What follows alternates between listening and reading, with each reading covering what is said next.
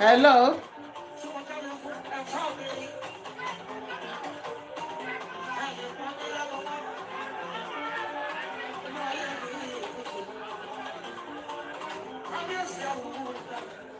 Hello. Let me see the voice, if the voice is okay. Let me just check out the voice because most of you are just coming on and I'm not sure if yeah. Let me see if it's okay. I think it's working well. It's working well. That's good. That's good. Ẹ̀yin tèmi, oh yeah, now let's go. Let's go, let's go, let's go. Hi, happy Sunday, everybody. Good evening, Ebenezer. How are you? Ẹ káalẹ́ o. Ọ̀rọ̀ dáàdì ni mo tún wá lọ sọ lálẹ́ yìí. Ẹ̀yin tèmi, ẹ káalẹ́. How do I do this? I really need to get this away. Honestly, this works. What do I do? Hi, everyone. Ẹ káalẹ́ o. Ẹ káalẹ́ o, ẹ̀yin tèmi. Ẹ káàbọ̀. Ẹ ṣe ń dé yẹn ṣáà bàbá mi. Draw and guess.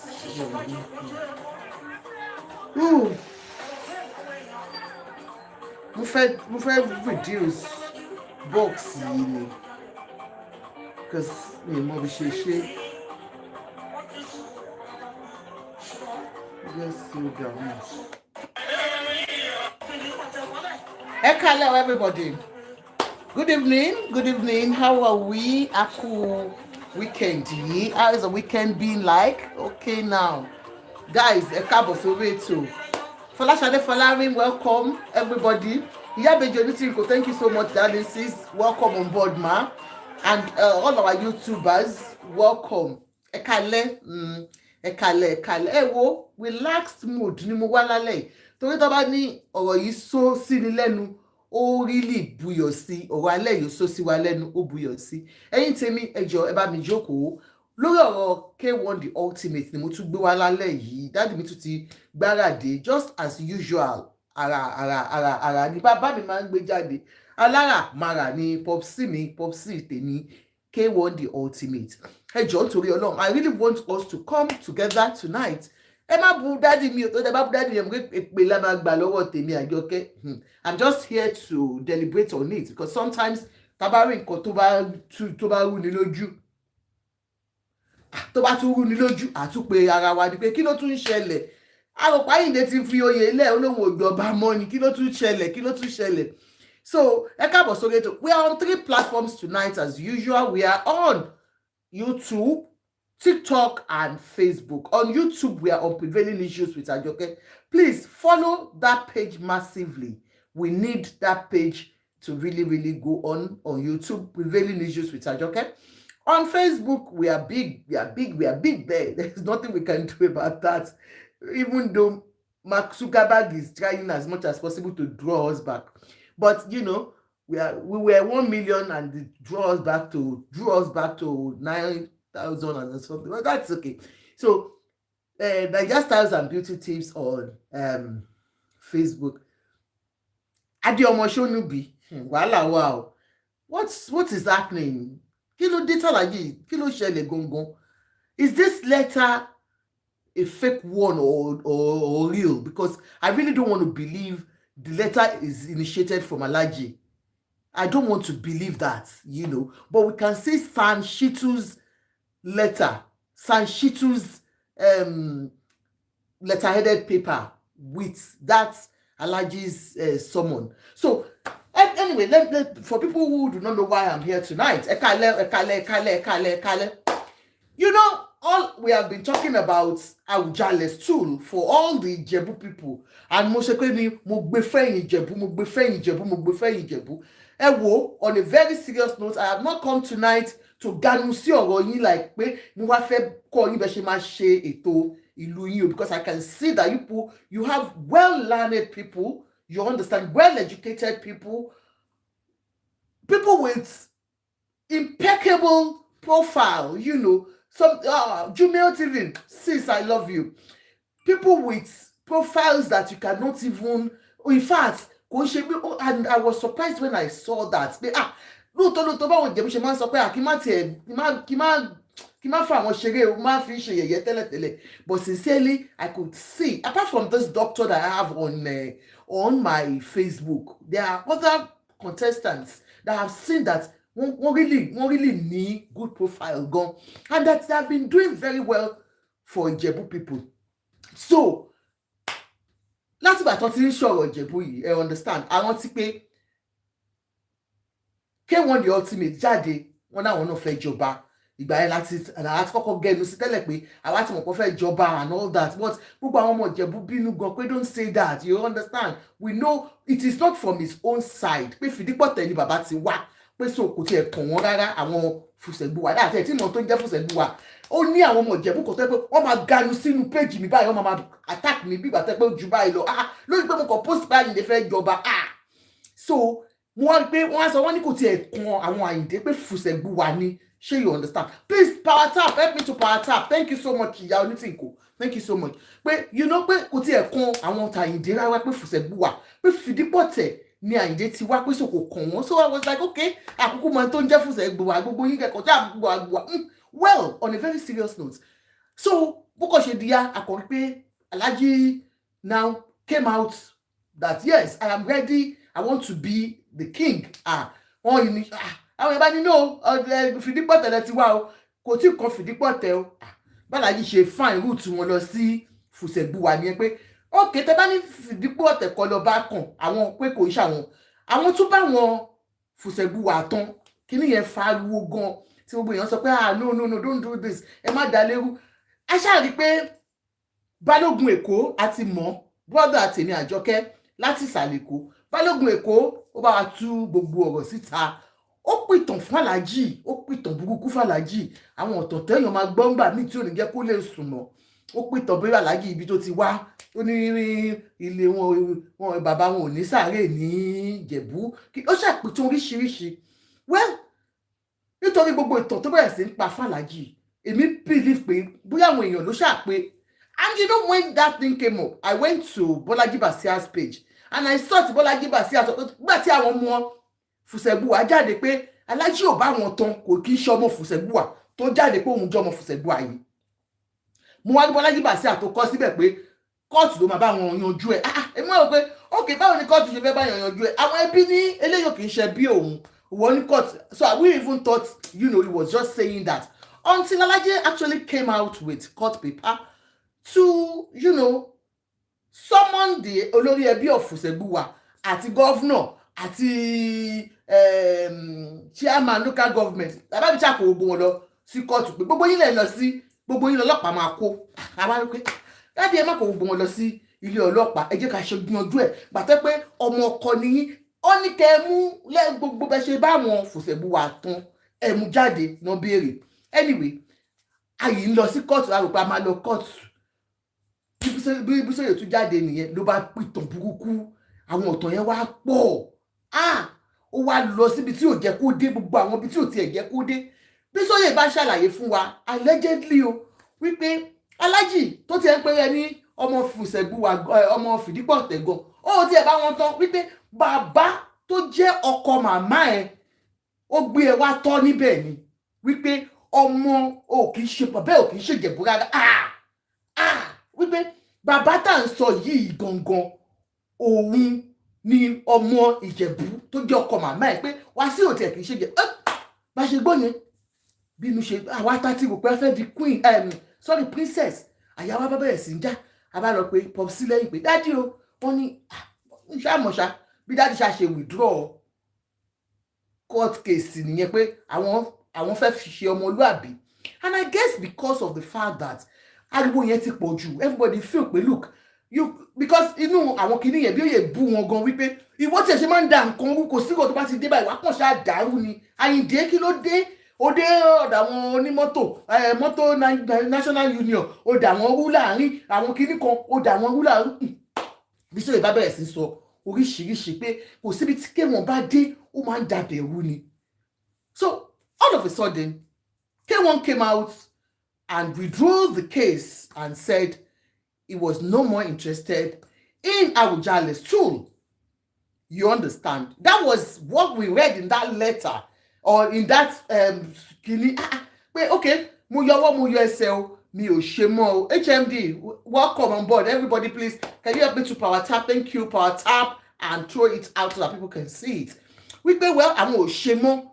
So in fact, omi yẹn dùn gan níjọ́ náà tó kọ́ pé well, ọmọlúàbí ni àwọn, wípé tó bá tí àwọn èèyàn bá ti ń bá àwọn èèyàn sọ̀rọ̀. And then I thought of it that look, there are times tí o bá fẹ́ ṣe nǹkan gbà mí tó bá mọ̀ jù síta fún àwọn èèyàn pé kó tiẹ̀ gbé yẹ̀wò. Please, as you come in, can you please help me to mute, please?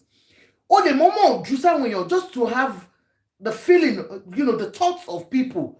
And I thought that was what K1 wanted to do, to feel people's impulses about his decision. And like I said, nígbà tí wọ́n withdraw pa àwọn ò ṣe mọ́, I said, I felt Alhaji isn't ready for this. Because number one, this man is a workaholic.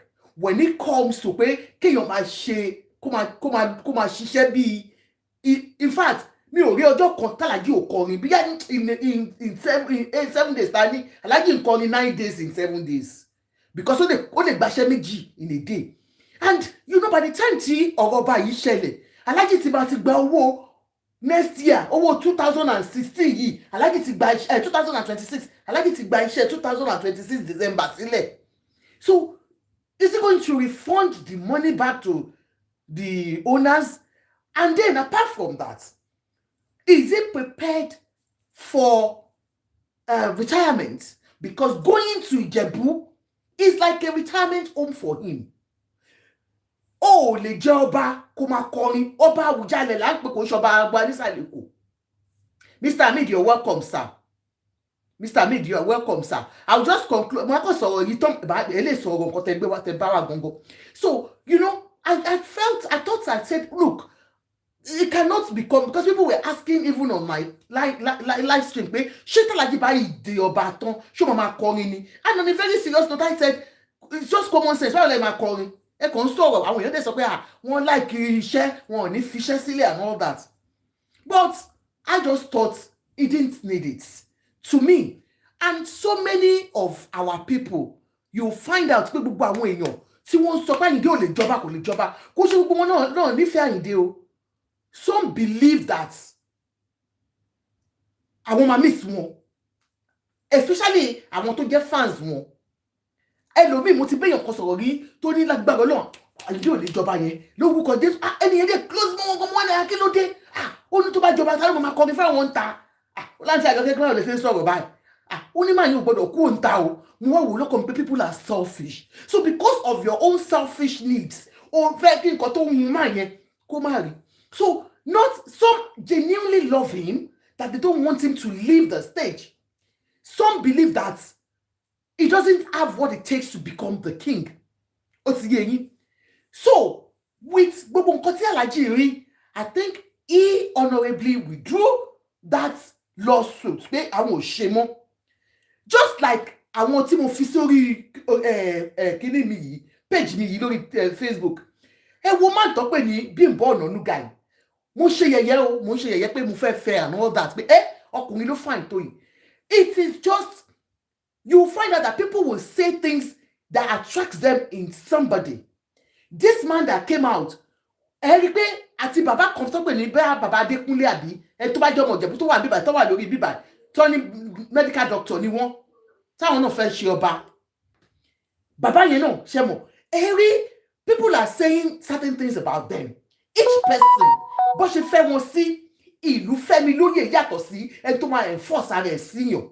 You understand? So even rí pé pọ̀pọ̀ tí mo sọ yìí, that young Ọ̀nànúgà guy, a lot of people are like, this guy is cute, apart from being cute. He's a young guy, and you find out that gbogbo àwọn èèyàn sìn àwọn ọmọdé ló fẹ́. Though some are saying no, ipò Awujale pé bọ̀bọ̀ yẹn ti kéré jù 45 years ni, wípé bàbá doctor yẹn wípé òun ló fit. So oríṣiríṣi ni, ṣé ti understand? But ti Alhaji is like total condemnation from everyone. total condemnation from everyone, right from ìwà wọn, right from pé wọn kì í ṣọmọ ìdílé yẹn, right from you know, a lot of things táwọn èèyàn gbé jáde lórí ọ̀rọ̀ wọn, ẹ ti understand. Kò sẹ́ni tó pé tán máa sọ, Aláàjì ò pé tán, just like every other person tó jáde pé òun fẹ́ jáde ìlú ipò ọba. Mo dẹ̀ sọ nínú àwọn tó ti jọba ilẹ̀ Yorùbá tó ti wà ń bẹ̀, èwo ló ní ríwà wèrè kan àbí ìgbèjì lórí ẹ̀. Sorry to use that word. Kò sẹ́ni tó pé tán. So, Alhaji withdrew and everything went fine. In fact, I did a show to applaud him. But yes, it's not because I believe you are entitled to it. You feel you are entitled to it because any or more delay, but because ìlú ò fẹ́ yín lóyè.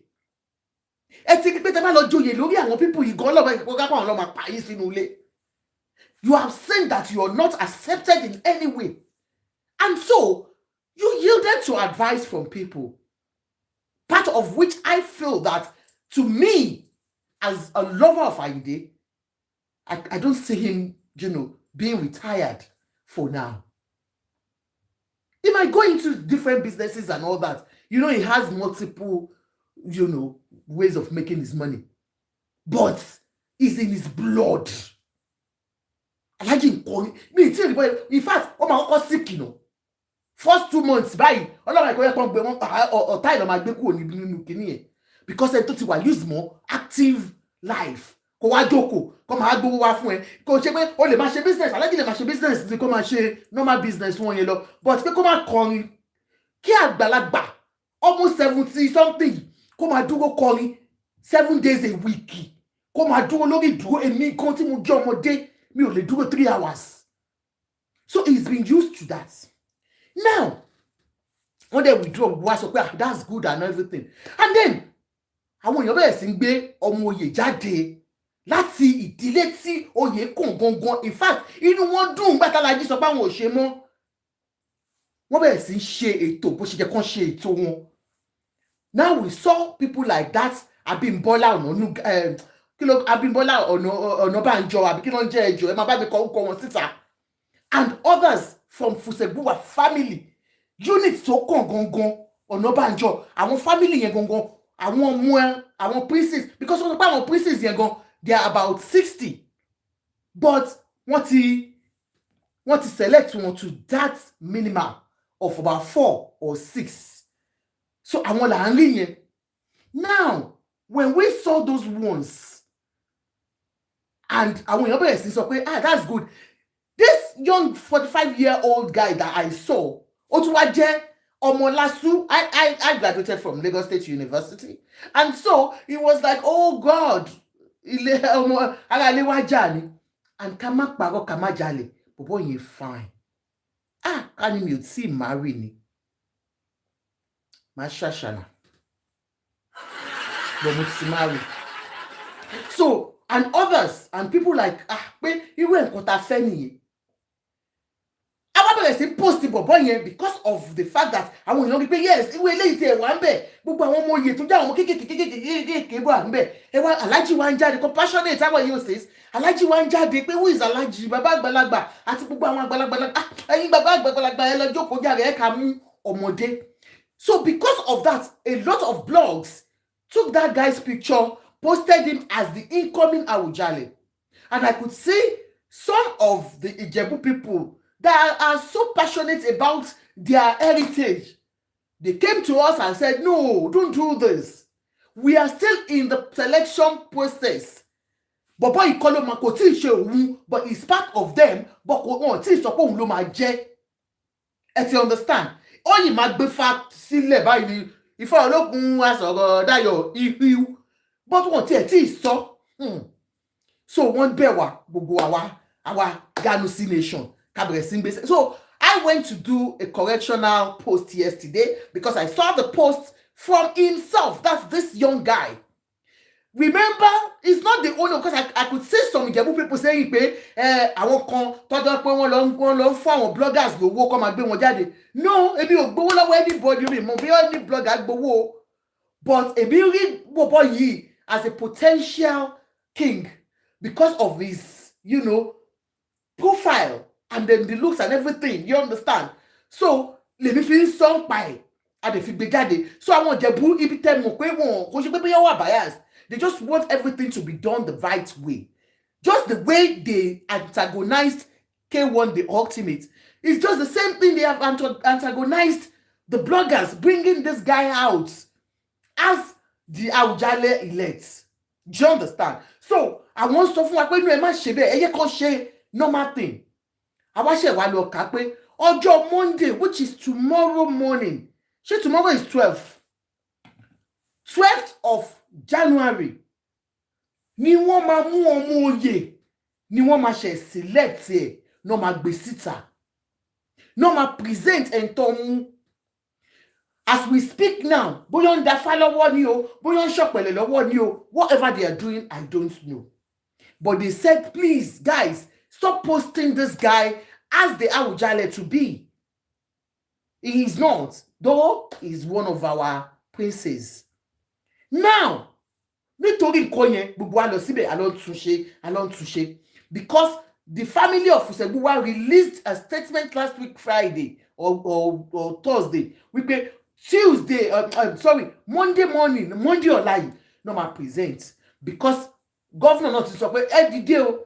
And that was why I did a show I think about 4 days or so ago. Wípé gbogbo tó wọ́n ní ìjà tún wà láàrin àwọn ọmọ ọba Fusegbuwa náà lórí ẹ̀ tó máa jọba and all that.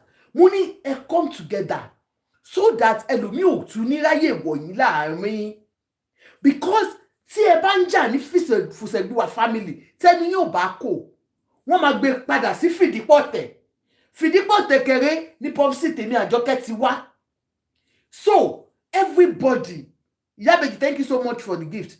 Everybody, abẹ̀ wọ́n gbà yẹn pé ẹ má jẹ́ kí wọ́n ní tí ògì ò bá lanu aláǹgbá ò lè kó wọbẹ̀.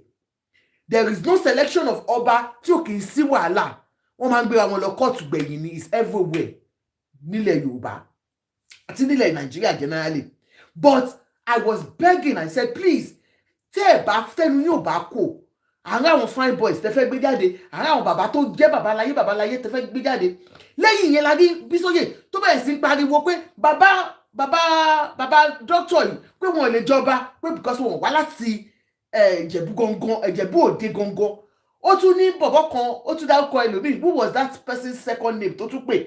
Tó ní bàbá kan ló ń lo ẹsẹ̀. Ó ní, ṣé you understand? So ẹ rí pé wàhálà tí ń wà nínú ẹbí yẹn gan náà. That was why I was begging pé ẹ má jẹ́ kí wọ́n gbé kó lẹ́ ọ̀dọ̀ yín o. Bó ṣe dilé nìyẹn. Tàyè ń dúró pé tomorrow morning, no, at least by tomorrow, you're all welcome on YouTube. By tomorrow, we'll get to know who they're going to present out of all these charming princes, And so, we're still thinking of tomorrow. Bashiri letter K1 the ultimate. Ẹ̀yin tèmi, K1, King Wasiu Ayinde Marshal, wọ́n ní àwọn ò gbà o. K1 is still interested, allegedly, because I don't know if this letter is true or a fake one. I still find it difficult to believe that K1 will still come out to compassionate. You are laughing. Oh, you yam because me o pé Alhaji yìí lè jáde pa àwọn tó yẹ fẹ́ jọba because kò yé wa. Do you understand? Ọlá yìí ló ní kó máa mú ọmọ oyè jáde. Adẹ̀rí lẹ́tà lé ní pé mi ò gbà o, èmi ò gbà. Àdé mi ò gbà o, èmi ò gbà. Mr. Hamid, can you please unmute and let's quickly, before we read the letter, Tálájì ti gbé jáde, mo fẹ́ ká sáré yà díẹ̀ lórí ọ̀rọ̀ Portable. We know that Portable ọmọ Ọlálọ́mí is Ládégà ọmọ àdánwò. Ẹmọ fíìmù tẹ́ bá jẹ́ yìí tẹ́ ti wà ẹ̀yìn ayé àtijọ́. Ṣé rántí Ládégà ọmọ àdánwò? Bẹ́ẹ̀ ni, òun ni. Mo kàn sáré yà sí ni ẹ má bínú ẹ̀yin tèmi o because to Mr. Hamid. Happy New Year once again. Yeah. But I'm after joining soon. Working the right trip for me or Conisi. Yes. is thank you for giving this time because I'm correct and and all of that, and I realize oftentimes I'm blame each other, but most of the problems are actually saddled with us as people. Emma, yes, in your con, portable, baby mama, one issue. So mother-in-law, law feel law if you do so or they arrested. But what she arrested yẹn, wọ́n wá ń ṣe nǹkan tá a máa ń ṣe náà ni. Ẹ fẹ́ máa fi owó agbára. Do you get it? It's not as if I'm a proponent for portable, but when we have rule of law, you can follow rule of law. Ṣé ẹ̀ṣẹ̀ tó ṣẹ̀ ṣó warrant kẹ́ fi handcuff sí lọ́wọ́? Ṣó tó bá fẹ́ fúnyàn ní handcuff ó máa ń ní bí kíní ni. Bá kí lẹ mú fún ìgbà tẹ́ wá mú fún àwọn yẹn tí wọ́n sọ pé kẹ́ ẹ sáré fi sí line. So I'm going to make sure that he's going to sue not only the mother-in-law, he's going to sue the police, but I'm happy the IGP wants to weigh into the matter and they are going to like Sherry, two wrongs can't make a right. Okay. And I think the guy is slated for a traveling also. Do you get it? But just because only rift belukini. Ṣé torí pé ó jẹ́ bó ṣe jẹ́ bẹ́ẹ̀ ṣé ó lè lo other some notable celebrities tó wà nínú country kan sọ pé ṣe bẹ́ẹ̀ so nǹkan tá a bá gbà tá a bá fẹ́ káwọn olórí wa kó máa ṣe fún káwa náà máa ṣe fún ara wa náà. So I'm happy the police authorities actually went into the matter to do the needful because àṣebẹ́ àwọn police tó ṣẹlẹ̀ ní agbègbè Portable yẹn àwọn èèyàn ara wa náà ni tó ṣe nǹkan tó ṣe bẹ́ẹ̀ fún ni which is actually wrong. Whether you like it or not, is one of the celebrities that you people have actually brought out to be a celebrity. Is that how you treat such a person? So to buy foreigner no lo say foreigner no ni. So kini issue. Then let me quickly just segue into the topic of discussion. No, before you go to the topic of discussion, sir, let me just say on Portable's own. Yeah, I think it was handcuffed because he was trying to resist arrest. Because I saw when they went to arrest him, he was resisting arrest. I think that was why he was handcuffed. Though that has always been our way. Mostly Nigerian police need to know that, you don't just handcuff people. But I think it was because he was trying to refuse arrest. And then secondly, on the issue of his crime, Gongon, I heard that the Ashabi's brother, T. Portable Lu, wípé kò tí ì lajú wà lọ́spítù. So I guess that was why they had to do that because ẹ̀mọ̀ tí yóò bá wà lọ́spítù. So I don't want you to hold brief for anybody. Okay. You get it? Sherry, even segue into what Bisoye is also doing. Do you get it? When it comes to this and what we are doing as a people, Tatu Sokwa Je Omo Dua. She gets nobody.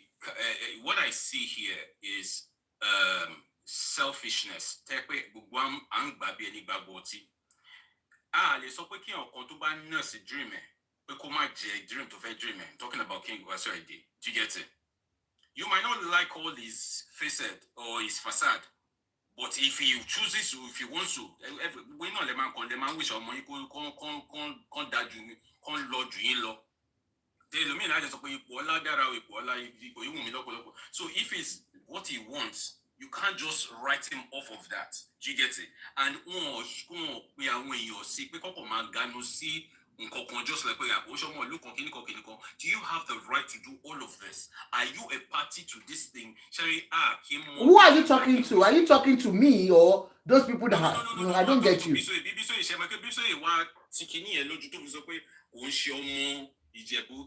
Nobody has the right to. Okay. So you understand that kind of a thing. It is not right for people. That's okay. More limitations.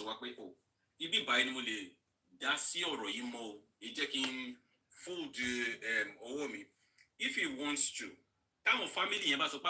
yes, it's between him and the family, and it's between him and the royal Kini Ati, the commissioner for chieftaincy title at his state government. You get it? We should know when to respect boundaries. That was why I think because he's also an icon, whether we like him or not, he's also one of our greatest exports out of this country. So so maybe for posterity, that's why he had to sue. Do you get it? To make it which is something a lot of people actually say is behind the scenes. So you don't wish him well, you just wish him to always be with you. That's friends with benefit. So just because he wants to also he wants to jobber, you don't want him to jobber, you just want him to be singing for you till Kiniko. He's gonna drop it. Do you get it? But we should just let the rule of law, law and order, could take place.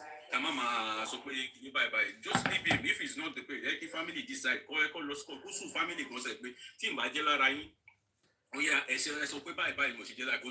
because if you listen, you remember, so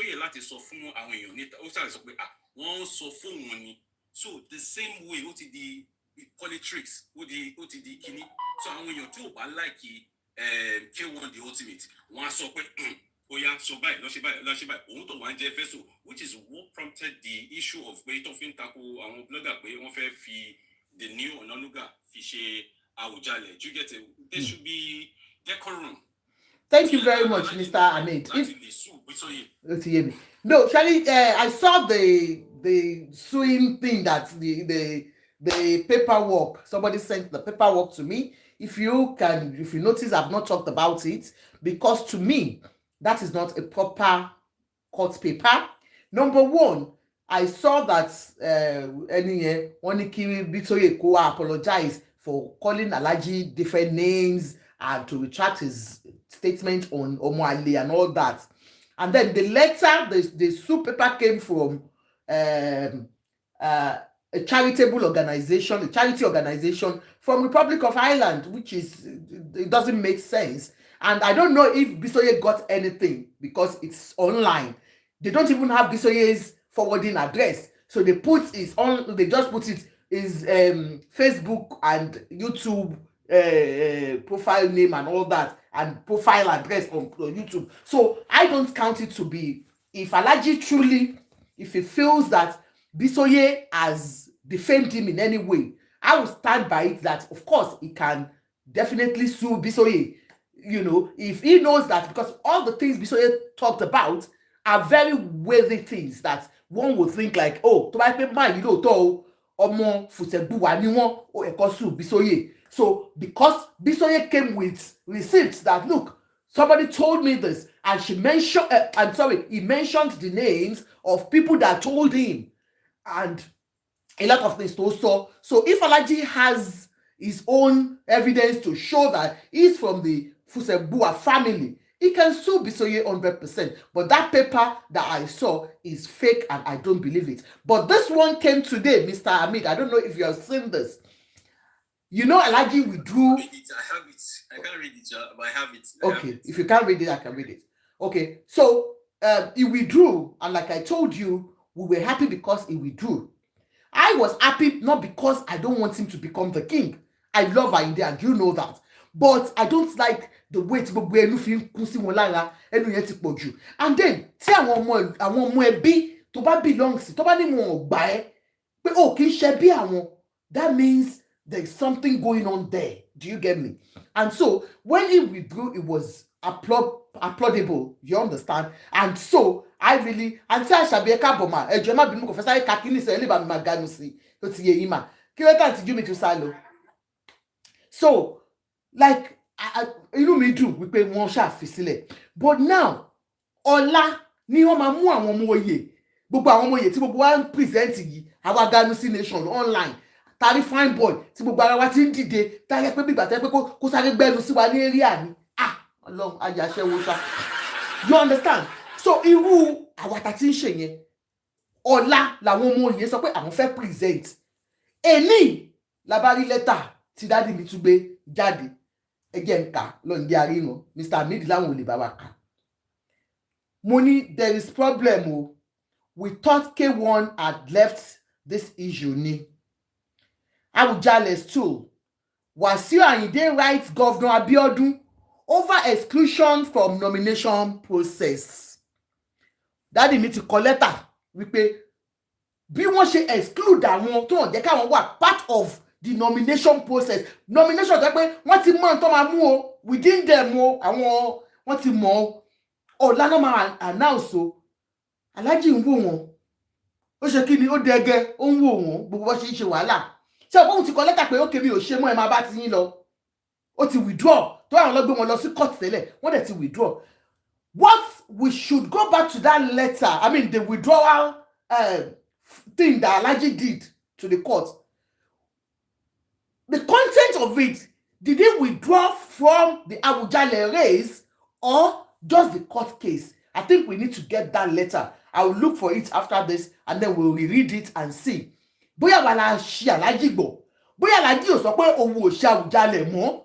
Maybe he just said òun ò gbé àwọn ẹbí òun lọ court mọ́. But even if at that, if it is true that Alhaji said, okay, he's not going to court again, but he's still interested in the Awujale's tool, has it been away from the family? Ṣé wọn bá wọn lọ wọn débi at least àwọn nǹkan ẹbí yín tó ń yan ọmọ ọba ó yẹ k'Alhaji máa lọ síbẹ̀ since wọ́n pẹ́ yìí wù wọ́n láti jọba. Has it just been, off? He withdrew from the contest. But if he never withdrew, he must have been going there to see the family, to talk to Baba Egbobodo to sign fún wọn yẹn. Ó yẹ kó ti mú wọn lọ sí ìlú ẹbí pé kó jókòó gbogbo meeting tá bá ń ṣe. He will still be part of the nomination. So for him now, wọ́n wá jáde, ẹ máa gbọ́. Fuji musician Wasiu Ayinde Adesanya, mo ṣe gbọ́ kọ́fíra dáàdì mi tán ni o. No. Adesanya. Ẹlẹ́bàáyé no Adesanya lẹ́yìn náà ń jẹ́ Mrs. Adesanya. Fetia, ṣé Mrs. Adesanya lẹ́yìn náà ń jẹ́ àbí Anífowóṣe? Anyway, orúkọ wọn ṣá. Fuji musician Wasiu Ayinde Adesanya K1 has written a letter to Governor Dapo Abiodun of Ogun State, stating that the nomination process of candidates to fill the vacant stool of Awujale of Ijebuland must follow due process in the larger interest of justice. So Daddy is asking, wípé wọ́n follow process. And like I said, he has withdrawn from this contest in the first place. So why is he asking for the process to be followed? Ṣé àwọn feel pé wọ́n, is he coming back as a contestant and he feels that they are not doing it well? Fuji musician, okay, the popular Fuji musician, in a letter issued by his counsel, Wahab K. Shitu, San, Baba Agba lọ́gbà, San lọ́gbà ṣá, Popsi mi owó pọ̀, owó wá ti pa, ẹmọ ìlú àbá make every day ni. Yes, San Shitu is a senior advocate of Nigeria, ó ti yé yín, àwọn lọ́yà tó lọ́pọlọ gidigidi ni àwọn bàbá àgbà nínú iṣẹ́, àwọn ló wá kọ lẹ́tà yìí. That letter, that's why I was wondering, can this letter be true? Because to me, I thought Alhaji is no more interested in the thing and is doing his business, is making his money, cool money. And when I saw the letter, I was like, fake the letter you got on J. Alhaji gbogbo òṣì mọ́. But wọ́n rí orúkọ San Shitu. That's a big one. You understand? So nobody will go and take àwọn ọmọ wèrè dẹ̀pọ̀ títí wọ́n lè lọ mú lẹ́tà ẹ̀dì bàbá kọ́ fi ṣe o. Tó bá jẹ́ bẹ́ẹ̀. Anyway, addressed to Ogun State Executive Council through Governor Abiodun, requested that the steps be taken to reconsider his alleged preclusion from being considered for the nomination to the vacant stool of Awujale. He alleged that the leadership of the ruling house is planning to disenfranchise members who wish to participate in the exercise. Is K1 fighting for others or is he fighting for himself? Because it's a broad one now. He said one disenfranchise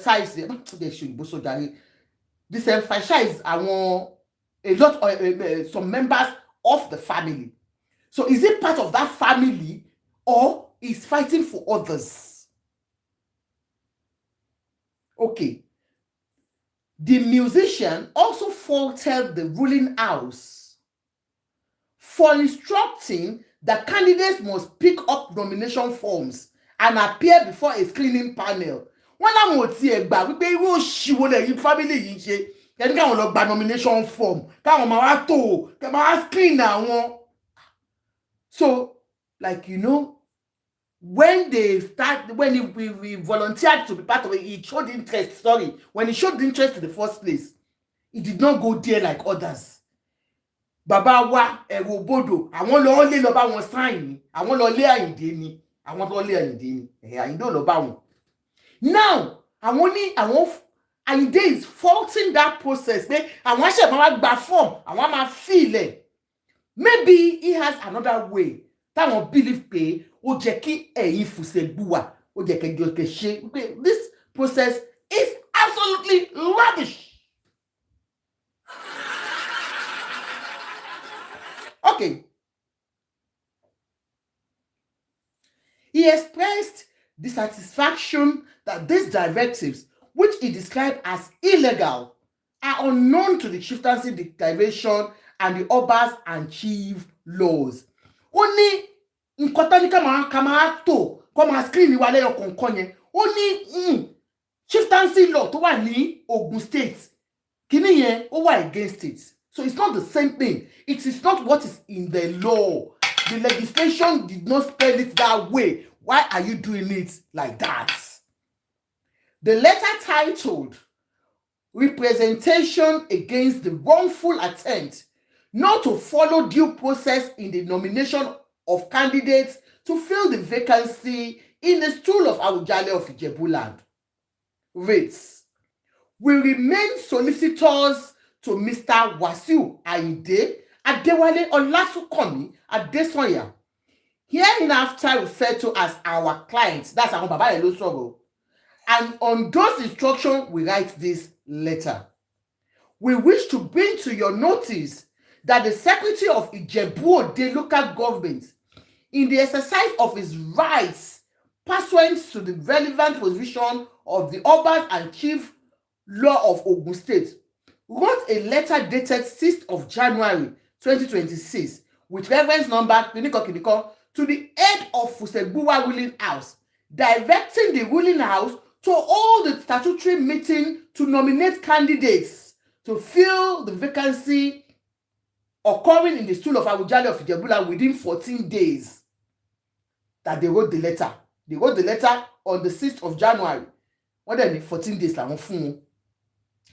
It is surprising that while members of the family were preparing for the important meeting, one Prince Adeleye Lateef Ademuyiwa was who described himself as the public relations officer of the family, issued a notice directing candidates to pick up nomination cards and appear before a screening committee under the chairmanship of Prince Alhaji Mutiu Adenuga. The notice stated that the nomination exercise will take place on the 12th. Okay, nomination election on the 12th. Okay, of January at Barrod Event Center. It further directed that the nomination exercise will be done by delegates to be selected at a meeting scheduled for 10th of January 2026. So, Thomas screen. Okay. So, the screening was supposed to be for tomorrow. This is what Alhaji is going to call to call his lawyer to write the governor that meeting must not take place. That nomination must not take place because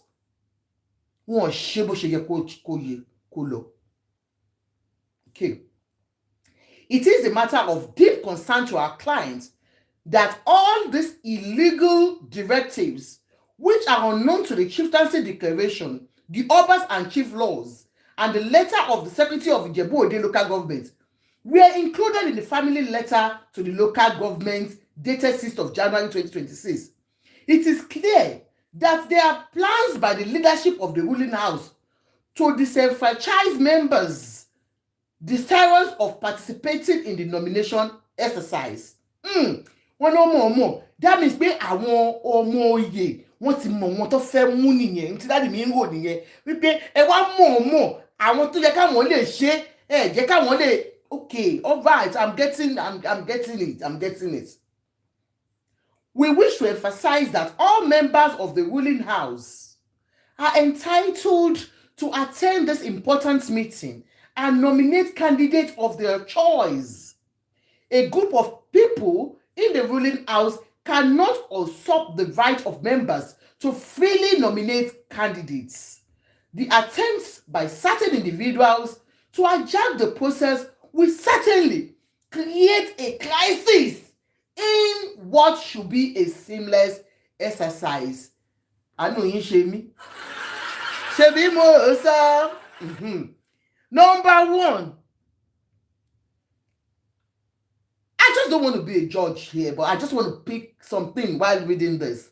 I want to know, is Alhaji the only one that feels this pain, or other members of the family? Ṣé gbogbo Ọláwálé, you're welcome, sir. Ṣé gbogbo ẹ̀yin ẹbí Fùsẹ̀gbùwà lè feel pé wọn ò ṣe bóyá yẹ kó rí? Àbí Alhaji K1 the ultimate nìkan ni? Ẹ̀yin ọmọ Fùsẹ̀gbùwà tẹ́ bá wà níbà ẹ jọ̀ọ́ nítorí Ọlọ́run. Àbí kẹ́ bá mi pè wọ́n wá, a kàn ń béèrè question ni. Alhaji is talking about this. Is he the only one that's going through this? Ṣé ẹ plan so that Alhaji ò ní lẹ́nu nínú ẹ̀ tó ń fẹ́ jọba ìlú yẹn ni? Tẹ́lẹ̀ mọ̀ pọ́ mọ́ oyè ni wọ́n. Oyè yín. Is he the only one? So if he is the only one, that means he is not recognized as a member of Fusegbuwa family. That's my conclusion. If nobody comes out to say, "Okay, I want any problem," bye. Sure, you understand? They might have their issues within. But process your rights. That means Alhaji is the only one, and that means he is not being recognized as the member of that family. Okay. As you come in, please help me to mute or I drop you. Okay. Wọ́n dẹ̀ ní nǹkan tẹ́ ń fà yìí ó máa jẹ́ kí wàhálà wà. Wàhálà tó dẹ̀ máa wà ní pé kò sẹ́ni tó máa jẹ́ báyìí. Yes, we'll go to court. We'll go and stay in court. There will be court injunction on that throne. At the end of the day, kò ní sẹ́ni tó máa jọba. We state in specific terms that the directive providing for screening of candidates and nomination by delegates is not only inconsistent with the spirit and letter of the chieftaincy declaration, but also with the Obas and Chief Laws of Ogun State 2021. Wọ́n yìí dúró sí pé àní follow nǹkan tó wà nínú regulation bó ṣe mú ọba nílẹ̀ Ìjẹ̀bú Òde. Òun làlájì mú jáde yìí o. I think we have seen a flaw in the process, and K1 will be using that flaws to attack you guys. I don't know, but I'm just thinking aloud.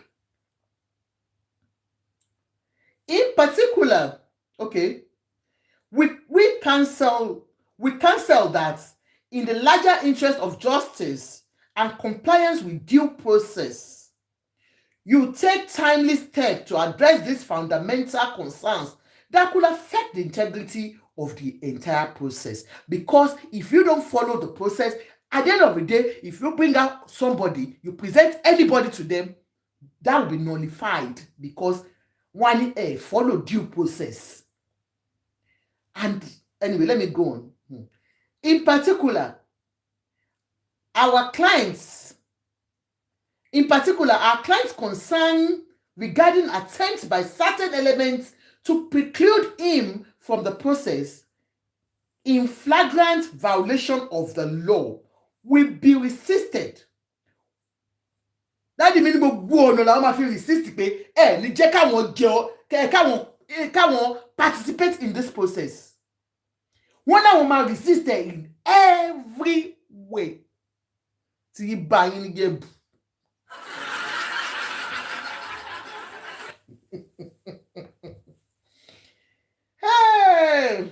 we hope that your intervention will ensure justice for all parties involved, including our clients. Recall that the Fuji Metro had earlier withdrawn a suit filed before the Ogun State High Court sitting in Ijebu-Ode over the ruling house denial that is known to the family. Okay, so the suit was just wípé báwo lẹ̀yin ẹbí máa ṣe sọ pé ẹ mọ̀ mí ọmọ ilé ni mí òun ni suit yẹn. So not that he withdrew from the process itself. So K1 did not withdraw from contesting. He just withdrew the suit against the family. Pé ẹ ṣe máa lẹ́ mọ̀ mí, èmi ọmọ yín, ẹ máa lẹ́ mọ̀ mí, ẹ ṣùnú ni, ẹ ṣe máa lẹ́ mọ̀ mí. Òun ni wọ́n ṣe tẹ́lẹ̀tẹ́lẹ̀. So nísìnyí, wàhálà wà o. Meanwhile, barring any last minutes, as you come in, please help me to mute. Mute for me or I drop you.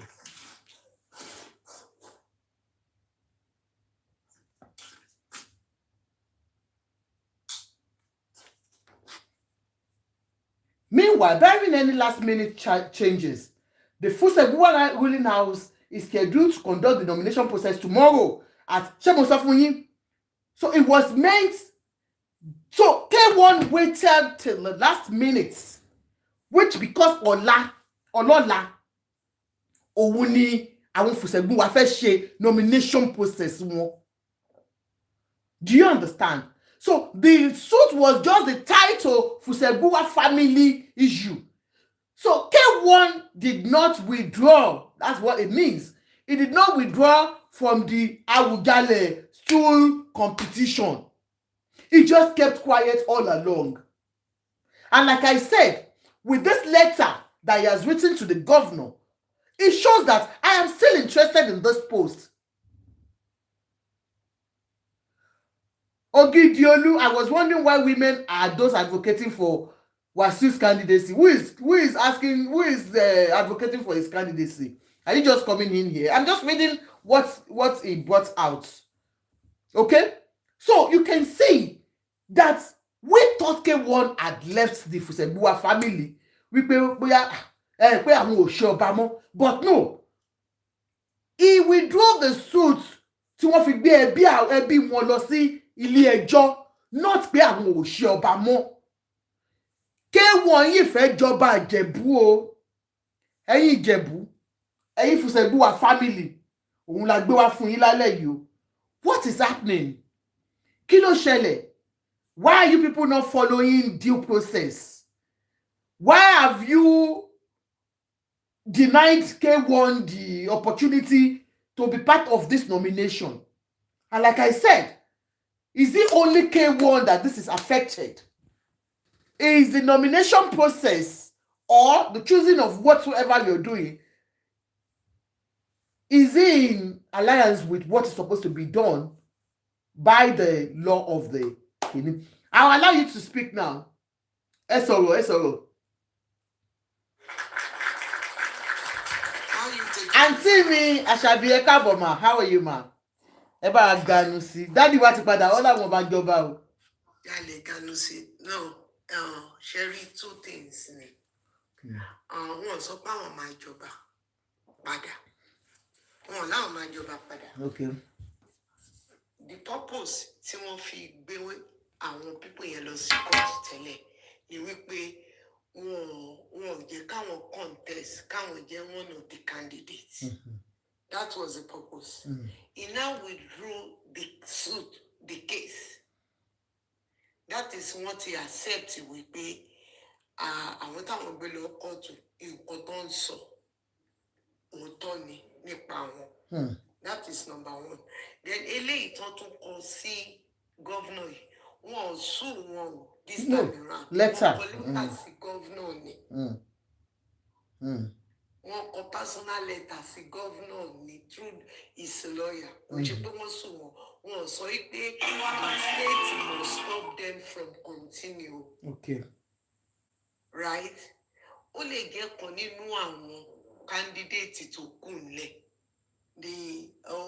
ni bàbá dúró sẹ́yìn ẹ̀ ní dáàdi ẹ̀ dúró sẹ́yìn ẹ̀ tí candidate yẹn ti mọ̀ wípé ó lè jẹ́ ní o tó ti mọ̀ wípé òun ò ní chance ní final selection ó lè jẹ́ yẹn lọ ṣe wá tún gbé irú lẹ́tà yìí jáde but lẹ́tà yìí ò sọ wípé kán stop wọn from presenting the candidate tí fún Àbùṣẹ́ or whatever tó ń mú sílẹ̀ o wọn stop wọn nínú lẹ́tà yẹn o wọ́n ń fi ẹjọ́ sùn gọ́vnà ni o.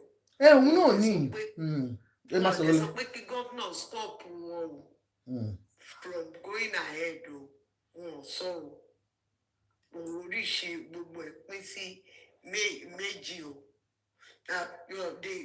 Tán bá máa sọ pé kán stop wọn from going ahead kóòtù gangan náà máa lọ torí gómìnà gan ò lè stop wọn àfi tí kóòtù bá stop wọn gẹ́gẹ́ bó ṣe lọ lákòókò kí wọ́n tó withdraw kéèsì yẹn.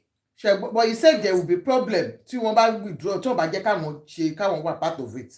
It's in the letter. Did you not read the letter, ma? Mo fẹ́ wo letter the other one to feel withdraw. If I'm not allowed to be part of it, okay. The process. Sherry, ilé ayé. Tí dáàdi ẹ bá lè gbọ́ ibi tí mo ti fẹ́ sọ̀rọ̀ yìí, mo mọ̀ pé àdọ́dọ̀ wọn náà. Sherry ilé ayé yìí ó ní ewu. Ó dẹ̀ jẹ́ kí ẹ̀rù Ọlọ́run máa bà wá gan. Kò sí bí a ṣe lè bó ṣe lè jẹ́ pé agbójúlé èèyàn àbágbójúlóògùn àbágbójúlóòṣà kan níbì kan Ọlọ́run supersede everything including us. Wọ́n ní ajogun Ifá tó lóun ò ní kú tí ẹni tó ní Ifá ò bá kú ṣó máa rí Ifá yẹn jogun. Ìyẹn number one. Ẹlẹ́kejì tí ẹni tó ń parọ́ fún tí ò bá mọ̀ ẹni tó ń parọ́ mọ̀ lọ́kùnrin nǹkan tí ò bá tọ́ síyàn téèyàn bá lọ fi by force mí lọ́ba ò tọ́ sí dádì ẹ̀ o ọba tọ́ sí wọn torí wọ́n wá láti ilé ìfìdípọ̀ tẹ̀ right lọ́ọ̀yà tó wá ń bá wọn kọ lọ́ọ̀yà tí bàbá Mohbad sáàkì yẹn òun náà làwọn tún lọ gbà yìí o ló bá tún rí ìfá àwọn sí Adésànyà ẹni tó jẹ́ pé anífowóṣe ni gbogbo ayé mọ̀ sí.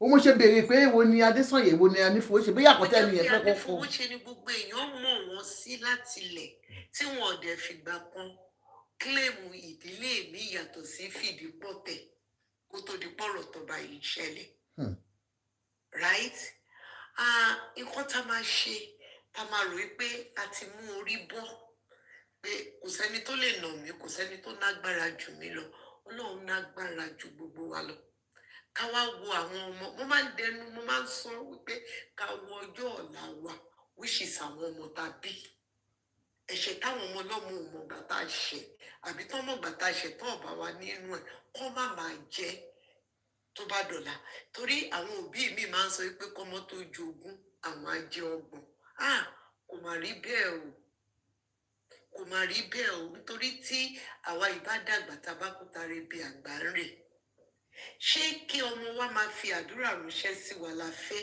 àbí kó máa fi ìpè ránṣẹ́ sí wa kó sunkún sọ́lọ́run lọ́rùn ìyẹn ni ká rò nílé ayé o ká má torí pé a wà ní position kan sìn àbí anágbára kan sìn àbí a ní connections kan sìn ká wá fẹ́ fi máa ní àwọn ẹlòmíì lára àbí ní gbogbo ìlú lára ẹni tó bá rántí Abacha tó bá rántí Abacha tó rántí Abiola ẹni tó bá wá rántí ìgbà tí wọ́n lọ ṣe 30 million march fún Abacha ńgbà yẹn tí gbogbo àwọn olórin kan lọ Shina Peters gbogbo wọn tán lọ. ẹ bá a power tap o they are giving me this because it's not active please. tí wọ́n lọ ṣe nígbà yẹn tẹ bá rántí ńgbà yẹn wípé ìdí àgbọn jáde ó ní if you want a peaceful administration in Nigeria ó ní kán line up gbogbo àwọn láti bóyá láti ìgbà tí gómìnà ti débẹ̀ àbí láti ìgbà tí Nàìjíríà ti gba independence gbogbo àwọn tó ti rúlu Nàìjíríà ó ní kán dẹ̀ pa gbogbo àwọn Only that is the only time tí Nàìjíríà máa fi wà peaceful. But mo fẹ́ sọ fún yín lẹ́ni wípé 80% àwọn tó ń sọ ń gbà yẹn gbogbo wọn ti kú tán lẹ́ni o. Àwọn 20% tó kù náà ìmí ò jára alé kò jára ayé kò jára ọ̀run. Ìmí ìgbọ́n tó wá ń bẹ̀bẹ̀ indirectly ń tọrọ ìdáríjì ẹ̀ṣẹ̀ lọ́dọ̀ Ọlọ́run torí pé ó ti mọ̀ pásíkò òun ti ń túbọ̀. Ká rántí Ọlọ́run gbogbo nǹkan tá a bá ń ṣe ní ilé ayé yìí. Ipò ayé ló ní ipò. Ọlọ́run ló ní àtúbọ̀tán. Àwọn ọmọ wa dẹ̀ látúbọ̀tán lé ayé wa. Ẹ̀rù Ọlọ́run máa ń ba èmi gan bóyá nítorí nǹkan títí go through nílé ayé yìí. Àwọn ọmọ wa ló ní àtúbọ̀tán. Ọlọ́run lòun á gbẹ̀san bàbá lára ọmọ láti ràn kíní dé ràn karùn-ún. That is tí ò bá gbà lára ọmọ, á gbà lára grandchildren, á gbà lára great grand. Àwọn tó ń tiẹ̀ tí ì bí nígbà táwọn wà láyé. Wọ́n wá máa jẹ ìyà àìmọ̀.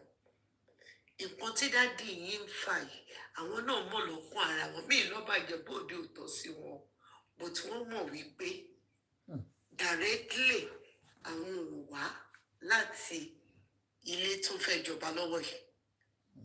Tó bá wá jẹ́ pé ìyá bàbá mọ́mí dádì mọ́mí wọn ló wá láti ibẹ̀ yẹn. Wọ́n mọ̀ pé wọn ò ní fi àwọn ọmọbìnrin tó jẹ́ direct ọmọkùnrin sílẹ̀. Okay, pé kó wá lọ mú ọmọbìnrin. Kọ́ wá lọ mú ọmọbìnrin wọn ń ṣe é níjẹ̀bú kankan mi ìsọdún mi o bó ti Ìjẹ̀bú ò ní ṣe é. Ìjẹ̀bú ò ní ṣe é. I am from royal family mẹ́rin ní Kòròdú mo dẹ̀ wá láti Àjàkáyé royal family ní Ṣàgámù ẹni tó ń jọba lọ́wọ́lọ́wọ́ ní Ṣàgámù ilé mi ló ti wá. Bọ́tọ́ bá ní kóòtù ẹ̀gbọ́n mi tí mo tẹ̀lé jù lọ bọ́tọ́ ọmọbìnrin ni kò gbọ́dọ̀ sọ pé òun fẹ́ lọ bá dún oyè nígbà tọmọkùnrin wà bẹ́ẹ̀. Ẹ jẹ́ ká ṣe nǹkan tí Ọlọ́run ká máa fi ní àtúbọ̀tán rere lẹ́yìn tá a bá gbẹ̀mí mìtàn òun ló má tà jù o. Dádì ẹnu wọn nọlá wọn mọyàn right wọn nípò right àmọ́ kọ́ má ṣe gbogbo nǹkan yẹn lò. Kọ́ wo orí gbogbo àwọn táwọn ń yọ lẹ́nu nítorí gbogbo àwọn kándídéètì tó wà lẹ́ǹsìn ní dádì ẹ̀ nìkan ṣo ló ń yọ lẹ́nu. Wàhálà. Kọ́ wá wo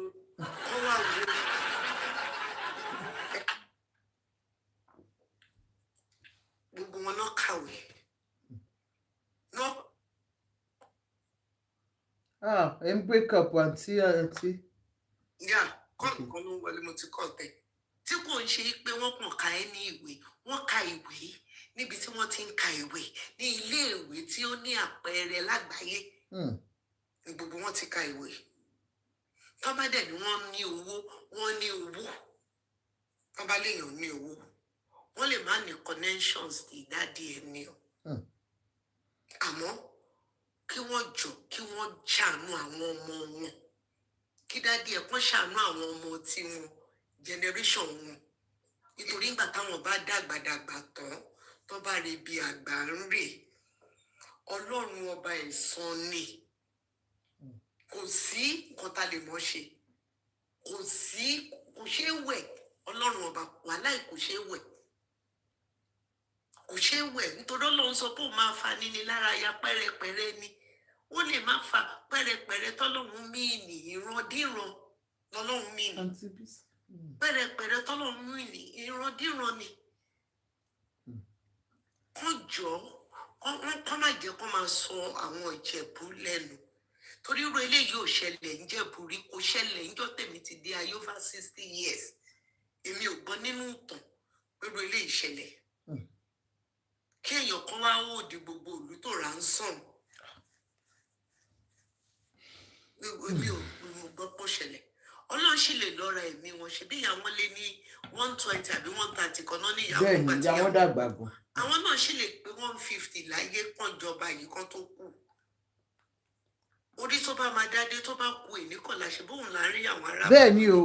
Ṣèbí bàbá tó kú gbẹ̀yìn yìí oṣù mélòó ló fi jọ gbà oṣù mélòó kò gbọ́dún kan náà tó fi kú ìyẹn ò ṣe nǹkan kan ṣèbí torí wọn bá ti jẹ orí tó máa dá dé kò sí bó ṣe lè rí wọn á dé kán tó kúrò lórílẹ̀-èdè ayé but wọ́n ṣe lọ́nà tó tọ́ kán wá fi ti Ọlọ́run síwájú kán rántí Ọlọ́run kán jọ kán wá rántí Jésíbẹ́lì àti Áhábù ọkọ ẹ̀ nínú Báíbù ó wà nínú Kùránì náà kán rántí irú ikú tí wọ́n kú irú ìgbésí ayé tán gbé kán rántí Sọ́ọ̀lù kán rántí gbogbo nǹkan bẹ́ẹ̀ yẹn kò sí béèyàn ṣe lè ná oògùn tó o kò nágbára tọ́lọ́run o babaláwo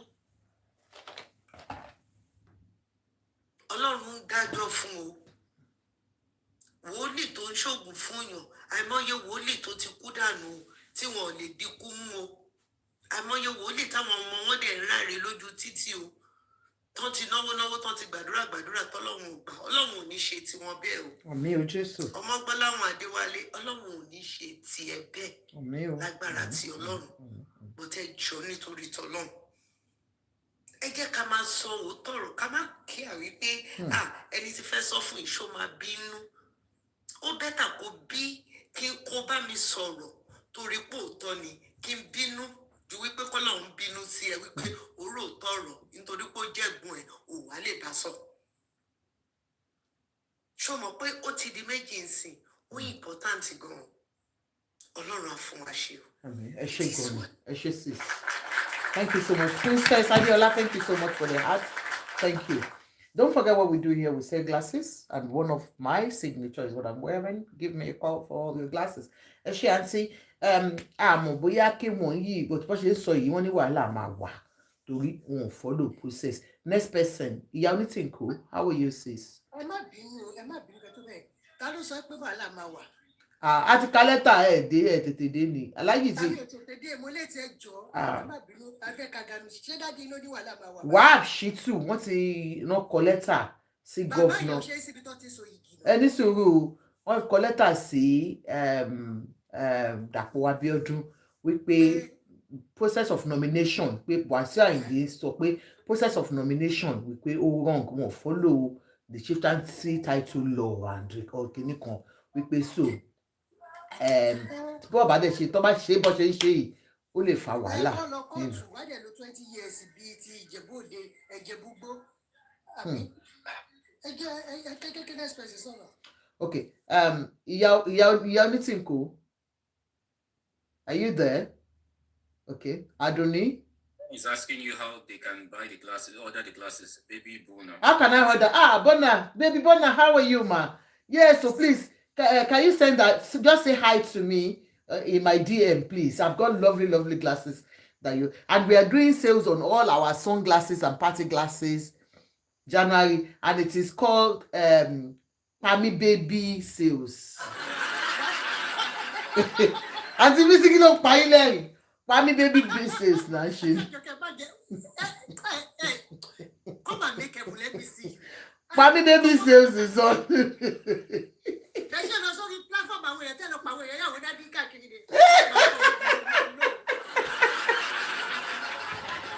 So, Baby Bona, Matu sharing that I either America. All my American customers, I do them well because they have to pay for DHL. So don't worry. I'll give you plenty discounts. Thank you, ma. Just say hi to me and then I will get back to you. So our Pami Baby sales is on. Please call for all your glasses. Just send me DM and say Pami Baby sales la fe otiye.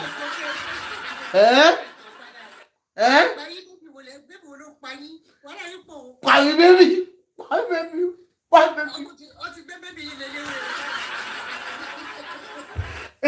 Okay, next person. Ekalema o. Aduni Abiola Ekalema. Yes, ma'am. Well, I have a different opinion totally. Okay, ma'am. I think Wasiu Ayinde has every right because there's actually no first class Oba in Yoruba land right now that's been picked by Ifa, except politicians. 100. The president Alaafin of Oyo was picked by Seyi Makinde in Canada. Ifa Kakan could go through process. Àwọn kingmakers Ìjẹ̀bú lajúlẹ̀ ńgbà tí Awujale tí governor ń change law, natural law lójú wọn. Pé ò bá jẹ́ Christian, ò bá jẹ́ Muslim, wọ́n máa sin any religion. Why are you now coming to traditional religion láti jọba? Wọ́n lajú wọn lẹ̀. Ìgbà tí Awujale kú wọn jẹ́ káwọn alágẹmọ jáde. You cannot rubbish your tradition. Táwọn tó dé lówó dẹ̀ mọ̀ pé àwọn lè jẹ́ kínní. There is no Ọba right now. From head to toe ni nílẹ̀ Yorùbá pé Ifá ló mọ̀. So that Ayinde dẹ̀ ti rí stance me. That's why you see us Ayinde we greet him Obas kò ní dọ̀bálẹ̀ kò ní tẹ̀gbọ́n. Láíláí orí adé ni dájú mi. There is no Oba or Emir or Sultan or Kinikan in Benin or anywhere. They are all under local government chairman because chieftaincy title me. Wọ́n ti ṣe under governor under local government chairman. Ìgbà tó máa yẹ Sanusi Kanu Ganduje lo local government chairman yìí ni ó fi yé pé you are nothing. Kò sí nǹkan tí traditional ruler kankan ṣe ní Nàìjíríà mọ́. O lè pàṣẹ pé ó yá 10 plots of land yìí òun máa sáyẹ̀nsì òvò ẹ̀. Kò sí nǹkan tó jọ. They have been rendered useless literally. It's just okay. Let's in the next 50 years, because Oba will passion for commissioner of police go down. So what authority anymore? It's just show off. And they tell you what to say finish. And the truth about it is, if I would deliver will state to Tinubu Ajeba and come out Paramadake and I'm from Jebu and I know what I'm talking about. Unfortunately, if you take a slowly and steady, we ruined our traditions. How can you go and pick? The laughing over here is a sacred throne. Unfortunately, the presence on your video, we fetch a party in living by the hour.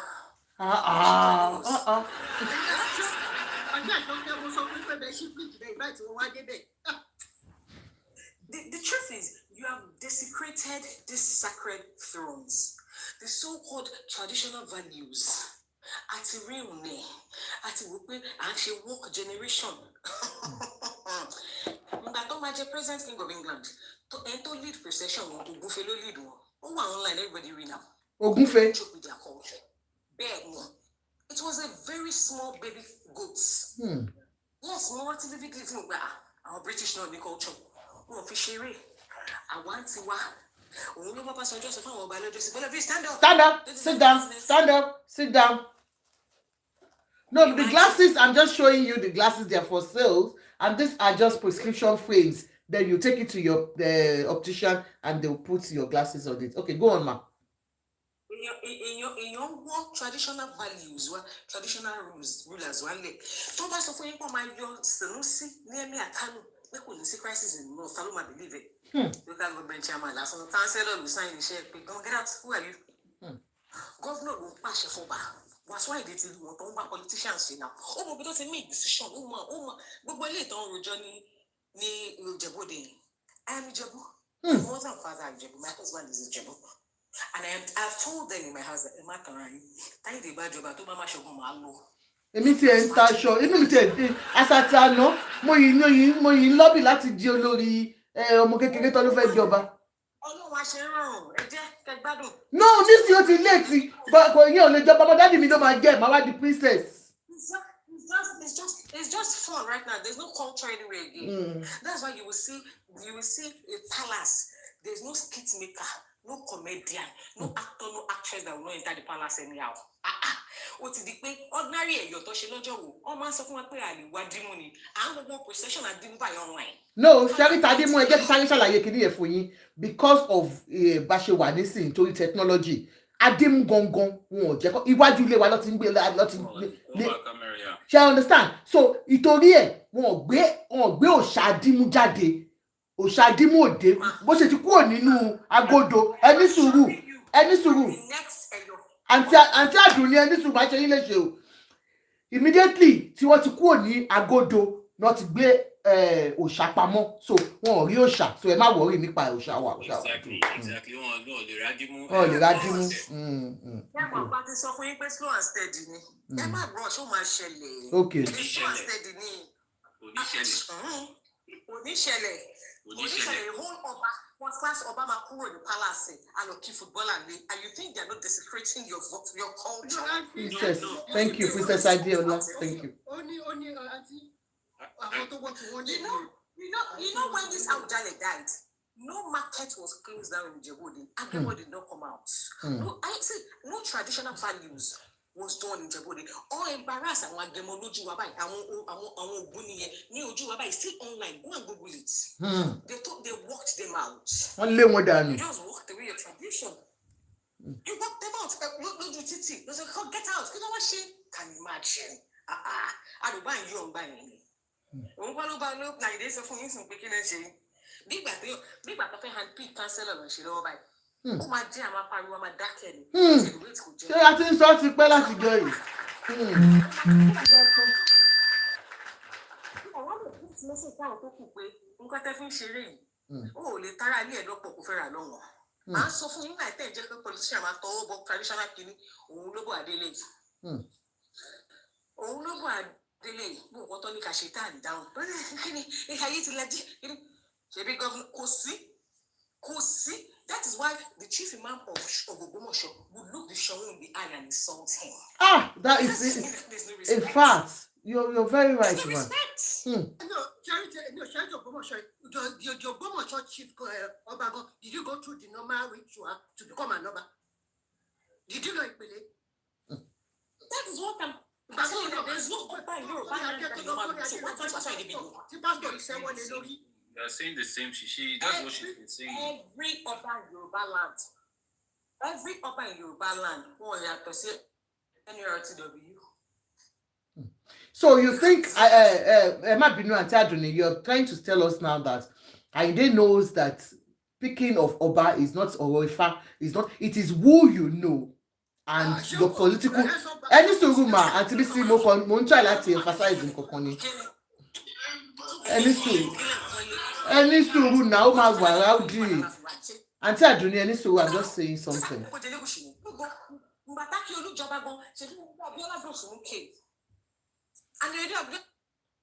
Mo mute yín ni kẹjẹ kí sáré sọ̀rọ̀ wàhálà yín pọ̀ jù máa ṣe yín lè ṣègbè yín ni. So you think because now what you're saying now specifically is that K1 knows that there is problem with picking of Oba. So he purposely, according to you, like he kept quiet all along because he knows Ifa Abuja will speak at the right time.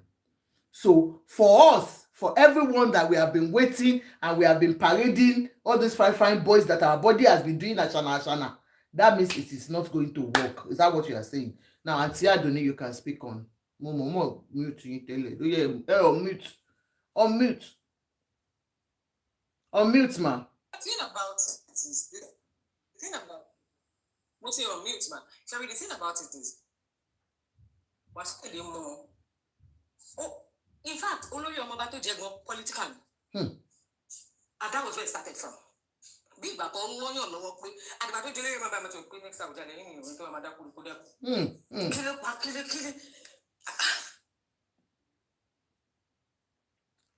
Mute too. Kí ló ṣẹlẹ̀? Ó dà pé network yín ò dá mà. Network yín ò dá. Okay, go on, ma. Break. So even Bolaji came out to say that Wasiu cannot become Olori Omoba of Ijebu because he doesn't have the pedigree. Only at the Olori Omoba must be next Awujale. That's our next Awujale. We should be ready. Thank you very much, ma. Thank you, ma. Thank you. Thank you, ma. Next person, Blessed. Blessed. Are you there? Is Blessed there? Next person, Yabeji. Ekale ma. Go on. Yes, ma. Ebi ma kàn sọ pé since tán ti sọ pé tí ó ti rí bó ṣe rí kí ló dé tí wọn bá mi ní báyìí náà àti Àjọkẹ́. Irú àwọn tí wàá bí ti pẹ́ o àǹtí Bísí ò lè tẹ̀sẹ̀ dé. Má fẹ́ jẹ́ ọkọ mi fine boy gbé náà nìyẹn tí mo fẹ́ Ọba. Ó yá go. Ìyá Bèjì ebi máa máa sọ. wò pé gbogbo tí àwọn dáàdì wa ń ṣe is already a grandpa and a role model ló yẹ kán jẹ́ because mi ìwò pé necessary kán lọ máa du ipò yẹn bọ̀ sí ìsọ́lẹ̀ sọ pé wọ́n fẹ́ ganu sí tọ̀ ó yẹ kán lo local ifá nìkan ni kò yẹ kán lo international ifá àti Abuja àti FCT ifá the best is kán lo local ifá jẹ́jẹ́ kán mọ ẹni tó wà ń bẹ̀ ìyẹn nìkan ló lè sort and if they cannot settle it at the end of the day they will lose it the family will lose that opportunity and it ọmọdé tán tún lè regain ẹ̀ tán tún lè rí opportunity bẹ́ẹ̀ yẹn mọ́ so èmi kan wò pé bóyá at the end of the day tí dáàdì wa ò bá ti jẹ́ bóyá wọ́n máa sọ pé kàkà kíkú má jẹ́ ṣèṣe ni wọ́n á fi ṣàwàdànù last then another family will have it and they will lose it tó bá ti lè kàn tó bá ti sí pé wọ́n lè coordinate ara wọn properly kan choose one person kó má dẹ̀ síjà láàrin wọn ẹ kó ètò mà. Ìyábẹ̀jì number one ẹ jẹ́ kí kọ́kọ́ rán gbogbo wa létí ṣé wọn pé Fùsẹ̀bùwà ni wọ́n ló kàn Àyìndé ọmọ Fìdípọ̀tẹ̀ wọ́n tọ́ ọmọ Fìdípọ̀tẹ̀ wọ́n dẹ̀ kàn mọ́ Fùsẹ̀bùwà so tí àwọn Fùsẹ̀bùwà tó bá lè tẹnu wọn ò bá kò tó bá ti gbé wọn lọ court Àyìndé lè tún jáde under Fìdípọ̀tẹ̀ so ọ̀nà méjèèjì lọ́lọ́ fi kẹ́ dádì mi. Ìyábẹ̀jì can you tell us what you do ẹjọ woman yìí wọ́n ń ta nǹkan ẹ sáré fún wa ní 1 minute kẹ́ sọ̀rọ̀ kẹ́ polówó fáwọn èèyàn ẹ sọ̀rọ̀ Ìyábẹ̀jì. Yes ma orúkọ mi ni mommy daddy's aunty. Please follow her. Yes, to all our mommies, daddies, uncle online, this is your girl, Ìyábẹ̀jì Onítìnkó's place. I do my dry cow meat, which is called Tinko, popularly known as Kunde in the olden days. But the one I do is a modern one that you can snack on. You can use it for afternoon gari Ìjẹ̀bú, gari ìlú dáàdì wa ilé lò fún kẹfìmú. And then they say all type of pot affairs, egusi, ogbono, it goes well. And I sell African foods too, which is the Efera Ogunfe, Kon Yilata, Ki deliver. You want to buy ram, you want to buy snail, pure bush snail. You want to buy Elubo Bodo, Efera, any African foods that you want to buy, Kilishi, anywhere you are in diaspora. And trust me, whatever you are buying from me is value you will get for your money. Check my page and see what I do, please. I'm your girl. And if you want to buy anything, I'm also your errand girl. Please send me. I will surely deliver whatever you are sending me. Daddy Wasiu, you did the salon. I deliver worldwide. Thank you very I deliver much. worldwide, and I will treat you like a king and queen that you are. Thank you. Please follow her, please, everybody. Ẹjọ́, a máa help ara wa níbí báyìí ni. Ayé ní ká. Ayé ní ká. Tẹ́sí kò lè fẹ́ tẹ́sí ní àbígbò. Ṣé láìpẹ́ lè fẹ́ tẹ́sí? So ẹ bá mi follow wọn ẹjọ́. So thank you so much, Ìyábẹ̀jì. Wọ́n ní kí ẹ̀yin Fùsẹ̀bùwà. I'm producing it now in a modernized way that with cow. Exactly the one modernized look at get me marry. Local ife original. No, tó bá jẹ́ pé local lè fẹ́ òkúta lè máa jẹ ẹran kẹran lè máa jẹ o. Ìyábẹ̀jì. Sama. Ṣé ní process ṣé ní video ẹ ṣe process yín. Ó wà lórí page wọn. Ó yẹ lọ sí page wọn. Let's go back to what we were discussing. Oh yeah. Ẹjọ́, ẹ ṣé gan Ìyábẹ̀jì. I have it on my page. I use dry drator and I cook my meat from the beginning. I roast it and I do. All right, that's enough now. Please, can we go back to our discussion? Thank you so much. They will follow you. Please follow her massively and buy from her. I can guarantee you'll get value for your money. Yeah. Auntie BC, before kí mommy wa wá kó tó gbẹnu sí, kó tó ganu sí. I think this man is a Mercurial candidate kind of a thing. I think he's using this process that is disorganized our officer to my lose a slot on. That because based on the Gazette, over Shatoya Fusebuama, Toba Lokot, based on the Gazette, someone who lose the time to be so it's time we have back once they should go with the process. He's using this is a delay tactics for them to lose that thing because the state government gave them the go ahead Was it not last week? We compare. Hey, 14 And days. this one, they are about to present 3 days to presentation. Look, application wọlé ní first time. They have noticed. 3 days to presentation. It's true. Look, It's true. to disorganize it. He knows what he's doing. Hmm.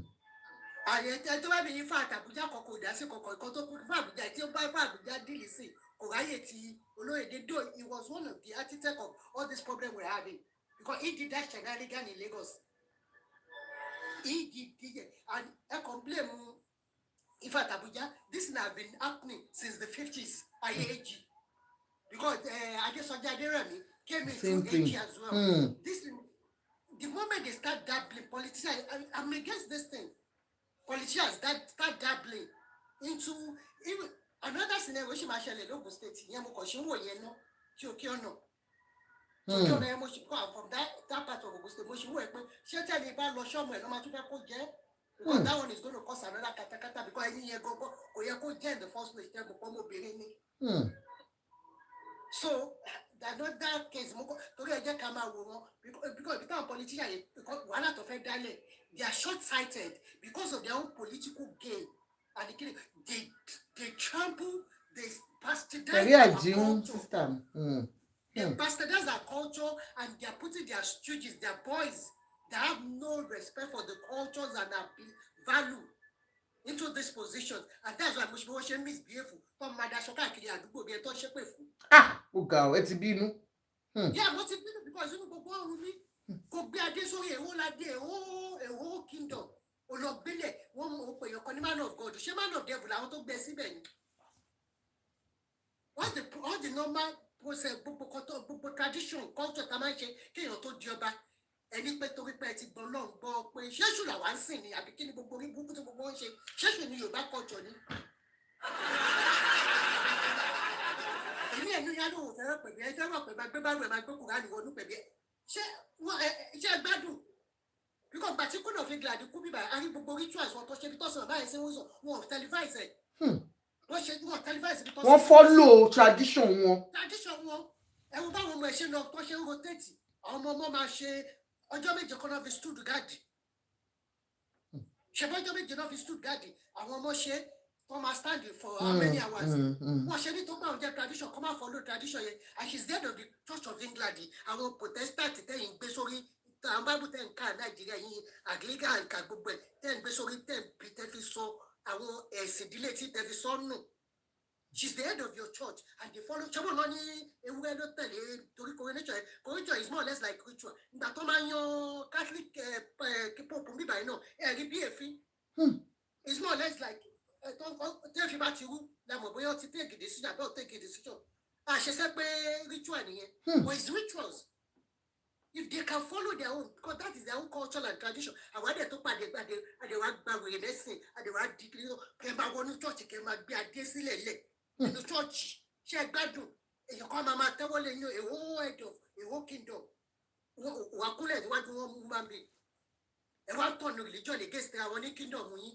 if you become an ọba you are the head of you are the religious leader of that community gbogbo ìṣàtọ̀ bá sìn ní community yẹn you are the custodian of that òòṣà tó bá believe pé religious culture is against that òòṣà don't go into that don't take that throne don't sit on that throne because you are the custodian of all the gbogbo àwọn òòṣà alẹ̀ tó wà nílùú yẹn so ẹ̀yin oúnjẹ bíi méjìlá bàlàdé tó bá mọ̀ pé pásítọ̀ wọn tẹnu mọ́ tó bá pé pásítọ̀ yẹn mú kan lọ́jọ́ kórè pẹpẹ kó máa pèsè fi tróònù wálé fún wálé Yorùbá tó bá mọ̀ pé màmú yẹn gbẹ́tẹ̀ bílíkì tẹ̀síbẹ́ kó wà lórí alua fún 90 days àbí tó fẹ́ gbàdá àwọn tẹ̀síbí tó bá pẹ́ 99 náírà rẹ̀ tí yẹn má bẹ̀ẹ́ sí kàǹkó má gbé wọnú pèbí má lọ sí orí tróònù ìjókòó jẹ́ bàbá tọmọ kó má lálàá if your personal belief is not in that culture why are you taking the responsibility because to whom much is given much is expected you can't take the benefit without the responsibility that comes with it you are the custodian of our tradition and culture and you can't shade it away ẹ kò lè má dá gbádà wèrè káàkiri kẹ má fẹ́ tẹ̀lé di culture kẹ má fẹ́ tẹ̀lé kọ gbogbo kíní tó ń ṣe sí gbogbo inú bí mi sí gbogbo wọn jù mí lọ wọn máa ń sọ pé mo sọ ọ̀sán ọba ilé because they did not respect this thing only in the name of culture and that is inferiority complex and all this religion you are following these people are still following their tradition and culture to the core kí ló ń ṣe yín àwọn kan nínú yín ọmọ gbádá daṣọ bá kí kọ́ máa ti ṣe fíríjì ni èyí lè máa jẹ ṣẹ́mà níbẹ̀ bọ́ṣọ̀ kó mọ ẹyin ní ẹ máa kójú bolé kiri bí àwọn ìyá núrù àwọn ìyàwó yín àti bẹ̀rẹ̀ wòye ń gbogbo ẹ lè kọ̀ntró wọn àwọn ìyàwó náà máa dùdí káàkiri wájú eléré kàṣà ní àwọn olórí tẹ́ẹ̀mọ̀ nípa tẹ́ẹ̀nì rí patí náà ilẹ̀ Yorùbá sìn ṣàṣàlẹ̀ olórí kingdom tẹ́ẹ̀nì rí wájú oní fújì kan àbọ̀ olóògbé kan tó máa dùdí kí ni gbogbo rádaràdá yẹn. wọ́n tún ju the right left with the left right with the left. I'm not saying you should not enjoy yourself. You should, but like this is so annoying. They have no decorum, no culture, no etiquette. Oh God, they might have money ni ojú títì go. Oh yeah, come on, be more for you might have money woni. I should jay a little like baba ibad. Tell me that I don't know lè ríra lọ ńgbà tẹ́ bá ti ṣòṣì tó bí ẹ wá ṣe àwọn tí àwọn culture mi bá bú àwọn ènìyàn nílé sọ̀rọ̀ tó kọ́ torí pé kí ni ẹni kò jẹ́ kéèyàn rọrọ̀ sọ. Tọ́ba inú àwọn ọba iná láti gbọ́ pé àwọn kan náà ń ṣe bíi kọ́ máa dáwọn èèyàn travel káàkiri wọ́n di travel agent báwọn kan ṣe gbowó travel lọ́wọ́ àwọn èèyàn kan gbowó contract. Those ones are just speculations, sis. Don't talk about that. They're speculations. Yeah, those speculations. They are speculations. Obaya was only trying to, you know. But what I'm trying to say is, do you do? There's some things you don't even. Oh, you disagree, but it doesn't matter. In the first place. That's what I'm trying to say. They should mind that they are representation of our culture. They should be a good ambassador of this people, of this race, of this Yoruba race. And our politicians, we are, to be sincere, we allow the lowest of the lowest denomination and community to lead us. When it comes to the politics in Yoruba land, we didn't put our best level forward. And worry for politics. So you expect them to make a good decision for us? Is that time the best of the best among us start dabbling into politics? We want a good Yoruba land. If we want progress in our land, the best of us need to come out and start involving in politics. You can't leave the same for non-entities and expect them to take good decisions on our behalf. No, they won't. Yes, thank you so much. Thank you. That is it. Because if a politician is the best of the best among us, they will take the best issue, they will think about whatever decision they will think of the short-term goal, the short-term effect, the medium-term effect, and the long-term effect of the institution. But we have now the non-entities among us to be at the ends of our fear. And you expect them to take a good decision, and they won't. That is why they are taking their riffraff colleagues, installing them on the thrones up and down the land. Because he knows what he's doing. Thank you so much, Abiodun. Okay, thank you, ma. That also taking here come. He's trying to distract them so that the forefront of the law, they should go ahead and choose whatever they want to choose. Now, nobody should tell you key apari no ti won ko ba to de check out no key rikishi atego ma ye ko mo yan ko jade. Thank you very much. I think Waiko before Mr. Hamid, then we'll start from up again. Waiko. Thank you, gifters. Help me to power up. Happy New Year. Yes, ma. Ekalema. Happy New Year. Yes, ma. Family meeting pẹ̀lú daddy yín ṣá. Daddy yín fẹ́ tẹ́. Daddy yín fẹ́ tẹ́ lórí ẹlẹ́ẹ̀kejì. Àkọ́kọ́ wọ́n ti tẹ́. Wọ́n ju kéèsì wọn síta. Wọ́n ní kó bẹ̀rẹ̀ pẹ̀lú procedure. Ó tún padà wá ń sìn. Sorry that I am using O. No, ó dá ẹ má sọ̀rọ̀ lọ. Eléyìí tó bá máa tẹ́. Tó bá tẹ́ pẹpẹ wọ́n máa bá àánú ẹ̀ ní Ìjẹ̀bú Òde ni kò sí tó kan Dapo Abiodun pẹ̀lú ti ọba custom and tradition ni bí àǹtí náà ṣe sọ ìgbẹ́ nígbà tí Adérẹ̀mí fẹ́ jọba èjì ló mú jáde ọkùnrin ó ti ní question mark.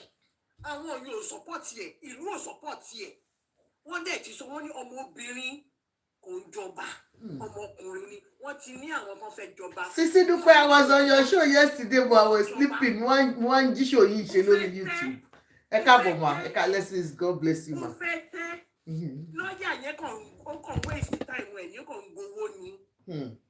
Tó bá tún gbé lọ́kọ̀tún sí náà wọ́n sì tún máa jù síta ni. Torí jọ́ọ̀jì àkọ́kọ́ ti jù síta. George kejì náà ó tún máa jù síta kò bá lọ sí court of appeal kó lọ sí court wọ́n máa jù síta ni. Ń ṣe family meeting àǹtí Àjọkẹ́ yìí fẹ́ jẹ princess. No, nǹkan tí mo kàn fẹ́ mọ̀ ni pé ṣé mọ̀, thank you so much sister Adúpẹ́, God bless you ma. Ṣé mọ̀ nǹkan tí mo kàn fẹ́ mọ̀, ṣé understand, ṣé mọ̀ pé ọmọ Ìjẹ̀bú lẹ́yìn. So ṣé ẹ̀yin Ìjẹ̀bú feel pé process tí ẹ fi mú ọba yín lọ́wọ́lọ́wọ́, the nomination process is right or it is right. Okay. Wọ́n ti ní ìdílé four ruling house ló wà. Wọ́n dẹ̀ ti ní eléyìí tí jọba ń sìn ìtọ́ máa jọba ìtọ́. Sister Adúpẹ́, dáàdi wa ti gbé, wọ́n tún ti kọ lẹ́tà sí Dàpọ̀ Abiodun o wípé wọ́n exclude àwọn nínú nomination pé àwọn ò ní gbà. Ẹ rí pé Aṣọ Rock kò dá lóhùn, Aṣọ Rock kò tiẹ̀ wojú ẹ̀. Aṣọ Rock kàn máa lò ó ní wọ́n ti use ẹ̀ wọ́n kàn dẹ̀ ti jù sí second hand ní bí MC Olúọmọ. Ṣèbí bàkan náà nígbà bọ̀dá yẹn náà máa jẹ́ ọba òfin Òṣòdì níbo ló wà ń sìn ó wà question mark. Dáàbì náà máa wà question mark kò lè jẹ́ Balógun of Èkó ó ti sọ.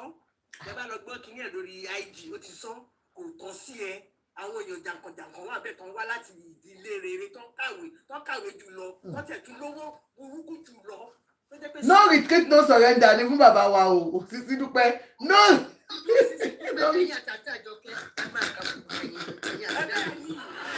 We no go gree o, we no go gree, our papa must be gree. Wọ́n máa lè jáde ni.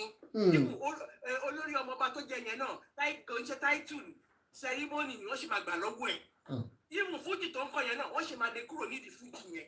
Wọ́n ti máa lè kúrò lẹ́yìn kan lọ lédi fújì. Bẹ́ẹ̀ni tóun nìkan ló ń kọ fújì. Lọ lédi fújì. Ẹ sọ̀rọ̀ gidi mo lè fẹ́ lédi fújì wọ́n lè lẹ́yìn nídìí gẹ̀yìn. Ó yẹ kẹ́ lọ ṣe mítìnì àti Àjọkẹ́ kẹ́ lọ bá dáàbì yín ṣe mítìnì. Àǹtí Dúpẹ́ lọ́mọ bá wa kọ́lẹ̀. January ìtàná kan máa ṣe kíní ọba yẹn ó máa hold kò sí yẹ kíní kan tó lè yẹ Wasiu kan ò lè yẹ who is he who born him who you be Wasiu who you be where you come from. Àwọn bọ̀dé ò ṣe jáde àwọn uncle great uncle great aunty wọ́n ṣe jáde ta ló support yẹ tọrọ lówó lọ́wọ́ ojú ọ̀rọ̀ bóyá aeroplane lọ́wọ́ máa support òun ni àbí Bọ̀wálé lọ́wọ́ máa support yẹ àwọn ìyàwó ẹ̀ náà ṣàtẹ̀lé. Yes, àti Àjọkẹ́ tẹ̀ ń pajúdé kí lẹ̀ ń pajúdé fún. Ewo ń ti Bọ̀wálé nínú tó ṣẹlẹ̀ yìí báyìí. Ẹ bá dábìí sọ̀rọ̀ òdodo ọ̀rọ̀ honestly. All right, thank you. Ẹ ṣé bro.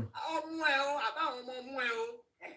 Yes, he's dreaming. He can dream on. Ó lè lọ jẹ́ ní ó ti jẹ́ king of Fuji. Yẹn náà ti tó ẹ. Okay, ẹ ṣé ma, ẹ jẹ́ ká jẹ́ pé fẹ́ lómi sọ̀rọ̀. Mr. Hamid, ẹ ṣé gan ma, ẹ ṣé Princess, thank you so much. Ẹ ṣé about lo sentiment àbí emotional kini láti fi sọ pé kini you can't say he's not entitled to. Tó bá gbé is not a force to be reckoned with. Kò ní dàbí pé yes ó ń cause commotion for people. He's a contender as well. So there's nothing you can say. And Sister Adunu had actually mentioned what you people are still missing in the constitution of the country. Governor, governor, she's sorrow. Thank you so much. Love you, sis. Are you getting my point? So you can't rule it. So I want to blame even the person yes, local government chairman, it would be the people you are calling to represent you at the State House of Assembly at the federal level.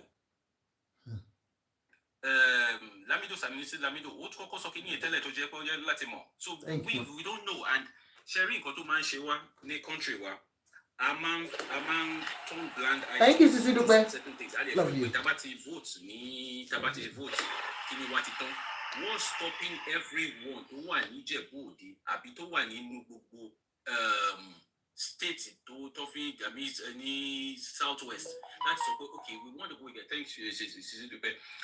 We want you people to change this clause in the constitution. Do you get it?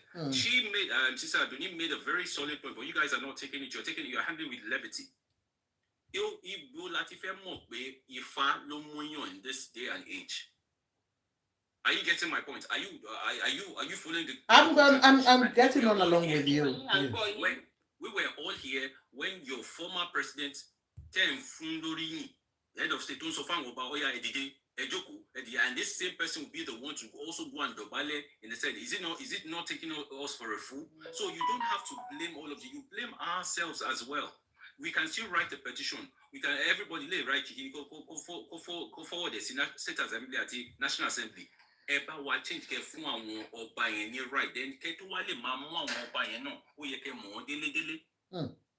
Nobody nínú wa ló lẹ́nu ẹgbọ́n láti sọ pé K1 kò ṣọmọ Ìjẹ̀bú or K1 ò ń ṣọmọ family Ìfìdípọ̀tẹ̀ ọkọ K1 ò ṣe bíkíní ibo lọ sọ pé kò lè wọ́n ti sọ pé governor máa ní àṣẹ láti lè wà nínú tọ́ba fi ń jẹ ọba nobody is actually going against it. So àwọn èèyàn bá sunkún from January till December. If he's going to be the one who's going to be the Kini Awujale, like she read, oh my go think of what anybody lay. Because it's in the constitution and he has a right. And you are saying he shouldn't come and Kini. Is it because I'm coming, CC. The thing is this. Mama Jeka respect the boundaries. This man so family yi lo ti jáde. Ohun àti family yẹn ló máa slug get out. Àwa tá jẹ́ agbẹnusọ all over social media kò sí ètò kan wá láti sọ pé kò ṣọmọ ìdílé yẹn.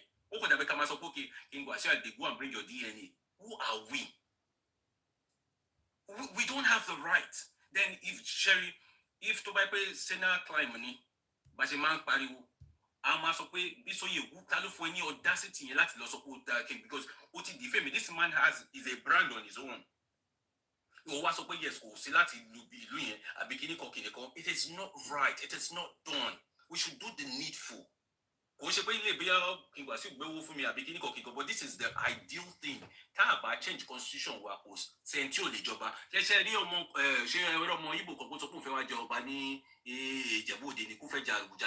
no.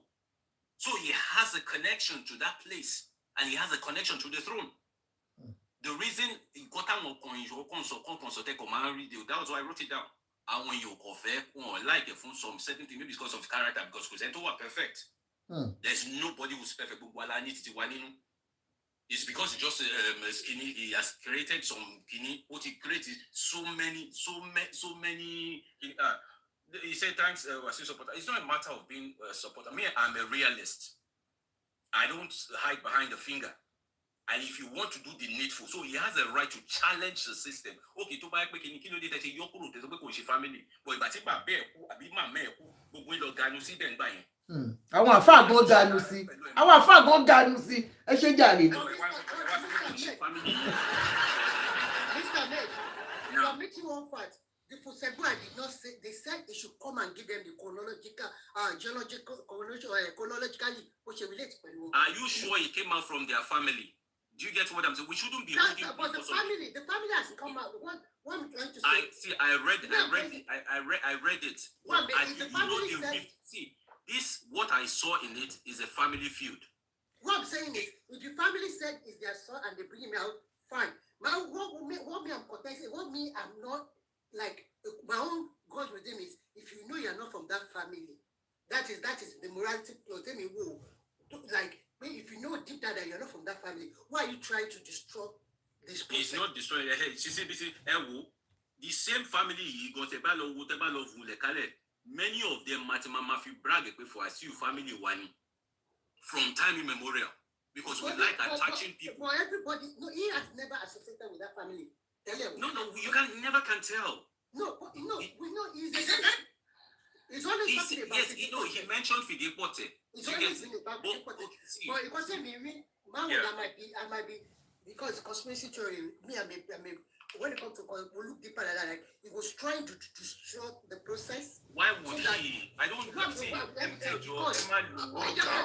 God, man. Stop saying what you don't know, Jare. Election, you need to wear share daily now. Election, you are just coming. Wait, let them finish. Each person. Don't talk to people like Please, Sergio. You can't me try, Mr. Mayor. Can't me try. That one thing is trying to distort the process with the Fusebua so that they will lose the time slot. Because if you do what they need, the next one. After Fusebua, that is where me I'm calling for. Like, he's trying to destroy this process so that those one will lose. Can I shock you? Okay. Jerry, I am from Lagos by birth and by inclination. Akiolu gongo kolu yeko jekini Akishimoyi gongo lu yeko I know that is I'm not sharing. Hold on. I'm trying to buttress a fact. Akishimoyi lu yeko wa lori te. Are you getting my point? But from all indications, we now have Akiolu, and we accepted it. That is The same kidney strike. It's mole my break that I'm not going to air stuff out. I mentioned Okeolo. I don't want to go for Biam of Egbaland. The Egbaland one is different. We have only 4 ruling houses in Egbaland. And if it's not here, if we did have a family tobacco, anybody tobacco jadi, only the west of their bottom feeder. That is their own problem. But we know it's 4 ruling house. So, and the process of we remember we are the same thing with Tigebu. Because but me, and only tweak it to repair or go and talk about our way, governor. Okay, and to be see, we'll get points in this. Can you catch one by one so that I will be no Alice or I don't know to be we'll get points in. The whole process has been gazetted. That is the problem now. No, what I'm trying to have you understand is this. Almost a similar thing came up when the Oni wanted to ascend the throne. Before they narrowed it down to the family. And when they narrowed it down to the family, do you know the Oni has an older brother? Who are dedicated for him? That is. Do you know he has a father? Do you get what I'm trying to say? Then you leave Wasiu with his family. It's a family feud thing. Now, Mr. Amid, Atibisi, please, 2 of you, let me say something. Mr. Amid, you're getting the thing wrong at this point.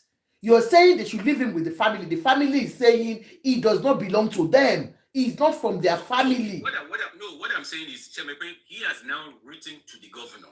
So people are saying, he could have the right. Do you understand what I'm trying to say? that which is fine. He has the right to go to write to the governor. Between him and them. So we should just be spectators. Are you getting my point? We can't be crying more than the bereaved. Okay. So now, do you get it? Okay. So, Thank you. Thank you, sir.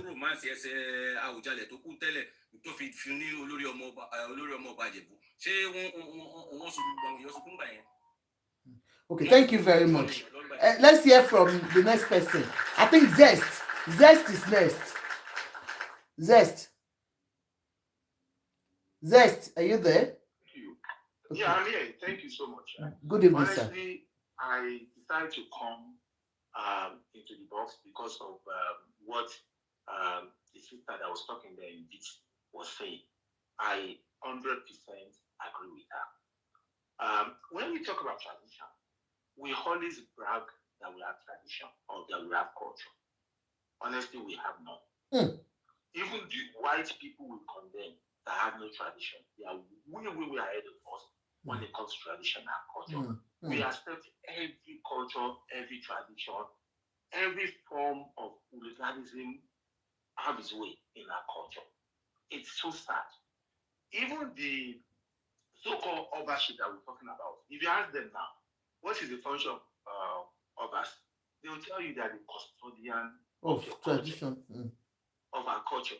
The custodian of our culture, they no longer bear our names. They either have biblical name or Islamic name.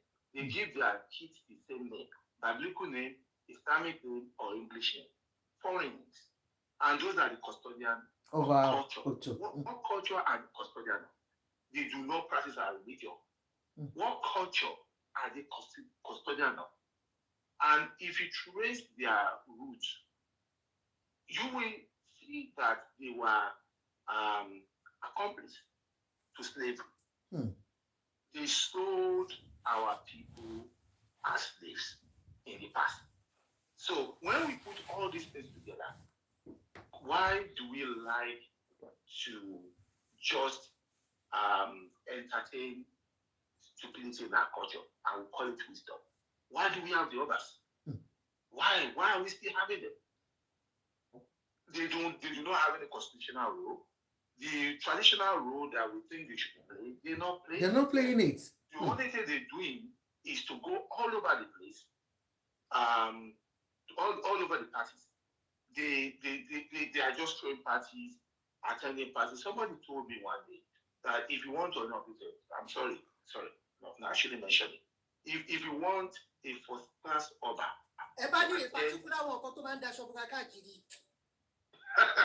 to attend your party, you just have to send 5 million naira to him. The guy will come. Then you can imagine all that. So we need to do better as a people. It's time for us to be speaking out against that institution. It's not to be validating them. So every time I see people validating or talking about Oba and things like that, I look at it. Why are we doing this to ourselves? So many cultures, so many traditions all over the world, they have this monarch, but they got rid of them because they were not relevant. They are no longer relevant to the present-day government. In today's Nigeria, honestly, a councillor is more powerful than an Oba, constitutionally. A police corporal can arrest an Oba. We know all that. So what if we can't find any rules for them? Let's get rid of them. Let's turn the palaces to museum. That would be my contribution. Thank you. Thank you very much, sir. Thank you, sir. Thank you, sir.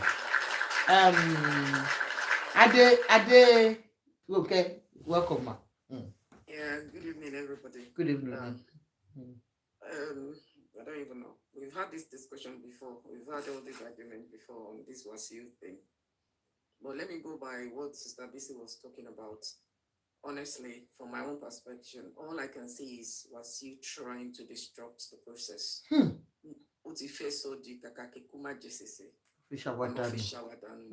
He knows that he would go to court and there could be delays. Let me tell you something about all these Obaship things and things going to court. Sometimes it could stay there forever in court.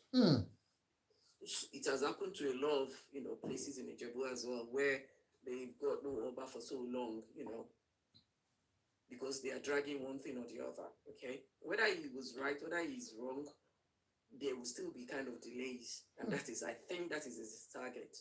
But from the onset, Ijebus were crying when obviously we still have time to do whatever we want to do, but I think we're only crying on the spilled milk. That's what I think we're doing. I'll tell you why I say that.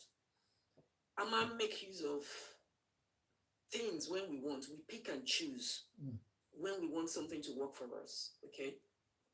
When this Wasiu was made the Olori Omobakile, there was no opera.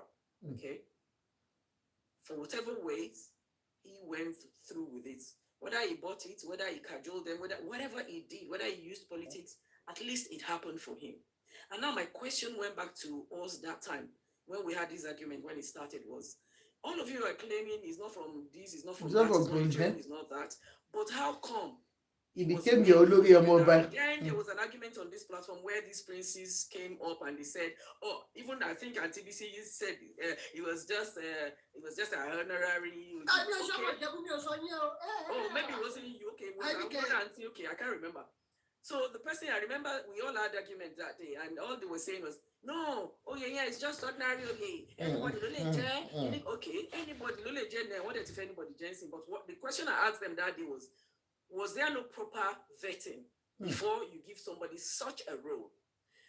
Another platform said, oh God, I want to remember those words. Anyway, so my question to them that anybody lole jabi, any pay honorary but one later from boy because we are all Yorubas here, and I want to believe, okay, any honorary they wouldn't go that far. Do you get me? Any honorary is honorary is just like a party. Do you get me? But in this case, one later means it's deeper than honorary. Okay? Ijebu don't play with culture. Ijebu don't play with culture. They respect culture. So for you to have taken them this far, to have gone to that extent of one later for Wasiu, which means there was a proper vetting, you have confirmed that this guy belongs to this lineage, this guy is part of you, this guy is from Ijebu, okay?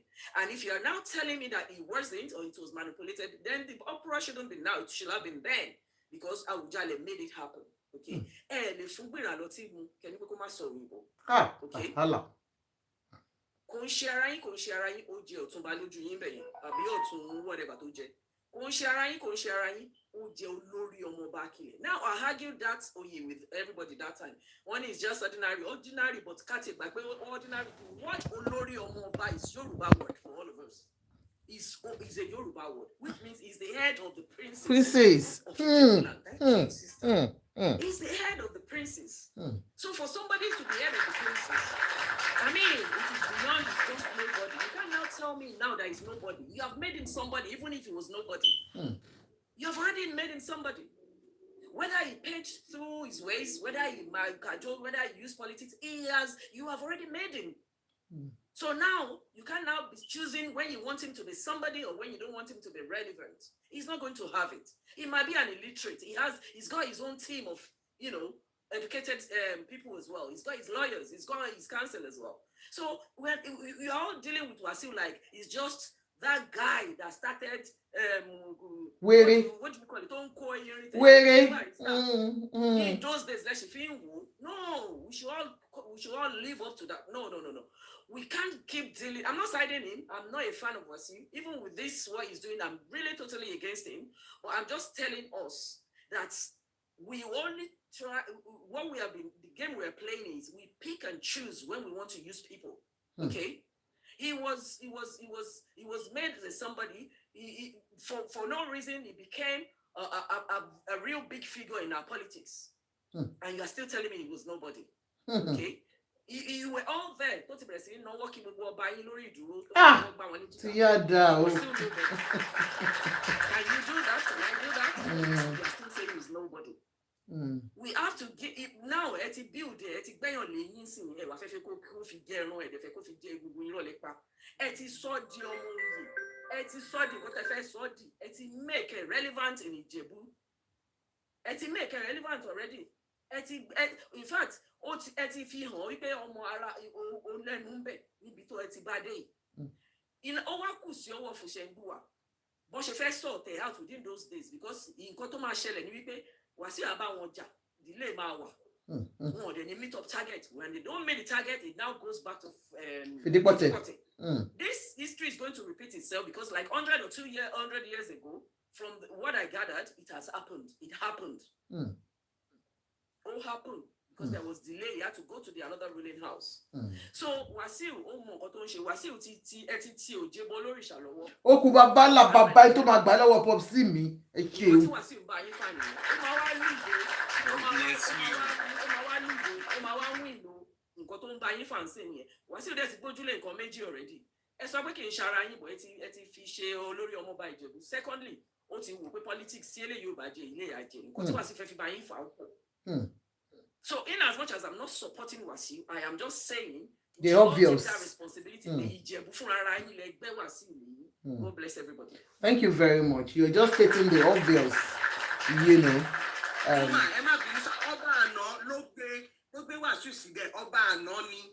Awujale àná ló ṣe. Ẹ kí ló tẹ́ lè sọ̀rọ̀ ọgbà tó bá àná gbé sí. Kí ló fẹ́ ṣe ìtìbọ̀n náà wù tèmi látọ̀dọ̀ Ifá Awujale ní kó fi compensate ẹ̀. But nísìnyí adẹ̀ tí wàá sọ fún pé àṣẹ wọn kó máa lọ àbáṣòwò mọ́ máa lọ láti kẹ̀kẹ́ lọ.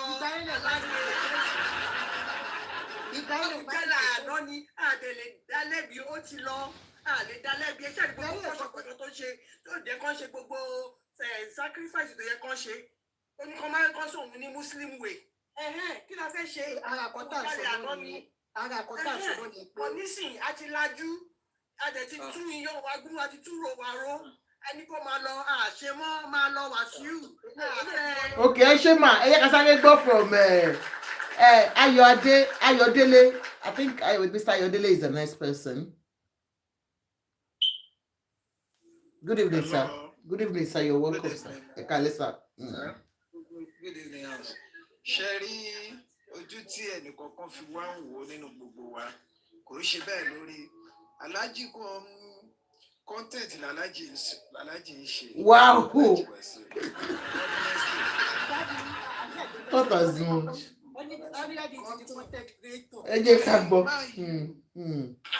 Alhaji fẹ́ máa wà relevant ní gbogbo nǹkan tó bá ti ń ṣe ni. Aláàjì ò fẹ́ jẹ́ kí àwọn guys tó ń bọ̀ lẹ́yìn ọ̀kan pa star mọ́ òun lára ni. Ṣé rí nǹkan tí Aláàjì ń fight fún wọ́n ti pìtàn yẹn fún Aláàjì rí but Aláàjì ń fight fún àwọn ọmọ ẹ̀ tó ń bọ̀ lẹ́yìn ọmọ. Ṣé rí nǹkan tó ń fà yìí ó ti ṣẹlẹ̀ nílé Ifẹ̀ last time tí bàbá wa tó wà bẹ́ẹ̀ sì tó wà bẹ́ẹ̀. Ṣé wo máa tí wọ́n rán lẹ́wọ̀n sí nílé Ifẹ̀ tó ní Oòduà yunifásitì. Bàbá. Gbogbo ti fẹ́ di ọba yẹn nígbà yẹn ló wá ní Oòduà yunifásitì sílé Ifẹ̀.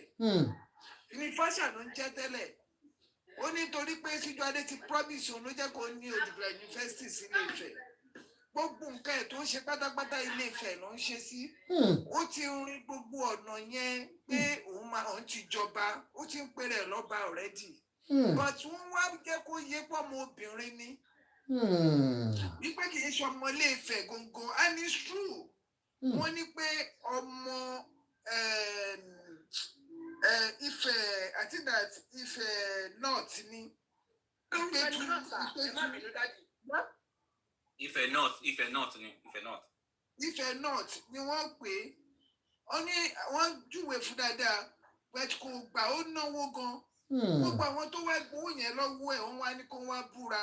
Gbogbo àwọn ọba tó búra yẹn wọ́n pé 3 months tó fi kú dànù. Wow. Honestly, igbákejì kankan tó nẹ́ẹ̀sì sí ọba Ifẹ̀ ńgbà yẹn ó náà kú. Òun gan ló kọ́kọ́ kú. Ṣé rí ipò yẹn àwọn méjì ló wà lọ́wọ́ ẹ̀ tẹ́yìn ò fúnra sí o tó wà lọ́wọ́ ẹ̀ má dẹ̀ dárúkọ wọn Ọbásanjọ́ àti Tinubu. Àwọn méjì tó lè fọba Ìjẹ̀bú jẹ nìyẹn. Wọ́n kàn ní kí Dapo kó lọ ànáùnsì ni.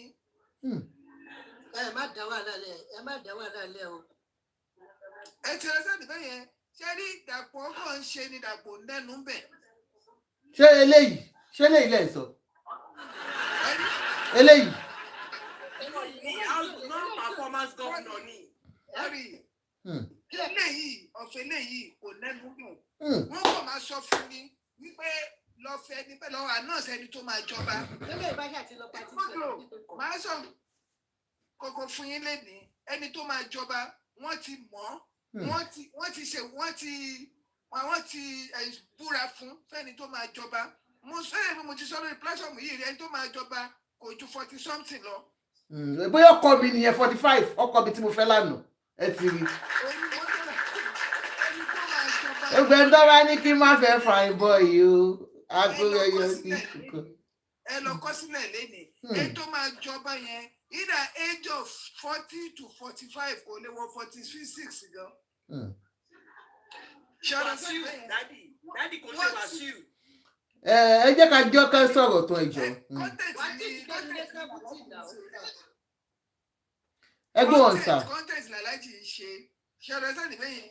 Alhaji ń jà fún ọmọ l'Alhaji ń jà fún lọ́wọ́. Ìgbé kan lè sọ fún pé ìdílé báyìí ló ọmọ ti wá. Nǹkan tó Alhaji ṣe rí Alhaji gan ó kàn ń ṣe content ni kò sí tó Alhaji kókó gbé best lọ́ọ̀yà lẹ́ni ní kinní tó bá fẹ́ ànáàsì wọn àjọba yẹn kò sí kankan tó máa ṣẹlẹ̀. Nígbà tó bá jọba yẹn tán a tún wá máa lọ court. Ṣé bí wọ́n ṣe ti fẹ̀ náà nìyẹn? Ṣé bí wọ́n pe ọ̀gbẹ́ni nígbà yẹn ní Arẹ́gbẹ́ wípé ó yẹ ànáàsì àwọn tó máa jọba. Wọ́n dẹ̀ ti jọba yẹn tán. Nígbà tó ànáàsì lẹ́gbọ́n ọba gangan ẹ̀gbọ́n ọba tó wà ń bẹ̀ ló wá ń gbé àbúrò ẹ̀ lọ kóòtù. Ó ti kọ́kọ́ gbé àbúrò ẹ̀ lọ kóòtù báàbúrò ò ní jọba yẹn. Ti náà wọn ẹ̀gbọ́n àtàbúrò ò gírì. Ṣé ọ̀rẹ́ sẹ́ni bẹ́ẹ̀ yẹn nítorí pé àbúrò orí ọba ló ti gbé wá sáyé tẹ́lẹ̀ nítorí àwọn bàbá ẹ̀ support ẹ̀. Ṣé rí ọ̀rọ̀ ọba ẹni tó bá máa jọba ẹni tó bá fẹ́ jọba tó bá fìdè jáde kó máa jọba tó bá mọ̀ pé ó fẹ́ jáde ó náwó lọ́wọ́ ó máa gbọ́ oríṣiríṣi ìtàn. Òun nìtàn burúkú tí Bísóyè wa tó sọ fún dádì mi. Ó máa gbọ́ oríṣiríṣi tẹ́ bá fẹ́ gbọ́ oríṣiríṣi ìtàn kó jáde kó fẹ́ jọba kó dẹ̀ náwó yẹn lọ́wọ́. kí wọ́n mọ̀ pé wọ́n á ní power wọ́n á useless ẹ̀ gan. Ìgbésẹ̀ ni pé aláàjì ò gbọ́dọ̀ accept báyẹn pé òun ò jẹ mọ́. Aláàjì gbọ́dọ̀ náà máa jà pé akíní iṣẹ́ ìgbà contest aláàjì ń ṣe aláàjì ò lọ síbi kankan. Mr. Ayọ̀délé. Content creator ni Wasiu. Sorry Honestly. Ṣẹ́rí nǹkan tí Mr. Ayọ̀délé sọ yẹn lóòótọ́ tí Alhaji ò bá ja ìjà yẹn délé ó máa affect àwọn ọmọ ẹ̀ náà the same. lọ́jọ́ iwájú. Àwọn ẹ̀ náà ní ilé kan ti wá because that means pé wọn accept bàbá wọn wọn accept àwọn ọmọ ẹ ti sábẹ́ ẹ̀ sọ yẹn lóòótọ́ ìjà ìjọ iwájú ni mo fi kò ń jà aláàjì kò aláàjì sáré wá ó fẹ́ chance aláàjì sáré wá aláàjì fẹ́ sáré chance àwọn èèyàn wọ́n wá rí pé kíní yóò ṣe chance mọ́ aláàjì wá sá sẹ́yìn wọ́n wá wò pé aláàjì kílẹ̀ aláàjì lọ́jà ìjà yìí torí àwọn ọmọ àrọ́dínrán ẹ̀ kó má banú ilé ẹ̀ jẹ́ ohun tó ń ṣẹlẹ̀ nìyẹn bẹ̀ẹ̀kì aláàjì kàn fi wọ́n ṣe content ni àwọn tó wà lókè náà mọ̀ ẹ̀rí tí aláàjì bá dé patí ó kàn máa fi wọ́n kọrin ni kò lè ṣe kálájì máa fi gbogbo àwọn lọ́balọ́ba yẹn kọrin aláàjì fi ṣe content ni ṣé ọ̀rọ̀ sáàdì bẹ́ẹ̀ yẹn kó tó ń ṣẹlẹ̀ nìyẹn ẹ jẹ́ kẹ́lò mi sọ̀rọ̀ thank you. ẹ ṣé gan ni really appreciate you ẹ ṣé sá so ọjọ́ iwájú àwọn ọmọ aláàjì ló ń jà fún wọn lọ́jọ́ iwájú àwọn ọmọ wọn ni wọ́n ń jà fún God bless them for that.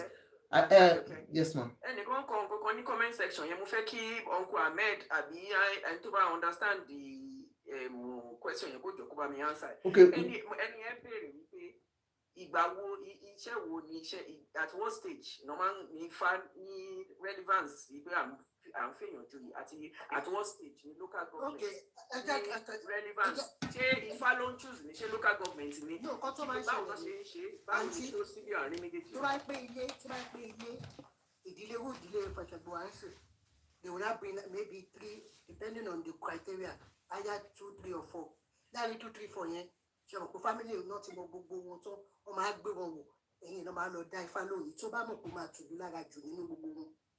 So question ọkàn máa lọ ń bi ifá pé will this one be better than this one. ẹgbẹ́ yà jẹ́ àbọ̀ ọmọ òye wọ́n máa ṣe mọ̀ wọ́n. Also wrong perspective ní pé ká máa sọ pé ifá ló máa fi mú yàn. bó ṣe ń ṣe tẹ́lẹ̀ nìyẹn àwọn náà bàjẹ́ àwọn leaders wa náà bàjẹ́ wọ́n ṣe ń ṣe tẹ́lẹ̀ nìyẹn most of àwọn tí ó ń jọba tẹ́lẹ̀ ẹlòmíì lè wá lu òyìnbó tó bá dòun ní fámú wọ́n máa pè wálé ni wọ́n á lọ invite ẹ̀ wálé bí wọ́n ṣe ń ṣe tẹ́lẹ̀ nìyẹn. wọ́n lè nominate èèyàn 20 nínú èèyàn 20 tí family yẹn bá nominate wọ́n á wá dá fá lórí orúkọ wọn ní kankan ìkọ́nù wọn ni fá máa mú tí ìtìfá bá mú ò bá sí ní Nàìjíríà ibi tó bá wà wọ́n máa invite ẹ̀ wálé. So bí wọ́n ṣe ń ṣe tẹ́lẹ̀ nìyẹn then I now come back to that àǹtí tó sọ̀rọ̀ kí bọ̀dá yìí tó sọ̀rọ̀ wípé wọ́n fi Wàsíù jẹ olórí ọmọọba ó dẹ̀ wọ́n tẹ́ ìtẹ́ fún Wàsíù ló tẹ́ ìtẹ́ fún rárá ẹ̀ kò sí ẹni tó tẹ̀tẹ̀ fún ọmọọba ni ó lè jẹ olórí ọmọọba but olórí ọmọọba is not a traditional title tẹ́ bá lọ wo ìtàn Ìjẹ̀bú Òde the first person tó máa jẹ olórí ọmọọba òun ni bàbá Ṣùbọ́mí Balógun and the reason tó fi jẹ olórí ọmọọba ni pé òun ni the main contender pẹ̀lú late ọba Awujale nígbà yẹn tẹ́ bá tún wá wò Ṣùbọ́mí Balógun ó ní weight ní Nàìjíríà ju Síkírù Adétọ̀nà lọ nígbà yẹn tẹ́ bá wò nítorí abroad ní ti bàbá Síkírù Adétọ̀nà wà all along but bàbá Ṣùbọ́mí ti establish sí Nàìjíríà ó ti wà Nàìjíríà ó ti ní complaint káàkiri kó tó di pé ó wá bọ́ sí ọwọ́ bàbá Síkírù Adétọ̀nà bíi pé you have to step down ìdílé kan náà lẹ ti wá ìkọ́nù yìí máa step down kọ́nù yìí máa ṣe kìíní. òun ni bàbá yẹn ṣe wá fi compensate Ṣùbọ́mí Balógun ẹ lọ wo history Ìjẹ̀bú Òde lórí olórí ọmọọba Ṣùbọ́mí Balógun ni the first ẹni tó máa ju lórí ọmọọba wọn ò dẹ̀ ṣe ìtẹ́ kankan fún dádì Àjọkẹ́ àwọn ló tẹ́ ìtẹ́ fúnra wọn nílé bàbá wọn wọ́n ṣe ń gbé Adétọ̀nà ló tẹ́ ìtẹ́ fún wọn o kò ń ṣe pé òun ló tẹ̀tẹ̀ fún wọn o ibi tí owó bá ti ń sọ̀rọ̀ kò sí nǹkan èèyàn ò lè tẹ̀ fúnra rẹ̀ no ẹ̀ sọ pé ó lè tẹ̀ fúnra wọn. kò sí nǹkan tí owó lè ṣe sísítà mi kò sí nǹkan tí owó lè ṣe it's a matter of wípé kí n báyìí àwọn bàbá tó wà ní kinní tó máa wá dírẹ́sì ibì kan fún mi tó máa ṣe everything make believe ní make believe quote me and go to Ijebu-Ode history and go and research.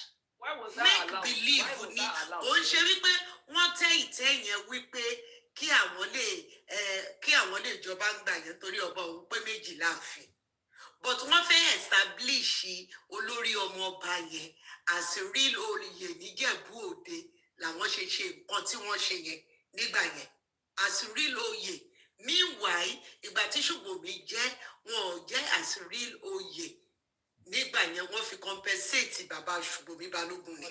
ìgbà tó lé tẹ́ yẹn ìgbà tó fẹ́ jọ̀túnba ni ò kì í ṣègbà tó jẹ́ olórí ọmọ ọba o.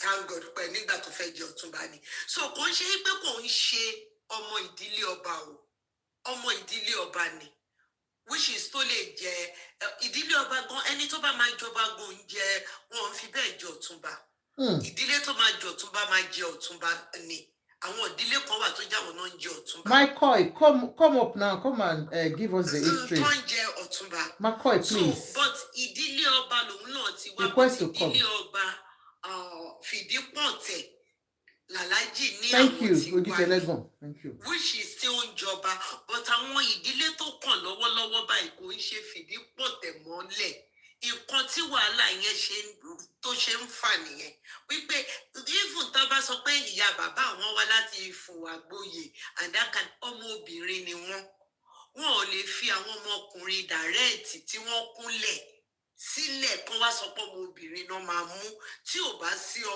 ọmọkùnrin nílẹ̀ tàbí tó jẹ́ pé ọmọkùnrin kékeré he has come back to you that he wants to do. you. Ọba ní Ondo state níbi kan lóńdó state yẹn ọmọ tó wà ní secondary school tó jọ ìjọba yẹn nítorí pé ó jọ ọmọkùnrin ni instead tó máa fi lọ́mọ ọmọbìnrin míì wọ́n á mú ọmọkùnrin sí i so nǹkan tálájì kan máa ṣe ni wípé kọ́ wo wípé màmá àwọn ló ta 130 láyé àwọn èlò 150 táwọn ẹni tó bá dẹ̀jọba yìí adé apẹ́ lórí bàtà apẹ́ lẹ́sẹ̀ tí wọ́n bá dàgbàdàgbàdàgbà tálájì bá ṣì wà láyé ńgbà tó bá yẹn bá wá jà definitely àwọn ló máa kùn kálájì wá wò pé tó bá jẹ́ ìdílé Fìdípọ̀tẹ̀ mọ́lẹ̀ ní oyè yìí kàn ní ọba yìí kàn káwọn tán fẹ́ tí ó kàn wọ́n sí kán wá dìde kán lọ́ fẹ́ bàlájì dùn kí làlájì máa ṣe ẹ má jẹ́ ká wo agbára I will continue to say it alágbára máa kú ológo máa kú babaláwo máa kú pírẹsidẹǹtì ń kú gọvnọ ń kú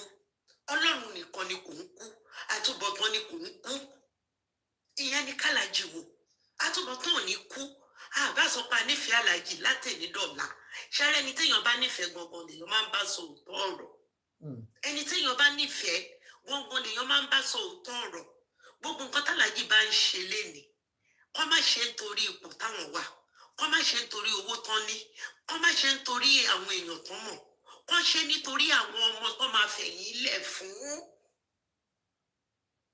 I'm still saying it àwọn òbí kan máa sọ pé kọ́mọ tó jogún àwọn ajẹ́ 80 ó mà ṣe o bóyá nítorí pé àwọn àgbà ló tọ́ èmi ni bóyá nítorí pé ojú mi ti rí ni bóyá nítorí ibi tán ti bí mi ni nítorí àtúbọ̀tán ó le gan ní ilé ayé àtúbọ̀tán ó jà lórí Abíọ́lá ó jà lórí Àbáṣà ó sì ń jà lórí àwọn kan tí wọ́n ń gbélé gbúròó òta ní Nàìjíríà sí yìí o ẹ rí bàbá wa Lówu tó ń lọ káàkiri pé ọjọ́ òun ti ń súnmọ́ but àdúrà wọn ni pé kí Nàìjíríà dá káwọn tó fàyè lẹ̀ àtúbọ̀tán wọn náà fẹ́ indirectly náà fẹ́ fi túnṣe yẹn. It is very very important ẹ má ní nítorí wípé àwọn ọmọ mi lélẹ́yìí tọ́mọ wa bá ṣe nǹkan tí ò da ẹjẹ́ àbáwọn wí ẹ má jẹ́ ká fọwọ́ pa wọ́n lórí ọmọ tàbí nìyẹn kọ́ lè mọ̀ pé nǹkan tí ò da làwọn ń ṣe à ń tún ọ̀run wa ṣe ni torí ìjọ ta máa dijú tà ní ìlàmọ́ ẹ má jẹ́ ká gbé ààrẹ ẹni ẹlẹ́ni ká gbé fún àwọn ọmọ wa nítorí pọ́njọ́ ọmọ wa ká gbé fún ẹ̀gbọ́n wa nítorí pọ́njọ́ ẹ̀gbọ́n wa ká gbé fún àbúrò wa nítorí pọ́njọ́ àbúrò wa nítorí àtúbọ̀tán ó léwu púpọ̀ ó ní agbára àwọn ọmọ tí wọn bá wa ṣe ọmọ mi à lọ káàkiri ẹ wo nàìjíríà ń sìn ọmọ ọdún mẹ́ta ó ní kidney problem ìyàwó pásítọ̀ tí ò mu sìgárì pásítọ̀ tí ò mu tírí wọn ní kidney problem nítorí páwọn kan ń fún wọn ní oúnjẹ burúkú tí kẹ́míkà wà kán dẹ̀ ń jẹ tó dẹ̀ ń bà kíni wọn jẹ́ àtúbọ̀tán important gan-an aláàjì mọ̀ wípé a kò tí ì tọ́ sí àwọn kán wá wò wípé tó bá jẹ́ fìdípọ̀ tẹ̀lú kan káwọn ọmọ obìnrin kan wá dìde kan lọ fẹ́ bá wọn dùn bá a ṣe ń sọ yìí náà ni gbogbo wa ṣe máa sọ àfi ẹni ibi tó bá fẹ́ wọná ló máa róòótọ́ ńlẹ̀ ni ò ní sọ bí gbogbo wa ṣe máa wà lẹ́yìn aláàjì náà rí wípé ọmọkùnrin làlájì nílé fìdípọ̀tẹ̀ ilé fìdípọ̀tẹ̀ dẹ̀ lọ bá kàn kí ló dé tọ́mọ obìnrin máa jáde tó máa bá wọn dùn ìyẹn ní ká máa rò lọ́dọ̀ Ọlọ́run kò ń ṣe wípé bóyá aláàjì ṣe èèyàn kan àbá aláàjì ò ṣe èèyàn kan bọ́ tọ́mọ ọba làlájì níjẹ̀bú òde ọmọ ọba fìdípọ̀tẹ̀ mọ́lẹ̀ ni but kò tí ì kan ilé wọn ibi táwọn wá lọ ń jàdù yẹn tán wá ṣẹ̀ṣẹ̀ ń trace ara wọn pọ́mọbìnrin làwọn jẹ́ ń bẹ̀ ṣé tó bá jọ ọmọbìnrin ló ń bá wọn du ọba nídìílé fìdípọ̀tẹ̀ kí ni àwọn fẹ́ ṣe ìyẹn ni kán wá rojọ́ táwọn máa díjú táwọn ò ní ìlà mọ́ kán wá tó ro àtúbọ̀tán àwọn ọmọ táwọn máa fi sílẹ̀ ire o. ẹ ṣe gan ma God bless you.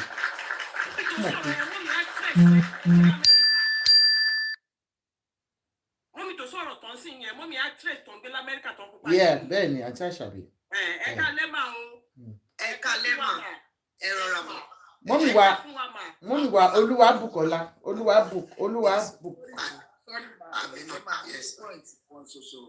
ṣe rí tẹ bá wo àwọn bàbá wa àwo láyé ìgbà yẹn àwọn ló ti kọ́ sí gbogbo pírọ́blẹ́mù yìí ibi tó dẹ̀ ti kọ́kọ́ kọ́ sí pírọ́blẹ́mù ní Ọ̀yọ́ and Ilé Ifẹ̀ àwọn ló fọba Ọ̀yọ́ jẹ nígbà yẹn true wípé Síjú Adé tó wàjà ó mọ Ọ̀yọ́ náà dẹ̀ ní ìhun náà ìdílé wọn lọ bá kàn but kì í ṣàwọn olóyè kó jọba wọn fi wọn jọba ní ọmọ dára wọn gbé nígbà tí ìyẹn wá lọ Síjú Do you know Adé my náà number? wá jọba tẹ bá rí pé Get your pen. Let me give you my number. Can you get pen? Let me give you my number. láàrin àwọn méjèèjì yẹn ẹ̀rí pọ́tìrẹ̀ tí yẹn affect gbogbo wọn nísìnyìí. ìjà wà lórí ọ̀rọ̀ wọn lórí ẹ̀rí nǹkan tó ń bára wọn fà nísìn. nǹkan tó dẹ̀ ti ṣẹlẹ̀ láàrin Síjú Adé and bàbá wa Lámídì àwọn méjèèjì yẹn gangan dẹ̀ ni. jẹ́ ọ̀rẹ́ sáà bẹ́ẹ̀ nítorí àwọn bàbá Awólọ́wọ̀ ló lọ fi wọ́n jọba ń gbà yẹn nítorí pé Síjú Adé náwó lọ́wọ́ ìdílé ẹ̀ náà lọ bá kàn but ó ní wọ́n lọ mú pé òun ló fẹ́ wá jọba. So are you ready so that I can give you my number? Do you want to have my number now? +44 gbogbo àwọn nǹkan yẹn tó bá jẹ́ pé wọ́n ń lò ní ọ̀nà 74 wọ́n ń lò ní ọ̀nà direct tẹ́lẹ̀ 81 kò ní sí problem yẹn. 31 bẹ̀ẹ̀dẹ̀ àwọn tó fẹ́ ṣe 2624. For anybody that's interested in buying the glasses, all our glasses are on sales now. We are doing sales on all the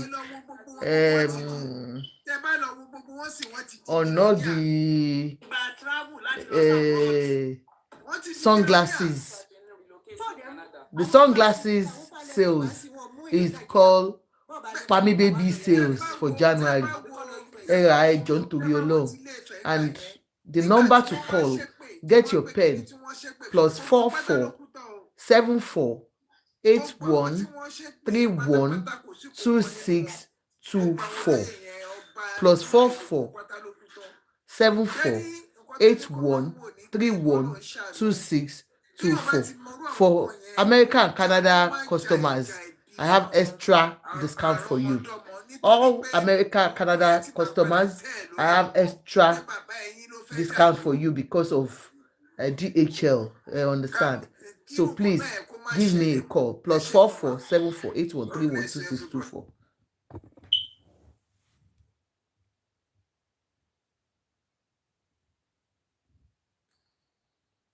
Ẹ ṣé go sir, ẹ ṣé gan. Next person, ẹ ṣé sir. ẹjọ máa kọ Mr. McCoy kan náà àwọn story kan you can request to come up. Paul, request mo ti bí wọn. Mr. McCoy, please can you come up? Antiwa Mr. Oluwabukola or Mr. whoever. Oluwabumi ma. Sorry. Yes ma. Yes ma. Ṣé rí ọ̀rọ̀ tí dádì tán sọ̀rọ̀ tán sọ yẹn òun gangan lọ̀rọ̀ tèmi fẹ́ sọ. Ṣé nígbà tí issue ti come up ni mo ti rí pé dádì Wasiu kò ṣe pé wọ́n fẹ́ jẹ Awujale of Ìjẹ̀bú.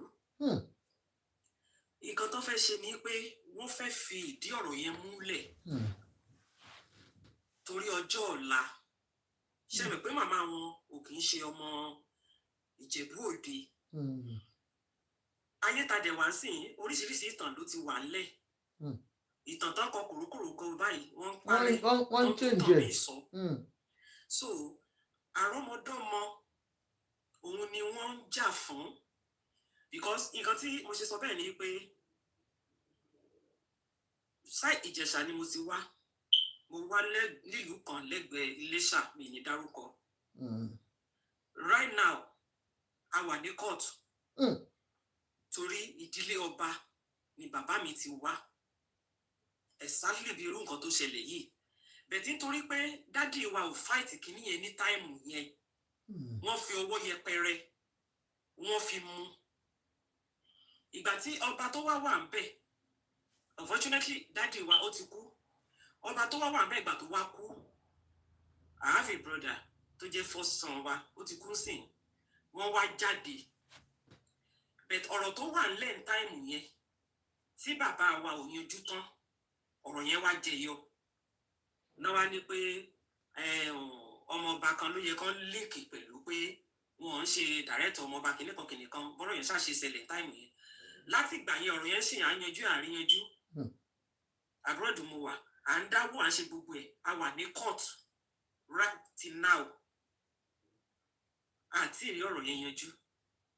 So kì í ṣe pé bóyá wọ́n fẹ́ jọba àbí bóyá wọ́n fẹ́ jẹ Awùjalè àbí wọ́n fẹ́ dàlúrú àbí nǹkan tó fẹ́ ṣe nítorí ọ̀la kò mọlẹ̀ tó máa mọ́ ọ̀la kò mọ nínú àwọn ọmọ tó jẹ́ pé irun oyè yẹn tó wà lórí ẹ̀ tó bá máa tásìkò ẹ wò gbà tí ó jáde sí tó sọ pé òun fẹ́ jọba àwọn kan tiẹ̀ sọ pé kì í ṣe ọmọ Ìjẹ̀bú gan wọn ní Èkìtì ló ti wá wọn ní kinní kan ló ti ṣe oríṣiríṣi ìtàn láti gbọ́ láàrin bíi oṣù kan àìmọye ìtàn táwọn èèyàn ti pa.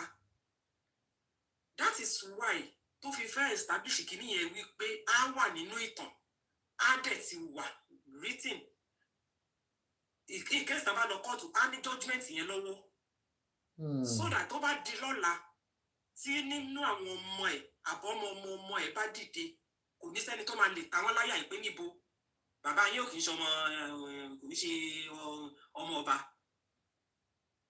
So nǹkan tó fẹ́ ṣe nìyẹn kí ṣe pé bóyá ó fẹ́ yọ ní pé ó fẹ́ joyè bí bàbá tó sọ̀rọ̀ lẹ́ẹ̀kan ṣe sọ ẹni tó máa jẹ Awùjalè wọ́n ti mọ̀ ẹ má jẹ́ ká àwa náà rí ẹ wo scenario tó fi ń yan àwọn ọba nílẹ̀ Yorùbá ń sìn náà wọ́n kóyàn ogún jáde bí àwọn kan ti mọ̀ nítorí àwọn ìjọba ló yan ọba ń sìn kì í ṣe fá tẹ́lẹ̀tẹ́lẹ̀ ní ibi tìlú tèmi ti wá tó bá fá bá fẹ́ jẹ wọ́n á dá ifá wọ́n á gborúkọ ọmọ òye wọ́n á dáfá àwọn afọbajẹ ló máa mú ẹni tó fẹ́ jẹ ọba àwọn fúnra wọn náà máa wá lọ bẹ̀ nílùú mi tradition ìlú mi nìyẹn wọ́n tó bá ti délé ẹ̀ wọ́n á wá ti ránṣẹ́ sí wọ́n á wá dọ̀bálẹ̀ fún wọn á ló ti dọ̀ba bọ́n ṣe máa ń ṣe nìyẹn kò sí nǹkan tó kan gọ́ọ̀mẹ̀ntì bẹ̀tì ní ìsìn gọ́ọ̀mẹ̀ntì ló ń yan ọba ẹ̀yìn gbogbo àwọn ọba tó jẹ lẹ́nujọ́ mẹ́ta ẹ̀yìn náà wo dùwé tí gbogbo wọn fi wáyé ṣùgbọ́n ló fi di pé kóòtù tán lọ kóòtù tán lọ sí kóòtù so èmi ò tiẹ̀ believe pé Ifá ló yan ọba ní tèmi o I don't believe that anymore mi rò pé Ifá ló yan ọba ẹni máa wà lórí àpèrè yẹn wọ́n ti mọ èjì tán fẹ́ wọ́n ti mọ ibi tó ti fẹ́ wá wọ́n ti mọ qualification tán fẹ́ ẹ̀ríran wò wọ́n ti mẹni tó máa wà lórí àpèrè yẹn wọ́n ti pa wọ́n ti dé so eléyìí tí bàbá Wasiu ń ṣe ń tiẹ̀ ó fẹ́ fìdí ọ̀rọ̀ múlẹ̀ torí ọ̀la ìmúsọjù yẹn lọ. tó bá dẹ̀ fẹ́ fìdí ọ̀rọ̀ múlẹ̀ ìṣe náà kan nínú fámìlì tí ó ń sọ pé wọ́n ní kó lọ mú geological history. ẹni sùúrù mọ́mì ṣé ẹ mọ̀ pé ìròmí tó ń jó lábẹ́ omi tó ń jó lókè omi onílù tó ń lù fún ó wà lábẹ́. I want to tell you something ṣe bí Yorùbá ní gbogbo wa ṣe rí fámílì tí ẹ̀ ń sọ yìí pé tó ń jáde fún páwọn jọmọ fámílì yẹn nínú fámílì yẹn àwọn kan náà máa pàtàn kí tàn àwọn kan náà máa gbà bọ̀dé bí náà bá láwo kò kí ń gòkè odò náà. ẹ̀kọ́ tí mo dúrà láti sọ sí mo understand bí tẹ́tí bọ̀ ìwé mi sìn ó kò jẹ́ èèyàn nídìílé yẹn kó má lè dé bàbá like now in as much as I'm not close to my mother's family that much but mo mọ nọ́mbà màmá mi nínú àwọn ọmọ bàbá ẹ̀ ṣé mo dẹ̀ mo kọ bàbá ẹ̀ mo mọ ẹ̀ understand I know the history tí báwo family company tí bá sọ pé ọmọ lágbájá ni mí ṣé ẹ̀ understand nǹkan tí mo dúrà láti sọ. bẹ́ẹ̀ni. wọ́n mọ nǹkan tí mo dúrà láti sọ nǹkan tẹ́ ẹ̀ sọ yìí mi ò lè ní kò ṣẹlẹ̀ torí kan tí mi ò ṣe fẹ́ dá sọ̀rọ̀ pé ọ̀rọ̀ ìbí there's some certain bí mo ṣe ní mi ò close to family bàbá mi màmá mi tó my grandfather was a cocoa merchant wọ́n ní àwọn helping hand if I sọ now àwọn ṣe náà fàtẹ́ yẹ pé wọ́n máa ń fi 200 300 láyé ìgbà yẹn ránṣẹ́ sí mọ́mí mi lẹ́kọ̀ọ́ tó wọ́n gbé ọsàn lórí ẹ̀gbẹ́ àgbẹ̀ ó ní àwọn nǹkan tẹ́mi rò pé I relate tó ń gbé family house wa ní ibi tí ní ìsinmi ò fẹ́ dárúkọ even ọjà tó wà nílùú wọn gbogbo àwọn sport grandpa mi ní àwọn kan ṣe gbogbo ẹ̀ ṣe mọ̀ báwọn tó ń gbogbo ẹ̀ yẹn èmi bìlí pé àwọn ẹ̀gbọ́n màmá mi ni I did not say about 5 years ago pé wọ́n ṣe ẹ̀gbọ́n màmá mi àwọn grandfather wọn ló ti ṣiṣẹ́ farm hands ni wọ́n jẹ́ fún bàbá màmá grandfather mi ṣe àwọn oníṣẹ́ àgọ́ tí mo sọ. ó yé mi. àwọn tó ń gba ọgbà ọ ní wọ́n máa ń gba àrò àbí alágbàro. wọ́n máa ń gba alágbàro. helping hand the eyes so nísìnyí àwọn bàbá wọn tó dẹ̀ ṣàgbàro fún grandpa mi sì wọ́n ti kú. àwọn ọmọ tó jẹ́ ìgbésí màmá mi sista mi ẹ̀gbọ́n mi náà ń pera wọn àwọn ọmọ táwọn bí àwọn pè wọn cousin whereas I relate family house tí wọ́n ṣe àwọn náà dẹ̀ gbé bẹ́ẹ̀ sí ilẹ̀ tó jẹ́lẹ̀ family àwọn ọmọ ibi tí boundary wà wá tájọ́ mo nílẹ̀ gan most of us mọ̀. ẹ má bẹ. ṣé orí ṣé mo pé tó bá pẹ̀ ìkọ́ tí mò ń tọ́ láti sọ pé àmọ̀tàn but family tó bá fẹ́ overlook it to me there is in every rumor there must be kó ajọ́ pé òyìnbó afẹ́ kọ family tí wá ń sìn káwọn ẹwà dìde kọ́ láfẹ́ ju èlítù ìdílé wa ṣé mo pé tọ́ ẹ ó máa ní díẹ̀. ó máa le. torí ẹ̀ ni mi ò ṣe fẹ́ like pé people that said it's not from them they might have their reason. Because èmi gangan I didn't know this history until about 5 years ago. nǹkan tí mò ń sọ náà nìyẹn pé ṣe rí jíjáde tó náà wá jáde sí tó sọ pé òun wá láti bẹ̀ àwọn kan nínú fámílì yẹn mo ṣe bó sọ fún yín tó gírí ò bá lanu. bọ̀ọ̀kan tí mo fẹ́ àgbà ò lè wọ bẹ̀. tí òun kò bá ṣe ọmọ wọn bẹ̀ ó yẹ kó mọ maybe Igbo ni ò fẹ́ kó sọ ìwọ àtẹ̀mí sọ ìsìn wọn mọ they know their history they might not maybe because of shame or ego they might not want to come out and say the actual fact. mo ń sọ yìí pé àwọn ìkọ́tẹ́mì náà láti sọ fún yín ni wípé òun ò ní sọ bẹ́ẹ̀ nítorí pé àwọn kan nínú fámílì tí yẹn àwọn náà wà nídìí òrò tó rò fi ké. ṣé ìdọ̀tí mo sọ ti yé yín kò lè possible ká nínú fámílì yẹn kán máa mọ̀ sí kóun jáde báyẹn ṣe rí pé kò tètè jáde ó kàn jáde lójijì ni. you should be able to prove it because tell me try only kó lọ mú history. àwọn náà máa sọ fún un ṣebí kó ṣe geological history kó ṣe chronological. ṣèbó tún ti sinmi láti ṣe káwọn kan náà sọ pé geological history pé kó ṣe àwọn kankan náà máa lò ẹ máa pé báwa Yorùbá ṣe máa ń ṣe nìyẹn. ṣèbí ọmọ fámìlì àwọn tiẹ̀ mọ fámìlì house wọn wọ́n tún ṣe wá tún jáde síbòmí yìí ni òye wa. torí gbogbo wa la máa ń gbọ́ nínú orin tó máa fi ń kọrin. tó bá yẹ pé ìfìdípọ̀tẹ̀ tó claim ni I think this would have been like a scandal that is becoming now people would have like even àwọn àtàkùn tí ìfìdípọ̀tẹ̀ bá ti ẹ̀fẹ́ sẹ́ pé no àwọn èrò máa sọ pé he has been saying ìfìdípọ̀tẹ̀ for over 30 years now and you people kept quiet how are you people coming out now that is not one of you. ṣé Yorùbá ni irú family security tèmi náà sọ́nsìn táwọn ò lè sọ̀rọ̀ sí àwọn tó mọ history gbogbo most of them ti kú táwọn people ever claim pé they are one of us now we can't come out fully to say wọn kì í ṣara wa ṣé Yorùbá mi yé yín. ó yé mi. nǹkan àwọn tó mọ̀ tó gbogbo most of them very few ló kù sí tábà gba ìtọ́lẹ̀ sí àbí kọ́ rìkọ́ọ̀dù ẹ̀ síbi kan fún wa àbí kọ́ kọ́lẹ̀ pé lágbáyà àti wọn ṣọmọ lágbáyà we have to accept them because we kept quiet. bí ṣe rí nǹkan tí mo tún rí nípa ọ̀rọ̀ ìtàn àti fámìlì lọ́rọ̀ ẹ̀gbọ́n àti àjòyè wípé àwọn tó mọ ìtàn dáàdì wọn ni àgbọn bí grandmother àwọn ni ṣe rí àwọn náà máa gbóyè dókè ṣe rí nínú ẹbí kan kò sí ní kí gbogbo ilé kí tó àwọn tó máa mọ̀ you understand. There will always be 1, 2, 3 people that will know your history. Talk about history directly. One month bàbá ẹ̀, 1 month ìyá ẹ̀, 1 month àlè ìyá ẹ̀, 1 month ẹntì ìyá ẹ̀ gbọ́mọ wá fún ibi tí wọ́n ti gbóyún wá. And now, ṣe rí nǹkan tẹ̀mí rí ni wípé àwọn tó mọ ìtàn Wasiu wà kò kì í ṣètàn tó fẹ́ kán pa àwọn yẹn mọ̀. So ó dà kó silence wọn àbí ó báyìí wọn. Ẹ ṣe kan tí mò ń sọ nìyẹn pé àwọn kan wà ní sálẹ̀ tó mọ̀ ṣe rí sí ìpọ́tẹ̀ tó ń pariwo yẹn. Bọ̀bọ́ kan ti wá sórí kìíní àti àdùnní nínú àwọn princes yẹn tó ń sọ fún yín pé ó ní yàrá kékeré kan ń bẹ̀ pé tí ìyá ẹ̀ wọ́n jogún fún ìyá àbí nǹkan kan pé but kì í ṣe direct attachment ló ní mọ́ wọn ṣe mọ̀ bí ẹ mọ̀ pé láyé ìgbà yẹn àwọn ìyá yìí náà rìnrìn níbi àwọn èrè pọ̀ lẹ́sẹ̀ àwọn ìyàwó yìí náà wọ́n ti lóyún láti ibì kan wọ́n ti gbọ́mọ lọ ibì kan wọ́n ti ṣe kinní kan ọba kan pọ̀ tẹ́ bá ń gbọ́ wọ́ọ̀dù ọba kan steps ó pọ̀ lóríṣiríṣi in those days as well. So nǹkan tẹ̀mí fíìl ni wípé ṣé àmọ́ pé bá ṣe máa ń kó ọmọ mọ́ra ní Nàìjíríà bá ṣe máa ń live normally tẹ̀lé kí gbogbo ẹ̀ tó di bó ṣe lọ yìí. àgàgà ilẹ̀ Yorùbá. ṣe rí nínú family ti tèmi kí àwọn parents mi tó bẹ̀rẹ̀ sí ní bímọ rárá mom sì tèmi ìyá mi lọ ṣiṣẹ́ ní Ifọ̀ ó lọ ṣe nurse níbẹ̀ in those days wọ́n wá fún un ní ọmọ tọ́ ìgbà yẹn òun fúnra rẹ̀ ò tí ì bímọ wọ́n wá fún un ní ọmọbìnrin yẹn láyé ìgbà yẹn ọmọ bíi ọmọ ọdún 4 àbí 3 ni.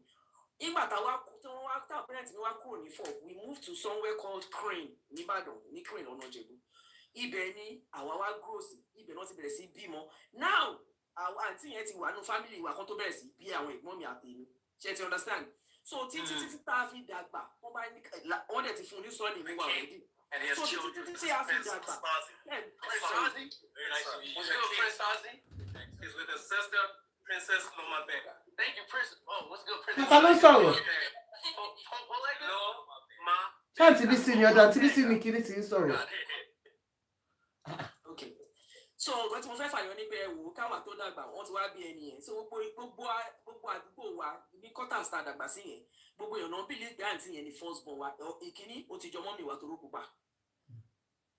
Everybody ti gbà wípé tó bá dẹ̀ ní káwa náà kára wa a máa ń bẹ̀rẹ̀ látòrí ẹ̀ ni àǹtí mi Bukky àkọ́kọ́ bẹ̀rẹ̀ látòrí ẹ̀ she was her first born my ìkíní kan bá ṣe títí tá a fi dàgbà until 1 year gbogbo wa dẹ̀ ti dàgbà dẹ̀ ti rò bóyá first born wa kò dẹ̀ sí ẹni nǹkan kan tó tiẹ̀ àwọn parents wa kò sọ́rí mo rò bóyá ìyá ẹ̀ ní north wọ́n fẹ́ trace ẹ̀ wípé àwọn àbúrò yẹ bóyá ìyá ẹ̀ kú or something wọ́n wá trace wọn wá wípé kán wá gba àǹtí yẹn wá now gbogbo ilé wa dàrú gbà yà ti dàgbà díẹ̀ mo ti wà ní bóyá bíi secondary school àbí primary mi ò rántí gbogbo ilé dàrú gbà tí dáàdi ní láti máa sọ sórí yẹn fún wa pé ọmọ wa kọ́ ni àǹtí yẹn ṣe mo níbi tí mo bá sórí yẹn lọ pé ọmọ wa kọ́ ni àǹtí táwa gbogbo ìfà gbogbo everybody tó gbé green quarters yẹn no believe with first born nu àwọn làwáls ni nǹkan tí wọ́n fẹ́ fàyọ ni pé káwá gbà pé táàmù tí kìíní ìṣẹ̀lẹ̀ àwọn parents wa ti kú àwa fẹ́ jẹ oyè kan ṣé ẹ̀ gbọ́ pé tí mò ń sọ tí àǹtí yìí yàrá kókò sẹ́yìn tó mọ sórí ẹ̀ ní crane yẹn because wọ́n gbé wọn débẹ̀ ni kó wá fẹ́ jẹ oyè kó wá jẹ́ pé àwa ń jà sí oyè ńsìn there would always be one person tó máa mọ ẹsẹ̀ bí àwọn parents wa ò ṣe sọ fún àwa yẹn wọ́n máa sọ fáwọn ẹgbẹ́ wọn out of gist ṣe ti understand àwa ọmọnú lẹ́sìn àwa lè máa mọ̀ pé ẹ̀gbọ́n wa kọ́ but wọ́n á ti sọ ọ̀rẹ́ wọn á sì béèrè wọ́n á ti ní àìrọ̀ wọ́n fún wa tọ́ ni àbí ọmọ báyìí. So there will always be somebody that deny her from being your family. Do you get it? Because what you want knowing, so that you can't, nobody can. No. Same thing happened to Joke Silva. Ṣé àmọ́ pé ọ̀tọ̀ à ń sọ yẹn sì ṣe àmọ́ pé torí pé kò sí àjà sí nǹkan kan ṣe àmọ́ pé kò sí kó à ní láti máa sọ story. Ṣé nǹkan tí mo tọ́ She's not their family. Mo tọ́ wá sẹ́yìn pé she's our family but ṣe àmọ́ pé àwa kọ́ la bí. Àǹtí yẹn lè má jẹ́ bá wa ṣe jẹ́ ọmọ Ìjẹ̀bú àǹtí yẹn lè jẹ́ bóyá ọmọ Èkìtì ni àwọn pẹ́rẹ́ǹtì ẹ̀ kàn fún mọ́mì tó ni. Bọ̀ nǹkan tẹ̀lé sọ́yà lásọ fún yín ni pé tí nǹkan bá ti ṣẹlẹ̀ wọ́n máa ń wádìí èèyàn but there will always be people tó mọ story yẹn ṣe ti understand àkọ́tẹ́ mi dá lásọ fún yín ni pé Wasiu àwọn èèyàn mọ story ẹ̀ but àwọn tó mọ story ẹ̀ kì í ṣe story tóun fẹ́ kan sọ ni wọ́n mọ bí tó ti gbé wá wọ́n mọ ẹni tó fẹ́ bàbá ẹ̀ wọ́n mọ ẹni tó fẹ́ tí yẹ ìbímọ fún but wọn kì í ṣe story tóun fẹ́ kan sọ àwọn tóun bá ṣe wọ́n mọ story yẹn but kì í ṣe story tóun fẹ́ kan gbé jáde so àwọn tí ó mọ story gogogogo ní sọ pé ní whole family kò sẹ́ni tó máa sọ pé ọmọ ẹ̀gbọ́n bàbá alágbájá lélẹ̀ àbọ̀mọ ìyá ẹ̀gbọ́n bàbá kọ́tẹ̀ ẹ̀jẹ̀ neighbor yìí gan á sọ story yìí but it's not the story ẹ̀ wà but kì í ṣe story tóun fẹ́ kó meet limelight nǹkan tẹ̀mí sọ fún yín nìyẹn. ok ẹ ṣe gan ni ẹ kà sáré gbọ́ from mọ́mì wa Queen Ade ẹ kálẹ́ mà. ẹ kálẹ́ ṣé mi lọ́kàn mà. bẹ́ẹ̀ ni mà ẹ̀yin ni mà. yes ma ẹ kálẹ́ o. yes ma ẹ kálẹ́. gbogbo àwọn tó sọ̀rọ̀ wọ́n ti sọ̀rọ̀ dáadáa. mo agree pẹ̀lú àǹtí tó sọ̀rọ̀ tó ń sìn because sherry brother tó wà sọ̀rọ̀ ẹ̀ pátápátá wọ́n sọ pé family wọn ni yẹ́ àmọ̀ pé family wọn ni bẹ́ẹ̀ tó bá tó ibi pé wọ́n fẹ́ jẹ nǹkan gidi nídìílé yẹn story will come out. pẹ̀lú dádì àti àjọkẹ́ gan tó ń ṣe kò ibi tó ń bá ọ̀fẹ́ wà yẹn gan kò tí ì tó pé wọn ó dójú ẹ̀ ni tó bá dójú ẹ̀ wọ́n á sọ fún tátì wa pé ìṣọmọ bíi pẹ̀lú báwọn èèyàn ṣe sọ. yes wọ́n sì máa fight torí kò tí ì dojú ẹ̀ ni pẹ̀lú nǹkan tí dádẹ àti àjọkẹ́ kan fẹ́ ṣe ó fẹ́ fìdí ẹ̀ múlẹ̀ torí pé ẹ rí i pé àwọn Ìjẹ̀bú gan ti stand pé wọ́n ti sọ pé kì í ṣọmọ Ìjẹ̀bú Òde pàápàá wọ́n ti stand gan pé kì í ṣọmọ Ìjẹ̀bú Òde so fẹ́ fìdí ẹ̀ múlẹ̀ ni ó mọ̀ pé àwọn bó ṣe sọ ẹni tó máa Awùjalè wọ́n ti mọ̀ mo tún wá fẹ́ sọ ọ̀kan tó torí a ṣì ń láì ní pé ìjọba bí n sọ pé ìjọba ò ní percentage àti yanba bẹ́ẹ̀ ó gbọ́dọ̀ jẹ́ ìdílé yẹn ìjọba á lè bá wọn fọwọ́ gbé sókè mí mọ́ bí mo ṣe lè sọ Yorùbá yẹn because à ń sọ pé ìjọba ló ń yanba ìjọba ó ní percentage díẹ̀ bẹ́ẹ̀ ìdílé yẹn kọ́kọ́ gbọ́dọ̀ fa èèyàn sílẹ̀ kí ìjọba tó sọ pé kó tó support wọn ìjọba ò kàn lè lọ mú anybody wá tí ò bá wọn tán ìjọba Abẹ́òkúta ń sìn kí wọ́n sọ pé mo fẹ́ lọ jọba ní Ìjẹ̀bú pé torí pé mo mọ̀ ìjọba ò ní ṣe yẹn ṣé ẹ understand nǹkan tí mò ń sọ ìjọba ò ní ṣe yẹn so nǹkan tèmi mọ̀ nìyẹn.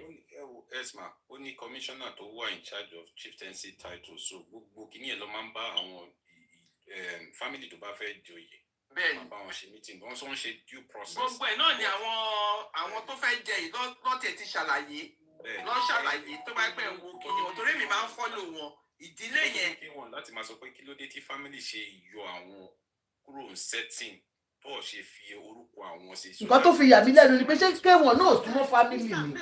But the family asked him to do the chronological, geological relate to 7 generations to submit. Yeah, wọ́n ti dá lóhùn náà. Wasiu ó kàn fa attention ni attention sí kàlẹ́ mi máa ń pe K1 attention sí kàlẹ́. Wọ́n ní pé kó provide that geological history and the chronological. Gbogbo ẹ̀ lọ dá lóhùn náà. Ó ṣe ẹ máa gbọ́ ó ṣe but they signed it. Wọ́n wá challenge àwọn tó sign ẹ̀. ẹ jọ fẹ́ sáré lọ ṣe tíì ẹ máa sọ̀rọ̀ lọ. Ẹ máa gbọ́ wọ́n lọ ṣe tíì. Wọ́n challenge àwọn tó sign ẹ̀ fún because àwọn tó sign wọn náà wọ́n ní pé wọ́n recognize wọn in the family one person there I remember. Ẹni yẹn wá sọ wípé òun ìgbẹ́ nǹkan tó ń rò bóyá òun sign kọ́ lóun sign which ẹni yẹn ti ń lọ ìyá tó ní pé mẹ́jọ pọ̀ bẹ́ẹ̀ ṣe máa gbọ́ so nǹkan tí mo fi pé wá sí ìṣe ni pé ṣe àmọ́ pé wọn ṣètò ọ̀rọ̀ yẹn tó fi gbé Dàpọ̀ lọ sí court ṣe rántí. ìbùkún náà àwọn yẹn dá lóhùn ó ṣe bò ìyá tó sẹ́ pé ìdígi tiẹ̀ ló ti jáde wọ́n á sọ pé ìyá yẹn ò bímọ wọ́n sọ pé ìyá yẹn ò tiẹ̀ ní ìṣù láyé. tó wọ́n rí ní resolve àárín yẹn gan alára tó fi gbé Dàpọ̀ lọ́kọ́ tó tún fi wá gbọ́ àwọn yẹn ti láì pé orúkọ ìyá tó dá yẹn pé ìyá yẹn ò bímọ. It's a family feud. It's a family feud. Àwọn family yẹn kò ṣe family àwọn kò ṣe fìdí pọ̀ àwọn family yẹn ti sẹ́ pé kò ṣe family àwọn torí ìyá tó dárúkọ yẹn pé ìyá yẹn ò bímọ rárá. It's still a family feud because wọ́n ṣì ní láti sọ̀tẹ̀ láàrin ara wọn. Àwọn yẹn ti rí sáà ni wọ́n ti the family has come like that is not one of the pé torí ẹ tó dárúkọ yẹn ò bímọ wọ́n sọ̀tọ̀ yá yẹn. It's true. The family has a lot of branches. Can I say something? Why didn't they debunk it when he held the interview with his mom? When the mom was actually talking to journalists. You see, I like what Mrs. Abiodun said earlier on. No. We can't be hiding behind a finger. When it was time for the Ijebu people to speak.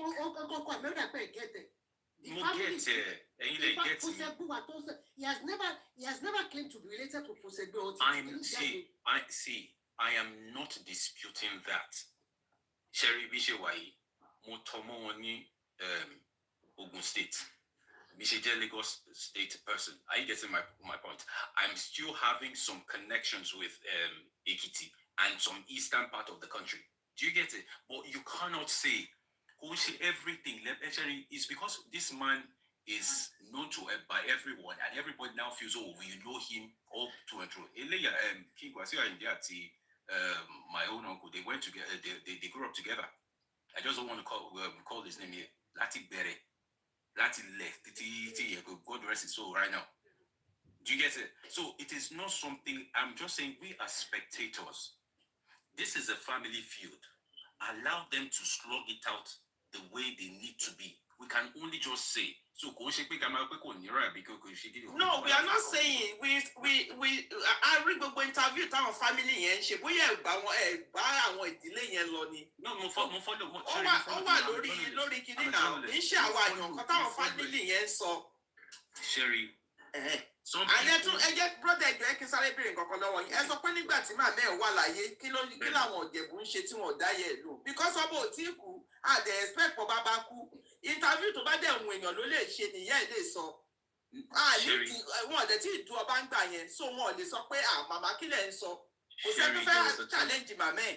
Sherry, there's a time for everything, and this is one of the reasons that when you see silence could be admission to a particular thing. Why am I not pé màmá ẹ̀ ṣe grant interview because kò sẹ́ni tó mọ̀ pé ọba máa kú kò sẹ́ni tí ó mọ̀ pé a lè challenge màmá ẹ̀ tí bá gbé màmá mi sórí telling sí tó pé tí mò ń béèrè lọ́wọ́ màmá mi ta ló fẹ́ wá bí màmá mi tá jáde pé wáì tí mò tó ń sọ báyìí. Because nǹkan yóò tí happen. No, he was trying to cement his own path. Yeah, kò sẹ́ni tó mọ inú èèyàn oníkà ló mọ̀ ká mọ̀ pápá àmọ́ kó máa lo ìgbà tó bá dẹ̀ lò náà làwọn èèyàn máa jáde pé kò rí bẹ́ẹ̀. Nobody came out to contest that. And why are we going to do that? I'm just asking you. If you brought your mom out now for kí ló dé ta fẹ́ máa bí mọ́mì yín because ọbọ̀ tí kú kò sẹ́ni tó mọ̀ pé tó máa ṣẹlẹ̀ lọ́la. tó bá sọ pé òun release a particular person, you can refute it if you people are part of that. Because kò tiẹ̀ sọ pé fìdí kì í ṣe àwọn fìjàgbé èyí ló sọ ní màmá ẹ̀ sọ pé ó sọ mọ́ ń gbà yẹn now, so they don't have any problem with what our mom says. His mom says, Daddy, you don't get it. So, I do. I know. Yeah, so nobody want to question. No. I disagree. Mo support nǹkan tí Queen yìí sọ. Nǹkan tẹ́yìn sọ yẹn, èèyàn ṣe interview yẹn ò ní mínísítà àwọn àkọ́tọ́ bá wọn anybody ló lè sọ. Wọn ò jà sí nǹkan kan gbà. Wọn ò jà sí nǹkan kan gbà yẹn bò tí kù. Àwa ò tí ì mọ interest ẹ̀. Òun ló mọ nǹkan tó ń ṣe. You understand? Nobody is going to challenge if I put my dad online now. Yes, and my dad is saying I'm this, I'm that. Nobody is going to challenge my dad. My dad can say anything. So, but I don't contest then there will be questions. Yeah. Òun ló gbé yes ìta tó ní kí yẹn máa ṣàlàyé. Òun ló mọ nǹkan tó ń fẹ́ fi ṣe. Òun ló mọ point tó ń fẹ́ fi kú. Now I get my point. Now I get it. Yes. I get the point in here, but to settle my question. Yeah. Ẹ jẹ́ kí n bá yín reframe question yẹn. Ṣé challenge ibi tó yẹ kó ti challenge ẹ kì í ṣe ìgbà tí ìyá ẹ̀ ń sọ̀rọ̀. Ìgbà tó fi ń jẹ oyè kiri Ìjẹ̀bú ni. Mo ń bọ̀ síbẹ̀ yẹn náà ni. Kì í ṣe ìgbà tí màmá ẹ̀ grant interview la máa challenge ìyá tó grant interview. Before he got that title, I knew how he was maneuvering his way to cajole. That was why Moniz Okun for or Bang and all of that. There was a time he even took what's it called? When Whiskey also went. Do you get it? I remember so he said Awujale and all of that. Sherry, it's because some people they don't keep history. They don't document some certain things. We only, like you said earlier on, react. You don't do that.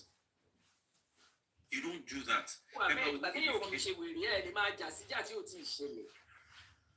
Mo sọ sórí kan fún yín lẹ́ẹ̀kan mo ní pé mo ní èèyàn in my own family àwárò bóyá ẹ̀gbọ́n wa ni. Ok, ìgbà tí ìṣe pé bóyá fẹ́ joyè àbọ̀ fẹ́ pín ogún kí la fẹ́ máa bàjá sí tó bá sọ pé òun first born.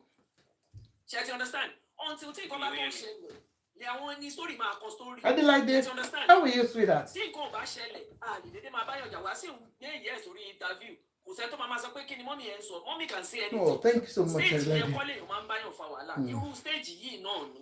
kì í ṣe pé bóyá wọ́n ń dúró kí nǹkan ṣẹlẹ̀ kò sẹ́ni tó mọ̀ pé nǹkan máa ṣẹlẹ̀ nobody ever lẹ́yìn àwọn tó ti jọ ń plan ẹ̀ kò sí ẹnì kankan rú wa ìta máa rò pé Wasiu will ever put his name down for that role so ìjà wọn ló fẹ́ máa bá àjà kí nǹkan tó ṣẹlẹ̀ ṣẹ̀ṣẹ̀ òun ló mọ nǹkan tó ń tò sílẹ̀ àwọn tó jọ ń ṣe tó fi sáré gbé mọ́mì wá tí grandma fi wá sọ̀rọ̀ pé ọmọ òye làwọn.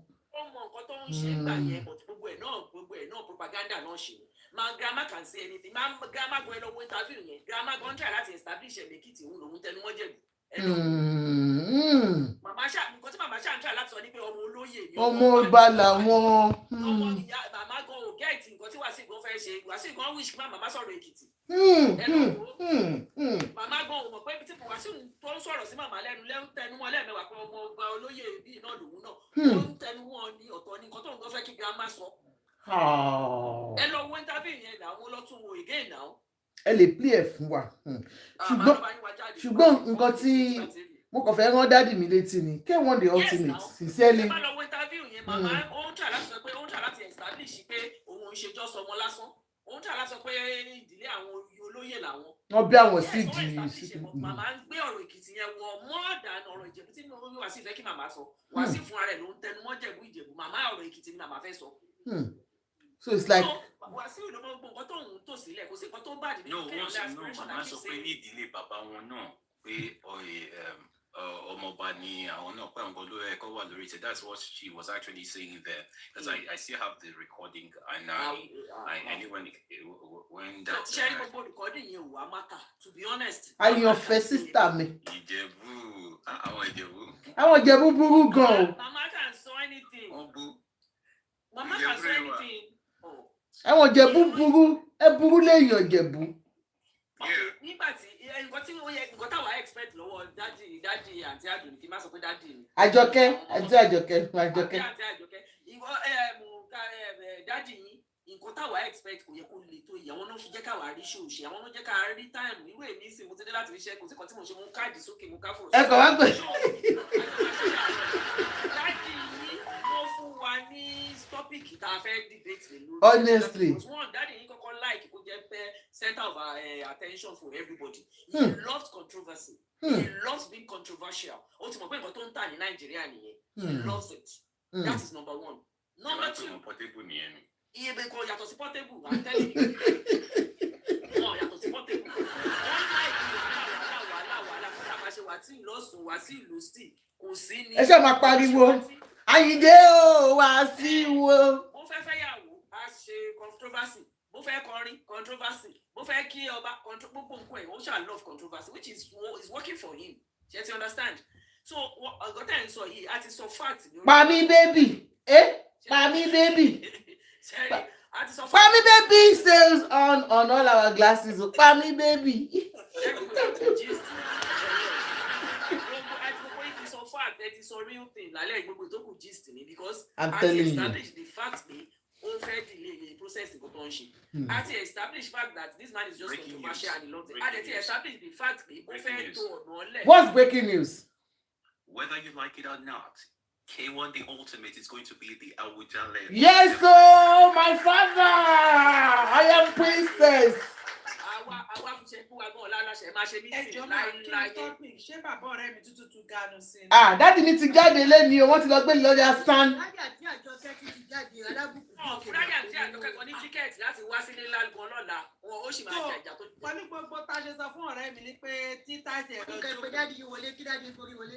ọ̀rẹ́ mi call your daddy inside náà kí ló dé ara tátì ọ̀rẹ́ mi ò ṣe wá ń balẹ̀ báyìí. ó ṣe lọ kọrin ní last week ọ̀rẹ́ mi. wọ́n ṣì lọ kọrin tọ́ǹkì àwọn Adélékè ṣé ṣọ́fẹ́rì táyà sórí oyè because tátì ọ̀rẹ́ mi wà nǹkan níjẹ́. ibi dájú wọn ṣe ń gbaṣẹ́ seriously wọ́n sáré fún un. àná ti gbaṣẹ́ wọ December bọ́ọ̀lù ẹ̀jẹ̀ fẹ́ kọ́rẹ́ mi máa fẹ́ẹ̀sì. ọ̀lẹ́ ló ń kọ́wọ́ wà tátì ọ̀rẹ́ mi láìka ọmọ obìnrin kan bàjẹ́ báyìí wọ́n láìka ọmọ wọn gan. àwọn orin ìkẹyìn tó fẹ́ kọ nìkan tó jọba so that. Owó wá tún lórí ìkẹyìn.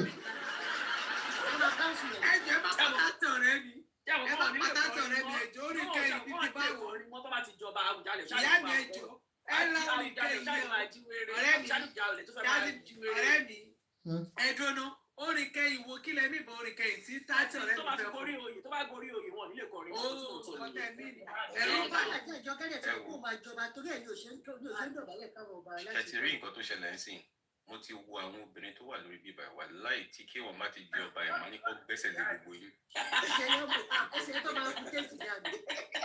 ọ̀rẹ́ mi ṣẹ́ni wọ́n ti èmi mọ̀ pé èmi ò ṣe spẹ́ẹ̀kì dáàdì yín èmi ò ṣe spẹ́ẹ̀kì dáàdì yín náà because èmi ò náyàn mi ò dé nídìí so èmi ò ṣe spẹ́ẹ̀kì wọn. dáàdì máa láì àwọn tó rà òjò. àǹtí bí sí ọmọ aláìkí yóò bí kan láti ọ̀rẹ́ mi ò láìkí tó bá ní ìdí o wọ́n fẹ́ tó bá ní ẹrí pé nítorí ọlápọ̀dé sí wọn ọwọ́ àdíjú wọn láìkẹ́ tó bá ní tó bá wọ́n kọ yóò díjú. First of all, that man, me and that man, we can't even stay in one place for 1 hour. I'm for our lori. Irọ́ ni. No, that man is so newsworthy because he's a narcissist. Tó bá ti sí kí ni tó bá ti irú ilẹ̀ ẹ máa ń tọ́ lórí dájọ́ ọ̀rẹ́ mi ẹ má kú dájọ́ ọ̀rẹ́ mi ẹ máa gẹ́ ká. àǹtí bí sí ẹ má kú dájọ́ Nígbà ọ̀rẹ́ tí mi. mi ò ṣe gàrí ìjẹ̀bù, nígbà tí mi ò ṣe gàrí ìbò ní mi ò ṣe gàrí ìjẹ̀bù tó máa ń wú torí ẹ̀ báyìí. No, àǹtí bí sí irú yín dádì wa máa tátì mi máa dọ̀dẹ̀ fún yín ni o. Ṣé mo fáwọn ọkùnrin kan wà tẹ́ pé wọ́n máa ń dọ̀dẹ̀ fún bíi. First of all, mi ò pupa, so I'm not expect. Mi ò pupa. ẹ jẹ́ àwọn ojú kalẹ̀ bọ̀ bóyá ẹ̀kú pẹ́ jẹ́ ká Àlẹ́ báwo ni? ẹ dín bribe ọ̀rẹ́ mi lẹ̀ pé tó bá ti jọba o èmi ló nọmba wọn lù ẹ dín bribe ọ̀rẹ́ mi Me, ẹ̀kú I'm a dájọ́ ọ̀rẹ́ mi ò tomboy. níyàwó I'm a tomboy. I'm wọn not ò even níyàwó expect. ẹ sọ kọ́ tẹ́ fẹ́ ẹ sọ tòótọ́ Aláìláyé. ẹ dín polówó ara yìí. Ọlọ́run máa jẹ́. Bàbá dẹ̀ ní yàrá lórí bóyá fọ́tò tààtì nílẹ̀ Ọba láì mi ló máa ń ṣe Karim, why did you put something on my platform? Kùkúmbà wọn máa bù bọ́. Donatus, HIV is real. àti Bọ̀dá tí àgbẹ̀. òun tí òun bọ̀dá tí òun bá yẹn. Bàbá ní káàtì bí sí ṣí ara wọn fún wa ń sìn bóyá fọ́tò tààtì mi náà ẹ̀ láti Ọlọ́run gbà tó wá lọ. àìsàn pọ̀ Ó jọ lọ, ó jọ lọ wà. Àǹtí Bísí ti burú jù àti ẹ̀ lè fẹ́ wọn ti burú jù mí lè jẹ́ kí mi lè recommend wọn. Daddy man hypertension. I can't recommend her. She's not. Ẹyin daddy go tẹ̀lé ẹ mọ̀ pé ọmọ Abẹ́òkúta lèmi náà daddy ìkọ́. Karim, what video are you talking about? Ẹ mọ̀ pé ọmọ Abẹ́òkúta ò ní good rep. What video? Kò ní ta sọ́mọ Abẹ́òkúta mọ́. Ẹ mọ̀ káyọ̀ ní good rep. Ẹ mọ̀ káyọ̀ ní good rep. ẹ tiẹ̀ wàhálà tí dáàdì yín máa fún wa tí tààtì yín máa fún wa máa pọ̀ gbọ́n tó máa tàbá Gbogbo àwọn ìyàwó àmì dáàdì náà máa bá sùn. ọjọ́sì tí máa lẹ́yàwó níyàwó mi mú láti ti. Ẹ má worry nípa ìyàwó. Ẹ ká gbọ́ from Sia Pierre. Ó dà pé somebody is here. Alaji's mom. Okay. Sia Pierre àbí kí ló ń jẹ́? Okay, mo ti disconnect wọn. àjọ ṣé àti ìjọba tó kó tó ṣẹ̀ṣẹ̀ tó máa wó lórí kiri. Mo kàn fẹ́ rán kéwọ̀n létí fún kankan. Anybody tí bàbá ìbá fẹ́ ṣe kí ara ni. I really want to talk about. Let's even be serious. Honestly, I'm really worried about him coming out, and you have said that he can make content because I would have thought that nǹkan tí Bísóyè tó ṣe yẹn eléyìí gangan ló yẹ kí San carry letter San Shitsu ada fún yín ká ní pé ọ̀rọ̀ yẹn kò right because ẹ̀jẹ̀ bí dádì mi ò gbọ́ tẹ́lẹ̀. petition Bísóyè. Fake petition ni petition is not.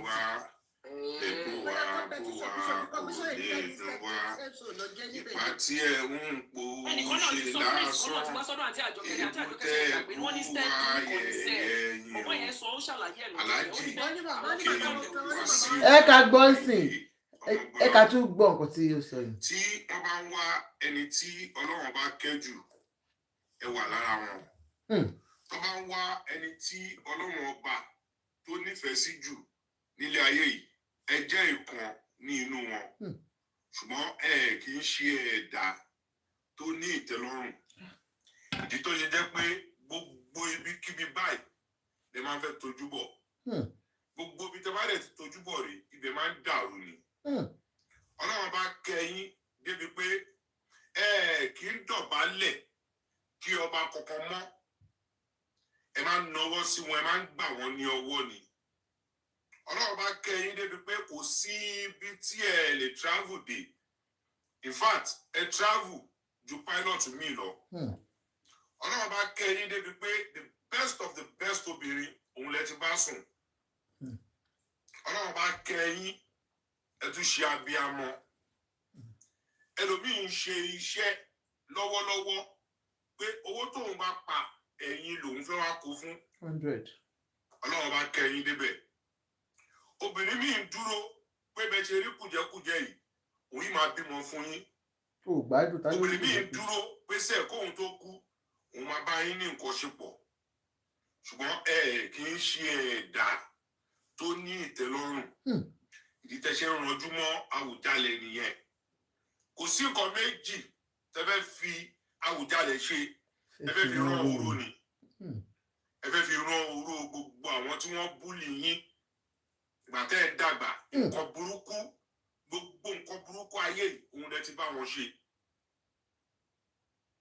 Wọ́n dẹ̀ ní wọn ò fẹ́ ọba tó máa fi àpèrè ṣe retirement ọba tó máa mú development wọ ìlú. Ìgbà tí Síkírù Adétọ̀nà máa jẹ ọba àbúrò bá bẹ́ẹ̀ ni ọba tọ́ sí 65 years ago ṣùgbọ́n wọ́n ní kò kàwé ìdí tí àwọn bàbá Òdùtọ́lá tó ṣe lọ mú Síkírù Adétọ̀nà wá nìyẹn torí Síkírù Adétọ̀nà skul bàbá Òdùtọ́lá ló lọ àwọn bàbá Òkúnnáwọ̀ wọ́n dẹ̀ ṣe kíni wọ́n gbárùkù tì pẹ̀lú àwọn bàbá Ṣónibárẹ̀ ó dẹ̀ fi ọmọdé ó fi jẹ́ tó fi dàgbà òun ni ibi tí ẹ̀yin ranjú mọ́ ní èní yẹn. Ṣé ẹ lérò pé akúrí ní President Bọ́lá Ahmed Tinubu ni wọ́n wá lọ́ọ̀dì irú yín lé àwọn prominent Ìjẹ̀bú lórí àwọn Ṣọ̀tẹ̀ àwọn Adénúgà àwọn Balógun Ìjẹ̀bú ṣé wọ́n wá gbé irú yín wọ́n á gbélé wọn ní orí tó bá fi yín jọba àwọn èèyàn máa kó kúrò nílùú ni torí orí ti padà di irú nìyẹn fìbí kankan tọmọ wọn ní Ìjẹ̀bú dẹ̀ meet up criteria tí àwọn bàbá Awólọ́wọ̀ fílẹ̀ pé kí wọ́n máa fi yan ọba ó gbọ́dọ̀ kàwé ó gbọ́dọ̀ wà upright ó gbọ́dọ̀ ní integrity ní ṣíkíní ní inú àwọn kárátà yẹn àti criteria yẹn tí wọ́n fọ́ sí age bracket ẹni tí wọ́n fẹ́ fi jọba tó wọ́n ti advise àwọn afọbajẹ pé between the age of 40 to 60 ẹ ti ń kọlẹ̀kùn wọ 70 ilẹ̀kùn ti mú yín ní ọwọ́ so ẹ gbé ojú kúrò ń bẹ̀ kò kí ń ṣe NURTW ẹ̀yin lẹ dàárín àwọn NURTW ẹ̀yin lẹ dàárín wọn rú ẹ̀yin lẹ dàárín àwọn onítíátà rú ẹ̀yin lẹ dàárín àwọn Fuman Fuji Music Artist of Nigeria ẹ̀yin lẹ dàárín wọn rú gbogbo ibikíbi tí ẹ bá fi ojú sí tẹ bá ti orí wọ̀ ibẹ̀ máa ń bàjẹ́ ni ìdí táwọn èèyàn ṣe ń sá fún yín pẹ̀lú àwọn ọmọ dáadáa tẹ bí tí wọn ṣe fẹ́ kọ̀ọ̀kan nu wọn torí kò sẹ́ni tó fẹ́ jẹ́ àná yín torí you are a self-centered human being ẹ máa ń like láti ran òró àwọn ọ̀rẹ́ yín tẹjọ lọ sí Jamaitu wọ́n ní kí n má pè yín ní Wasiu oníṣàwòrò lẹ́sẹ̀ ètò ìpé wọn náà bí kú nìyí so kílẹ̀ ń wá nídìí Awùjalè ní ìwà tó dáa ẹ máa ń sọ̀rọ̀ jáòjáò ẹ tẹ sọ̀rọ̀ sí odindi ọba Olúwo tẹ yẹyẹ Olúwo ẹ tẹ sọ̀rọ̀ ṣáńkà ọ̀rọ̀ àlùfáàṣà tẹ sọ sí former governor of Lagos State Akínwùmí Ambode ṣé irú yín wà lẹ́yìn kan fi jọba ṣé tó bá tiẹ̀ gbé fún yín pé Wàsíù gbà ó ṣó yẹ kẹ́ gbà àbí bẹ́ẹ̀ ṣe wà tẹ́ bá jẹ́ àfọbàjẹ́ tó bá mú irú kárátà Wasiu Àyìndé wá síwájú yín pé kẹ́ recommend fọba ṣé ilé ṣe lè fi irú yín jọba pẹ̀lú ìwà tẹ́ni lọ́wọ́ ẹ̀yin tí ẹ lè manage matrimony ẹ lè manage obìnrin kan fún ọdún kan oṣù kan ò lọ ká má gbọ́ nǹkan kan ní orí yín drama ti pọ̀ jù ṣé irú yín wá ni wọ́n máa lord lé àwọn prominent people of Ìjẹ̀bú lórí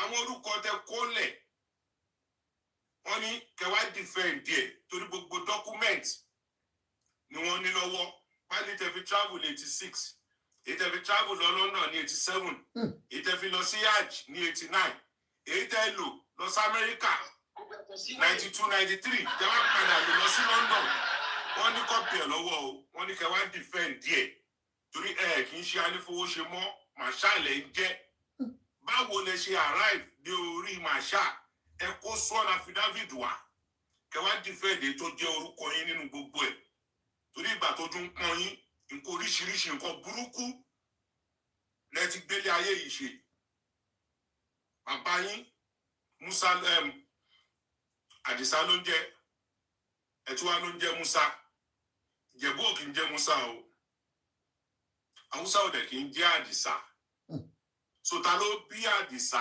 Adéfowóṣe ta ni bàbá tó bí bàbá Àdìsá Àdìsá ló bí Wasiu ta ló bí Àdìsá ta ni bàbá bàbẹ́ ibo nìdílé yín ibo lágbólé yín ẹ tọ́ka sí kọ́nà bẹ̀rẹ̀ yín bẹ̀ kò ń ṣe ilé ojúṣàgbọ́lá tẹ̀kọ́ o ilé tẹ ti ṣẹ̀wá tẹ ti jáde torí Fìdípọ̀tẹ̀ tẹ́lẹ̀ tọmọ 18th century ní orúkọ Fìdípọ̀tẹ̀ jáde Fìdípọ̀tẹ̀ aka ni kò kí ń ṣe orúkọ èèyàn ọba tó fi ìdí ọ̀tẹ̀ polẹ̀ torí gbogbo àwọn èèyàn tó bá dìtẹ̀ pẹ̀lú ẹ̀ ó máa ń kọ́ńkà wọn ni ìdítọ́ ẹ nickname ẹ̀ ní Fìdípọ̀tẹ̀ nìyẹn so a lè trace ìran yín mẹ́rin back to 18th century ta ló bí Musa bàbá yín Àdìsá ta ló bí bàbá ta ni bàbá bàbá ẹ̀ ìyẹn lórí kẹ wá sọ o kò ṣe pé kẹ máa kọrin pé entitlement yín tọmọ wọn ní ìdílé mẹ́rẹ̀ẹ̀rin tó ti ń jẹ ọba so ẹ má fi ọkàn sí wọn ò fẹ́ yín bẹ̀ ìdí tẹ́ rí pé kò sí ẹ̀dá kan tó bọ́ta láti sọ pé yes òun tọmọ Wasiu àmọ́ àbúrò bàbá yín àmọ́ ẹ̀gbọ́n bàbá yín àmọ́ àbúrò títí yín àmọ́ ẹ̀gbọ́n yín ẹ kó wọn jáde kó wá defend yín wọn ní tẹ́ bá tó kẹ́ máa bọ̀ nílé ńlá. ṣé ti rí nǹkan tí mo ṣe play kínní mo refer back ṣe mo pé lóòótọ́ he withdrew the suit pé àwọn gbé àwọn ẹbí yẹn lọ sí court bó nǹkan tí Bísóyè sọ ń bí báyìí ni àǹtí Bísí sọ wípé àwọn ẹbí yẹn ni okay sọ ẹbí tó báwo ló ṣe jẹ́ ta ni bàbá ẹ ta ni he wasn't able to and like I said today when I saw this new letter to Governor Dapo Abiodun ohun tí mo béèrè gangan ni pé wọ́n ní wọn ò jẹ́ ká wọn bá wọn denomination process wọ́n exclude àwọn ṣé K1 ò lọ sí family meeting ni ṣé wọn ò lọ sí ṣé understand at least gbogbo bí process ṣe ń lọ ó jẹ́ káwọn náà máa contact àwọn ẹbí ṣé àwọn ẹbí yẹn ló mọ̀ ni wọn ò pe aláàjì ni àbí kí ló ń ṣẹlẹ̀ gangan òun mo ṣe pé bọ̀ pẹ̀lú nǹkan tí Bísóyè ń sọ yìí ó ní wọ́n wọ̀nù dádì pé tó bá bí wọn rẹ kọ́ wá sílé ńlá but he said something here mo fẹ́ correct ẹ̀ K1 ò dárí àwọn onítíátà wò èmi ò wá mọ lórí ọ̀rọ̀ àwọn onímọ́tò ṣe mọ̀ pé onímọ́tò làwọn náà ó ti yé yín but àwọn ọmọ onítíátà K1 ò dárí ọmọ onítíátà wò please kẹ́lẹ̀ get it right I don't know of Fuman because is ọmọ onífúman ni wọn ọmọ onímọ́tò ni wọn but lórí ọ̀rọ̀ ọmọ onítíátà K1 ò dárí àwọn ọmọ onítíátà wò so that's just that ẹ sọ̀rọ̀ mà lórí àpéyàn kò fẹ́ sọ̀rọ̀. ẹ ṣàṣọ fún Bísóyè pé ìjọ tó bá ṣàti rìn kó máa wò yín ó ti tán pẹ̀lú ọ̀rọ̀ tátì mi tó bá ṣàti rìn tó rò ló fẹ́ pa tátì yín tó bá ṣàti rìn. ọ̀rọ̀ yìí pọ̀ bí ó Bísóyè ọ̀rọ̀ yìí pọ̀. tó bá ti rìn kó máa wò yín. ọ̀rọ̀ yìí pọ̀. a ti dé o. Jumi ẹ káàbọ̀ I am called you're welcome ma but Jumi yan ti dé láti wọ́n ti kẹ́ tó dé Jumi. ẹ kálẹ́ mà. àṣẹ dáàdì mi tún tají ni. wọ́n tún gbé wọn lọ wọ́n tún gbé wọ́n pe Sanṣítù kọ́ bá wọn kọ lẹ́tà wípé wọ́n exclude àwọn ẹ mọ̀ pọ́ ìlànà náà ọmọ oyè wọ́n máa ṣe nomination. ó rà pé ọkọ yín tó ń fẹ́ yàn yẹn ló wù lórí. bóyá ti rí pé wọ́n máa gbọmọ àwọn olówó àwọn. ọkọ yín ọ̀nà òun fẹ́ gba defeat ẹ fílẹ̀ alábùkù ní dáàdì ẹ fílẹ̀. alátẹnujẹ ní dáàdì wọn. ọ̀rọ̀ ikọ̀ ẹ máa ro tọrọ àti àjíjọ tẹ ọ̀rọ̀ ikọ̀. ojúmọ̀ mọ́ra bí olóko ńlá wọn. a ló slap àǹtí Àjọkẹ́ kò dáa ó tẹ̀ ṣe fún àǹtí Àjọkẹ́ yóò dára ara ń ro wọn. ẹ sọ fún dáàdì wọn dáàdì àwọn náà lọ kọrin ẹni mọ̀ pé lọ sẹ́fẹ́ ẹni táwọn náà lọ sẹ́fẹ́. bàbá yẹn ṣẹ̀rù bà kò fẹ́ gba defeat ọkọ yín kò dẹ̀ mọ̀ pánù òun dẹ̀ ní bọ̀bọ̀. àná wọn ni dáàdì mi àná yín ni o bàbá yìí máa fẹ́ o ẹ má wọrí. bàbá yẹn ó pẹ́pẹ́ dáàdì yìí bàbá yẹn. Bàbá tó máa jẹ tó jẹ́ pé òun náà. wọ́n máa pè é kó ti kàn yín. irọ́ ni. ẹ̀yin náà lè wá tó bá rìn o àti àjọkẹ́ máa kíù ni ó lè bọ́ sí wọn lọ́wọ́ ẹ báwo. Ọlọ́run lè ṣèyanu àwọn èèyàn ṣàkíyù lọ́dọ̀ ọ̀rọ̀ ni. ẹ nọtìsì kankan lára dáàdì yìí lẹ́nu ìjọba ìta ìjà ọ̀pẹ bísọ̀yọ̀ bí wọn kó wọn kúnlẹ̀ wọn ń dọ̀bálẹ̀ fọba wọn ti ń dọ̀bálẹ̀. wọn ò dọ̀bálẹ̀ ọba wò lẹ́rí tó dọ̀bálẹ̀ kúrò ayé sọ. wọ́n ti ń dọ̀bà dáadáa wọ́n ti ń tẹ̀ dáadáa wọ́n ti ń kọ̀rọ̀ mistake o. bísọ̀yọ̀ gan sọ pé èjì o kódà kan fẹ́ èjì kó èjì gan ni nítorí bá ṣe calculate èjì yẹn mo ò tí tó èjì yẹn mo ṣe ọmọ ọdún mélòó ti tẹ̀lé barrister òbòbò yẹn òwe sọmọ. bísọ̀yọ̀ ló máa pátá ti àti àjọkẹ́ bísọ̀yọ̀. ó wá tọ̀ wọn ọ̀nà fún obìnrin máa wò lóyún nínú. wọ́n tó èjì yẹn lórí mo mọ̀ ọ̀rẹ́ wọn kàn án tó bẹ̀. ìjọ lè má dé ní same age. ẹ bá rí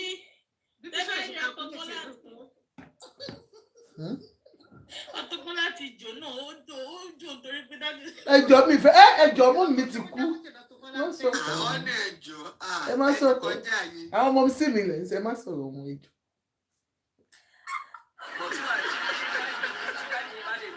balẹ̀ fún ọ́tò tó lọ bóyá tó bá lọ bẹ ọ́tò bóyá kò kíní máa lójútùú. ẹ jẹ́ àsọ̀rọ̀ gidi. àbí tó bá fẹ́ fi ọ́tò ṣó lórí. ẹ jẹ́ àsọ̀rọ̀ gidi ẹjọ́ kí lẹ rò pé ó mú dádì. What was the main reason for him behind all this? At the end of the day, he withdrew. Yeah. So why are we chasing this again? I'm just confused. Like, we don't know what happened because ọ̀la ni àwọn yẹn ṣe nomination. Wọ́n ní kó ṣe nomination lọ́la and àwọn ọmọ oyè ọ̀la ló máa meet. Wọ́n dẹ̀ ti ń gbé àwọn èèyàn jáde rí gbogbo àwọn tó ń ta sí post. ọjà ló kàn fẹ́ máa disturb ni enemy of progress ni broda yín ní dájú. Okay, they've given him some things he needs to come and actually Hi. understand. Wọ́n ti challenge. No, it doesn't matter. Ọyọ process ọyọ náà ni ìgbà tí ó ṣọmọ. At least wọ́n sọ pé ọmọ Facebook wà láwọn. Bísọ̀yẹ̀ ti analyse àwọn points kan. Tó bá yẹ pé tòótọ́ your secondary school, the name of your father Musa Adisa, blah blah blah. Kọ́lọ́ challenge ẹ̀ ní ìdílé ní family house àwọn Facebook wà. Nígbà tí a gbọ́. Kí ló dé? Àwọn nìkan lọ bí síbi àwọn siblings wọn kọ́. Abba. Ojú ò ti dájú yín o wà láì. At the end of the day, àti àjọkẹ́ ọfẹ́ fèrú gbàgbọ́ kan ni. She understand. Má rò pé ó yí sí bẹ́ẹ̀. Ọfẹ́ fèrú gbàgbọ́ kan ni. Ó fẹ́ máa disturb, ó fẹ́ máa delay kíní wọn yẹn ni. Ọ̀rọ̀ ṣe wicked man. Wọ́n fẹ́ delay but the question we should even be asking. Nomination náà ni application wọlé last time náà. And Bisi, the question we should even be asking him ni pé báwo ni Fìdípọ̀tẹ̀ tó ṣe tàn mọ́ fún Ṣèyí wà? Wọ́n mọ̀ ní ìdílé ẹ̀ tó bá dé. Wọ́n mọ̀ ní ìdílé ẹ̀ tó Wọ́n bá ti dé. ẹ̀ ní kò ṣe jẹ̀bù Nígbà tí ọmọ rárá. méjì òdó yẹ èèyàn lóyún tó sọ pé Fìdípọ̀tẹ̀ ni ẹ́ tó dẹ̀ di ọ̀sán ọjọ́ kan tó dẹ̀ tí wọ́n sọ pé Fìdípọ̀tẹ̀ kan ló máa joyè Ṣẹ́gun wa ló máa joyè tó dẹ̀ tún dédé bẹ̀rẹ̀ sí ta máa fi sọ pé ẹlọgbọ́n nǹkan tí Bísọ̀yè sọ dáadáa. Mọ́mì Wasiu ọkọ tó fẹ́ kì í ṣe. Ok, ẹni sùúrù ẹ fẹ́ gbọ́ ìyẹn gangan ni ká lè gẹ́ẹ̀tì ẹ ká gbọ́ ká lè gbọ́ ọkọ̀ ẹ mute everybody ká lè gẹ́ẹ̀tì message yẹn. Labalábá tó dìbò lẹ́gùn Ayé. ayé má dá lẹ́kùn. Láìpẹ́ yóò dà lákìsà nínú aṣọ. Ṣẹ̀mọ̀pá kéèkì ìyẹn ò ṣe gbé sábíà. Ẹni tó dọ́rù ẹ̀ wò níjọ́ sí ara mi. Níṣe ló jọ́ lọ́hùn yìí pé ẹ̀yin ara wa. Lẹ́kṣọ̀ ṣáláhùn ṣe kì í ṣe já ó. Lẹ́kṣọ̀ ṣáláhùn ṣe. Mútàkàdá kẹ́mú gègé kẹwàá gbòòrìn tó mọ́gbọ́n dání tèwé tàgbà o. Mọ̀gbọ́n làwọn gbọ́pọ́n ládé ẹwà. Wíṣẹ́bọ̀ yìí ti dọ́gba orin. Ó yá jẹ́ ká sáré gbọ́ ẹjọ́ ẹ dákẹ́. King Wasiu Àyìndé Ọmọgbọ́láhàn. Wọ́n ní tí Ṣìgìdì bá fẹ́ tẹ́ á ní kí wọ́n gbé òun lọ sí odò lọ́wẹ̀. Àwọn Yorùbá dẹ̀ ní alábòsí á lówó, alábòsí á bímọ, alábòsí á kọ́lé, ṣùgbọ́n àtúbọ̀tán alábòsí kò ní dáa. Irú yín òun ni Barrister fi kọrin pé kì í gbọ́ kì í gbà ìbínú oríṣiríṣi gbogbo ibi tó bá dé ó máa ń fi owó ẹ̀ ó máa fi ń dá wàhálà lẹ̀ ni. Ìdí tí ń ṣe sọ pé ẹ fẹ́ dá wàhálà lẹ̀ lórí ọ̀rọ̀ Awùjalẹ̀ yìí ni torí ẹ fẹ́ fi rán oró ni kò sí nǹkan tí ẹ fẹ́ fi ṣe ẹ kò fẹ́ rán oró ṣé mọ̀ pé tó bá yẹ pé wọ́n ti gọ̀ fún yín ní sọ̀lọ̀ ọmọ sọ̀lọ̀ lẹ́ẹ̀ bá máa pera yín lọ́jọ́ ìní o torí gbájú ẹ̀ tẹ lò fún late Kabiru Adélájà tẹ parọ́ pé Ansarudeen grammar school ẹ lọ sí Ansarudeen rárá torí pé kí ni pass common entrance class 2 òun dẹ̀ ni ẹ ti kúrò ní school ẹ máa ń wí ìwà bí ẹni tó wà autistic ẹ máa ń wà bí ẹni tó ní autism ìdí tó fi jẹ́ pé orin nìkan òun ni gẹ́tẹ̀wé yín mọ bó ṣe ń hùwà láwùjọ mọ bí wọ́n ṣe ń sọ̀rọ̀ ẹni tẹ bá lọ sọ́dọ̀ obìnrin tó bá bímọ fún yín ẹ máa bọ́ ṣọ́lẹ̀ ẹ bọ́ bàtálẹ̀ kóhun àtọmú ẹ̀ that is a wayward statement irresponsible person ló máa ń wo irú wà yẹn ẹ bọ́ bàtálẹ̀ sọ́dọ̀ obìnrin ẹ kóhun àtọmú ẹ̀ ẹ ń disgrace àwọn ọmọ yín káàkiri ṣe láwọn tí wọ́n máa ń bá yín sọ̀rọ̀ orí wọn ò pé àwọn tó jókòó tì yín tẹ́ ẹ sọ pé ẹ ṣàdíà ọmọ orí ìtẹ́ni ọmọ 1957 lẹ pèrè ayín ta ní ìyá Wasiu wà láyé ẹ jẹ́ ká fún wọn ní 100 years old that means pé 1925 ni wọ́n bí ìyá Wasiu kí ni orúkọ ọba tó bí ṣàdíà sórí ìtẹ́ ṣàdíà àwọn Akérédolú ní orí ìtẹ́ lọ́bi sí 100 years old tàbá yọ kúrò nínú 2025 ó máa jẹ́ 1925 ṣé ọba tó bí ṣàdíà ò lórúkọ ni kí lórúkọ ìlú tí wọ́n ti bí ṣàdíà ṣé ìlú Péjú Èkìtì ló ń jẹ́ ní 1925 torí àwọn tẹ máa ń bá sọ̀rọ̀ wọn lè béèrè question ní ọwọ́ yín orí ìtẹ́lọ́gbé sí kí lórúkọ ọba tó bí ṣàdíà now 1957 tẹ́lọ́bí yín tó bá yẹ pé máa wọ school give or take 6 years old àárírò ẹ̀ ní 7 years old so ẹ jẹ́ ká sọ pé by 1964 ẹ ti wọ primary school tẹ́ bá lò 6 years kú 1964 yẹn ó mì pé by 1970 ó yẹ kẹ́ ti wọ secondary school ṣùgbọ́n wọ́n ní ẹ fail common entrance so kò sí school kankan tó ready láti gbà yín secondary ò lè gbà yín Methodist ò lè gbà yín àwọn better school bíi St. Philbert College Baptist Academy Èkó Boys High School kò sí ètò lè gbà yín torí nígbà yẹn wọ́n máa ti ń kọ́ school tẹ́ máa lọ tẹ́ bá parí common entrance àwọn unapproved school náà bíi àwọn Lateko àwọn Wesco St. Timothy àti Niger Peco tẹ́ ń pè ní Niger Paco nígbà yẹn kò sí kankan tó lè gbà yín níbi tẹ́ fẹ́ lìdè ìdí tí màmá yín ṣe mú yín lọ sí Ìjẹ̀bú Ìṣíwọ̀ nìyẹn tẹ́ lọ bẹ̀rẹ̀ class 1 pẹ̀lú wọn ní Ansarudeen High School Ìjẹ̀bú Ìṣíwọ̀ 1972 ni wọ́n dá Ansarudeen High School sílẹ̀ so by 74 lẹ wọlé ní class 1 class 2 September tó gbọlúdé lọ́mọ́ lẹ fi di ẹni tí ó wà ní ẹ̀yìn Dr. Sikiru Ayinde Barrister dẹ̀ sọ wọ́n ní whisky làwọn máa ń pè ṣẹ́mẹ́rin tó ń pè whisky ajá ẹ̀ tó ń jẹ́ whisky nìyẹn so Barrister tó sọ pé ọmọ òun ni yín ṣé 9 years ni Barrister gbà lọ́wọ́ yín ni because at the time tẹ́ bá kúrò school from calculation ọmọ tó bí 1957 age 17 lẹ kúrò ní class 2 nìyẹn o ṣé class 2 17 years old tó yẹ kó ti máa ṣe tán ló máa kúrò school ní class 2 ẹ lọ rò dáadáa torí àwọn tẹjọ gbé ní Dùmágbò lọ́ọ̀kan nẹ́pà níbi ilé àwọn alàgbé mo ti bá wọn sọ̀rọ̀ o àwọn tẹjọ gbé àǹtí Ìyábọ̀ tí màmá wọn ta bèbí nídòlú o mo ti bá gbogbo wọn sọ̀rọ̀ o wọ́n ní ọkọ màmá yín bàbá òyìnbó òun ló wá láti Ìjẹ̀bú Òde pé ọ̀dọ̀ wọn ní gbogbo àwọn ọmọ Ìjẹ̀bú tó bá wá sẹ́kọ̀ọ́ máa ń wà bóyá ibẹ̀lẹ̀ ti píìkì orúkọ anífowóṣe tẹ̀tí lérò pé bàbá yẹn ló bí yín torí mi ò fẹ́ àzùn pé ẹ̀ mọ bàbá yín ọkọ Ṣàdíà ìyá Wàsíù ló wá láti Ìjẹ̀bú tí wọ́n ń gbé lẹ́gbẹ̀ẹ́ ilé àwọn alàgbé. So ilé yín ní Dùmágbò lọ́ọ̀kan NEPA tọ́lẹ̀ ń gbé wọ́n ní gbogbo bẹ̀ lẹ́dàrú àsọmọ́ kékeré wọ́n lè tẹ̀lé lẹ́kan ọmọ dàrúṣà lọ sí Ìdòlúwo. Kí lẹ ṣe ń bẹ̀? Wọ́n ní obìnrin 4 ọ̀tọ̀ọ̀tọ̀ lẹ mú láàrin sákù yẹn tẹ fún lóyún.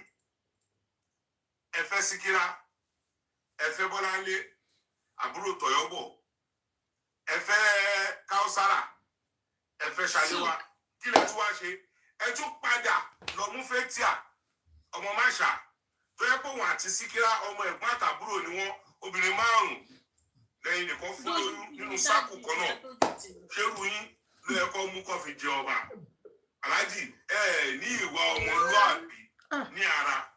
Gbogbo nǹkan tó sọ̀rọ̀ ǹdí fraud ni. Ẹ sọ pé àtàwọn Kánsẹ́lọ̀ Pélé Wúrà ẹjọ́ ṣiṣẹ́. Sátífíkẹ̀tì wo lẹ fi ṣiṣẹ́? Torí ìgbà tí Dr. Wahab Dosunmu tí wọ́n mú gbogbo àwọn ọmọ Èkó tó fún wọn ṣẹ́ wọn ò lè fún yín torí pé ní sátífíkẹ̀tì orin ilẹ̀ ń kọ́ kiri.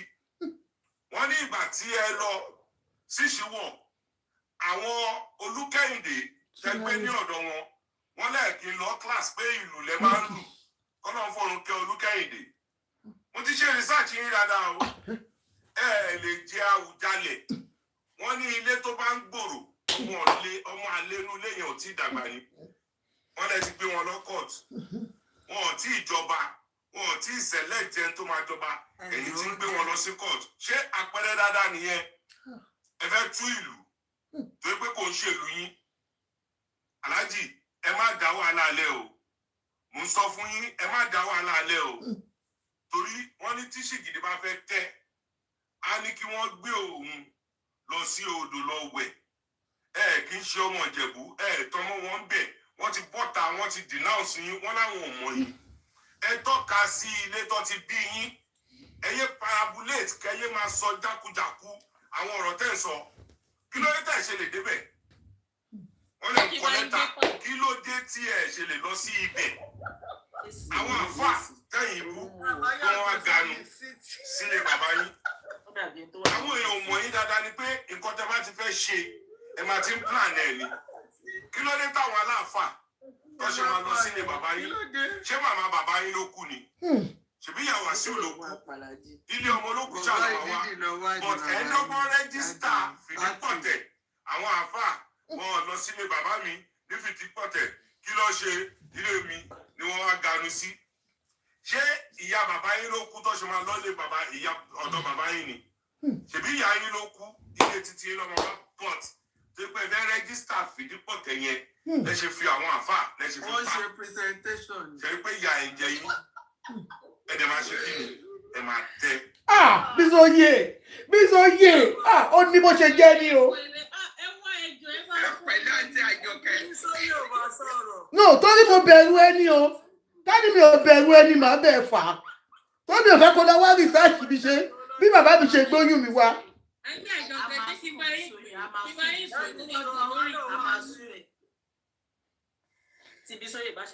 Ẹni sùúrù. Láyé kò wọ ẹyin kankan mẹ́pẹ́tẹ̀ ló ní ojú owó ewu.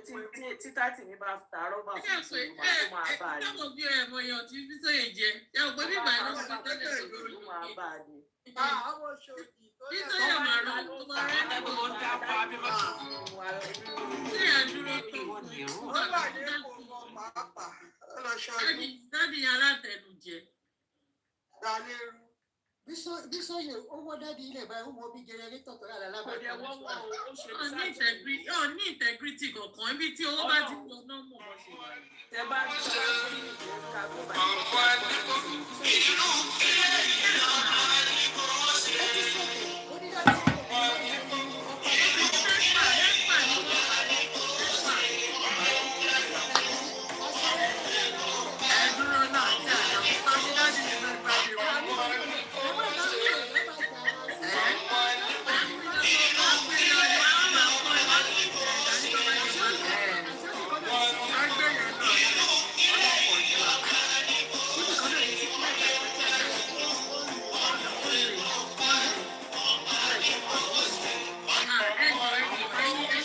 Ẹjọ́ torí Ọlọ́run ẹni sùúrù. ẹni sùn.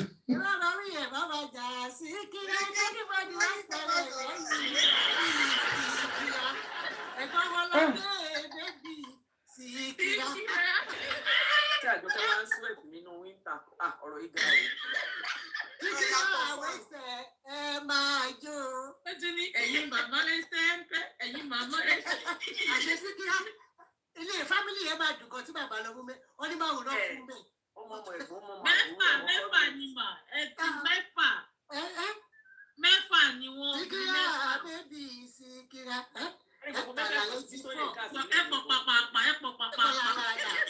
Gbogbo àwọn mẹ́fẹ̀ẹ̀fà tí sóyè ká sílẹ̀ yẹn, àwọn tó ń mì ti dé light gan làwọn yẹn. Àìmọye àwọn tí bá gbọ́ lẹ́nu, àwọn tó bá àwọn sáré lọ ṣe àwọn tó jíjó lẹ́yìn, àwọn tó jíjó lẹ́yìn. Àwọn tó lè pariwo síta. Àwọn ìyàwó ọ̀rẹ́ lóríṣiríṣi tó lè pariwo síta. Ẹ wò ṣẹ̀dẹ̀ lórí àwọn tó ń mú dádì orí àwọn tó ń là.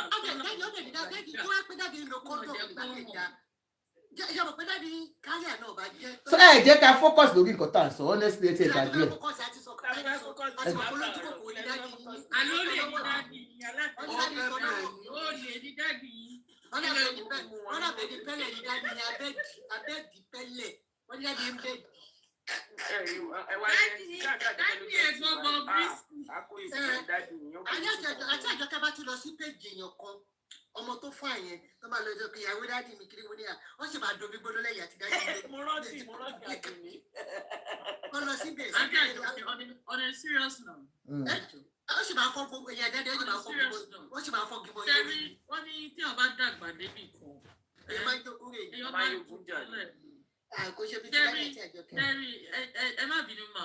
Ṣẹ́rí àwọn ọmọ kéékèèké ni ó tó ṣe bí òwe mà.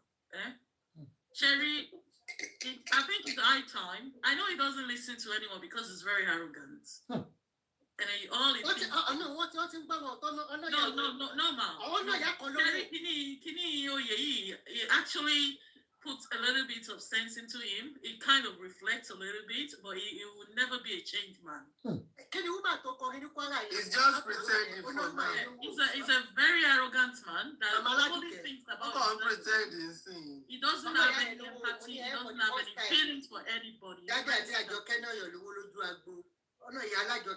Ẹ ká sáré gbọ́ lẹ́yọ kọ̀ọ̀kan Edun àti Bisi honestly mo tẹ̀ fẹ́ bring out something ni I'm just ẹni sùn wẹ́ kọ́ rò pé Ọlọ́run ṣé mo pé mo like wọn pé mi ò like wọn but mo kàn ń wò ni pé with gbogbo nǹkan tí Bísóyè sọ yìí tí Alhaji ò lè wọn ò sue ẹ̀ wọn ò ṣe anything do you understand wọn ò ṣe anything next thing ẹ tún wá jáde the same oyè tọmọ ibú yín sí tó sọ ìtàn burúkú ńláńlá yìí came on the ultimate honestly and because tomorrow làwọn ẹbí nọ́ni kan ṣe nomination wọn why coming out again that is what I don't understand. Àwọn lọ́ọ̀yà náà máa jẹun. Wọ́n fẹ́ máa lọ delay taxes. Lọ́ọ̀yà máa sọ fún pé ní stand ẹ má dá wọn lóhùn. Lọ́ọ̀yà máa Okay, nǹkan tí mo fẹ́ sọ ni mà lọ́ọ̀yà tó ń lò ẹ bá rí antecedent lọ́ọ̀yà yẹn. You know that all he knows is money. I'm sorry. Too much. One by one, ẹ jẹ́ ká gbọ́ ìṣòro. Wọ́n ní tí Tóbi bá dàgbà débì kan, àwọn ọmọ la máa ń jẹ́ òbí fún àwọn bàbá àti ìyá wa. I think it's high time his children start calling him into order. Táwọn tó bá ní ilé church book pẹ̀lú. Ẹ má bínú mà. Ṣẹ́rí kò sí bí wọ́n ṣe bọ́mọ yẹn ṣe pọ̀ tó náà. Ṣẹ́rí wọ́n ní pé ọmọ ò lè burú títí náà ká lè fẹ́ kù pàjẹ́ kò sí bí Alhaji ṣe lè wọ́ sí tó náà ó sì máa ní kọ ṣẹ́rí Àǹjọ́lá yẹn ó láìka Àǹjọ́lá yẹn bọ̀ ọmọdé lọmọ yẹn kò tí ì rò òye ayé tó bá lọ ọmọ tó lè gbọ́rọ̀ sílẹ̀ nù Àǹjọ́lá ni ọmọ Fathia ó láìka ọmọ yẹn gan but I think it's high time his children start calling him into order. You see, there are some things I don't want to say dementia. Àti baby lawyer yẹn náà kí yẹn náà pé wọn. Yeah, she's a bí bàbá ẹ̀ nìyẹn. Ẹ mú wa bàbá ẹ̀ kò lè bá bàbá ẹ̀ sọ̀rọ̀. Wá bàbá ẹ̀ ni. Ó máa ń ṣàì bàbá ẹ̀ gan. Ọjọ́ ń tanra wọn nítorí position tó yìn fún yín. You really have respect for him. And I don't know the kind of relationship you guys have. However, you need to call him into order. There are some time you need to stop. Alhaji ò lè stop because ó ní disability. Alhaji ní disability. All autistic. Disability wo ló ní? àti Tóyìn. Only disability mi ní púpọ̀ fún yín. Kí ni disability wọn jọ? Ìgbà tó wá ṣe ọ̀nà fún bí báyìí, hospital tó ti ṣọ̀nà fún mo ti ń ṣiṣẹ́.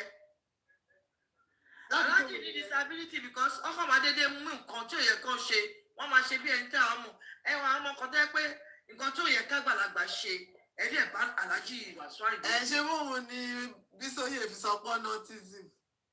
Ó ní Aláàjì ọmọ yóò kú ọ̀bọ̀ báyìí because mo fi like ọ̀bọ̀ yẹn sòtọ̀ yóò tọ́ ní náà lọ sọ fún yín.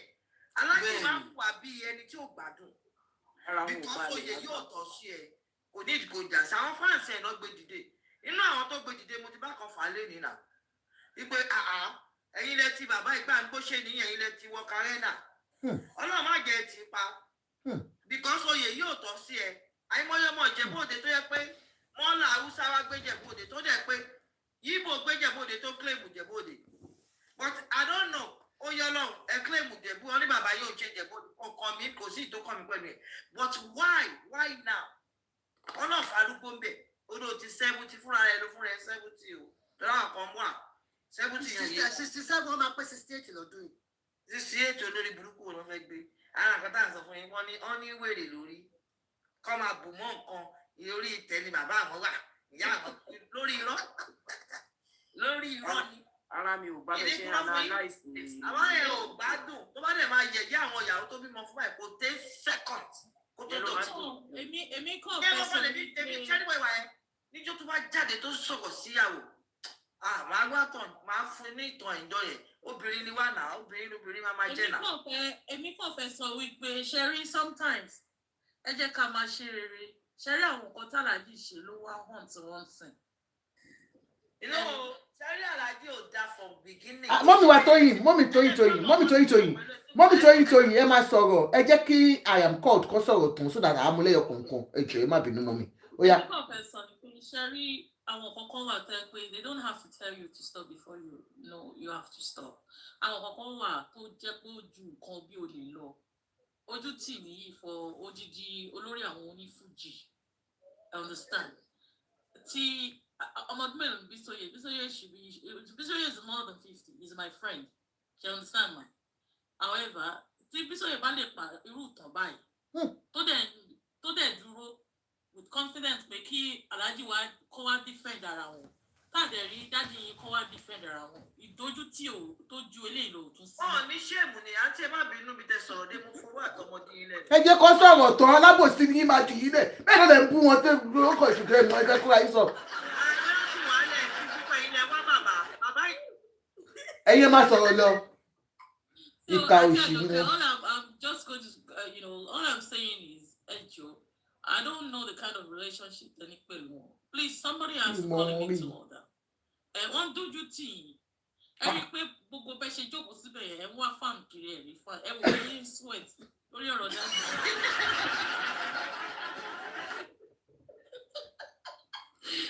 Ọ̀tọ̀ lẹni tó ṣẹ̀, ọ̀tọ̀ lẹni tó ń rìn. Ẹ má bínú tó bá jẹ́ pé mo fi ẹjọ́ ọkọ tí mo fẹ́ sọ náà nìyẹn kí dáàdi yín tó fún gbogbo high blood pressure àṣà ní dáàmú. Ẹ ṣe máa ń dàrú. Wọ́n lè wá jó iye Yorùbá wọn. Ẹ ṣe Tóyìn ẹ sọ̀rọ̀ sí Tóyìn ẹ sọ̀rọ̀. Àti Àjọkẹ́ ẹ̀rọ bí dáàdi ṣe kó jáde bí ọmọ ọjọ́. Mi ò rojọ́ ẹ fi mí lẹ̀ Tóyìn ẹ sọ̀rọ̀ mo ti mute yín. Ó yẹ mute ẹlòmíì ẹ sọ̀rọ̀. Ẹ jẹ́ kí mi sọ̀rọ̀ ṣé ìfẹ́ kí n sọ̀rọ̀ ni. Ẹ sọ̀rọ̀. Ẹ sọ̀rọ̀ àǹtí Tóyìn ẹjọ́ a fẹ́ gbọ́rọ̀ yìí. Sẹ́rí bàbá yín wèrè tó wà lórí wọn ó tó gorodóòmù 10. Ká parọ́ ká má sòótọ́ ká dagboru kò lè jọba. Wọ́n yẹ wàyà ó lè dá gbogbo òlu.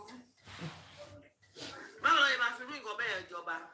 Ọba àbò bóyá máa jọba ó ti gbadé tó wà lórí mi ọba Fújì ni mo jẹ. Kò dẹ̀ sẹ́ tó gbádé Fújì lé wọn lórí o torí Barrister lọ́lọ́run gbé gbogbo iṣẹ́ yẹn fún dẹ̀ ti gbé fún Wasiu Ayinde Òṣùpá àwọn kan ń tọrọ àwọn ni. So bàbá yín ẹni kó lọ sẹ́ńpẹ́ òun náà kú ti ní káwọn obìnrin lọ sẹ́ńpẹ́ rí. So àwa náà fẹ́ kọrin ẹ̀yin obìnrin tẹ́ wà lórí floor ẹ̀yin bàbá ẹ sẹ́ńpẹ́ ọmọ yín ló kàn lóye yìí o ẹ̀yin bàbá ẹsẹ̀ ń pẹ́ ẹ má bínú sí Dúpẹ́. ẹ sọ́ọ̀rì èmi ò ṣe sí Dúpẹ́ o Àjọkẹ́ lè ní jẹ́ o ẹ lè bá sí Dúpẹ́ o tó lè máa tó tẹ́ o. àbúrò yìí fámìlì kan náà lè àti ṣe bí dáàdi yín náà ni. ọmọ ìyá ọmọ bàbá ni wá bàbá wa bàbá kan náà ló bí wa àpọ̀mọ̀ ìyá wa ni bàbá kan náà ló bí wa ẹ ṣe.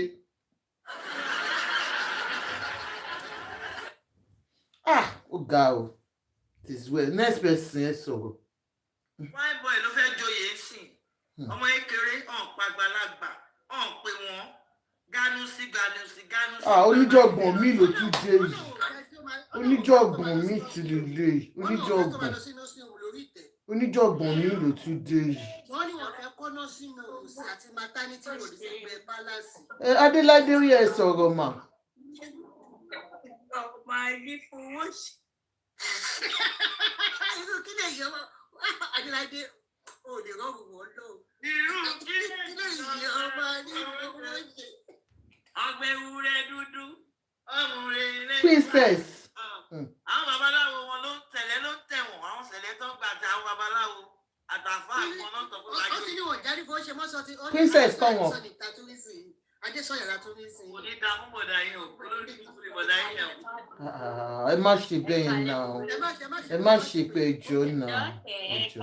àti Àjọkẹ́ wọ́n ní dáàdi Adésọyà lọ. We can joke we can do that but ẹ má ṣe pé ẹjọ́ nítorí ọ̀dọ́. Princess ẹ sọ̀rọ̀ ẹ fi mí lẹ̀ ẹ̀yin ò tí ẹ mọ́ bàtà bá ń tàyàn.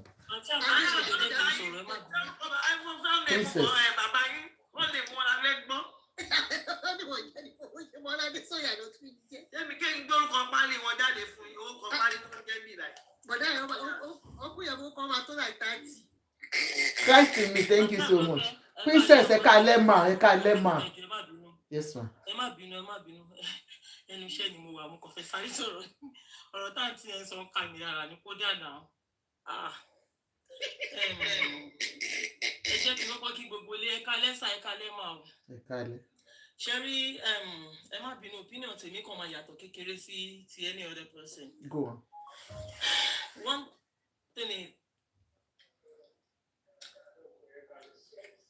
Àgbọ̀ yín o. Adéládé continue jàre my dear sister. Àgbọ̀ yín Princess. Èmi kàn tẹ̀ fẹ́ kọrin lálẹ́ yìí. Ok, wọ́n ti fẹ́ Princess yẹn ti dé padà. This is a very nice person.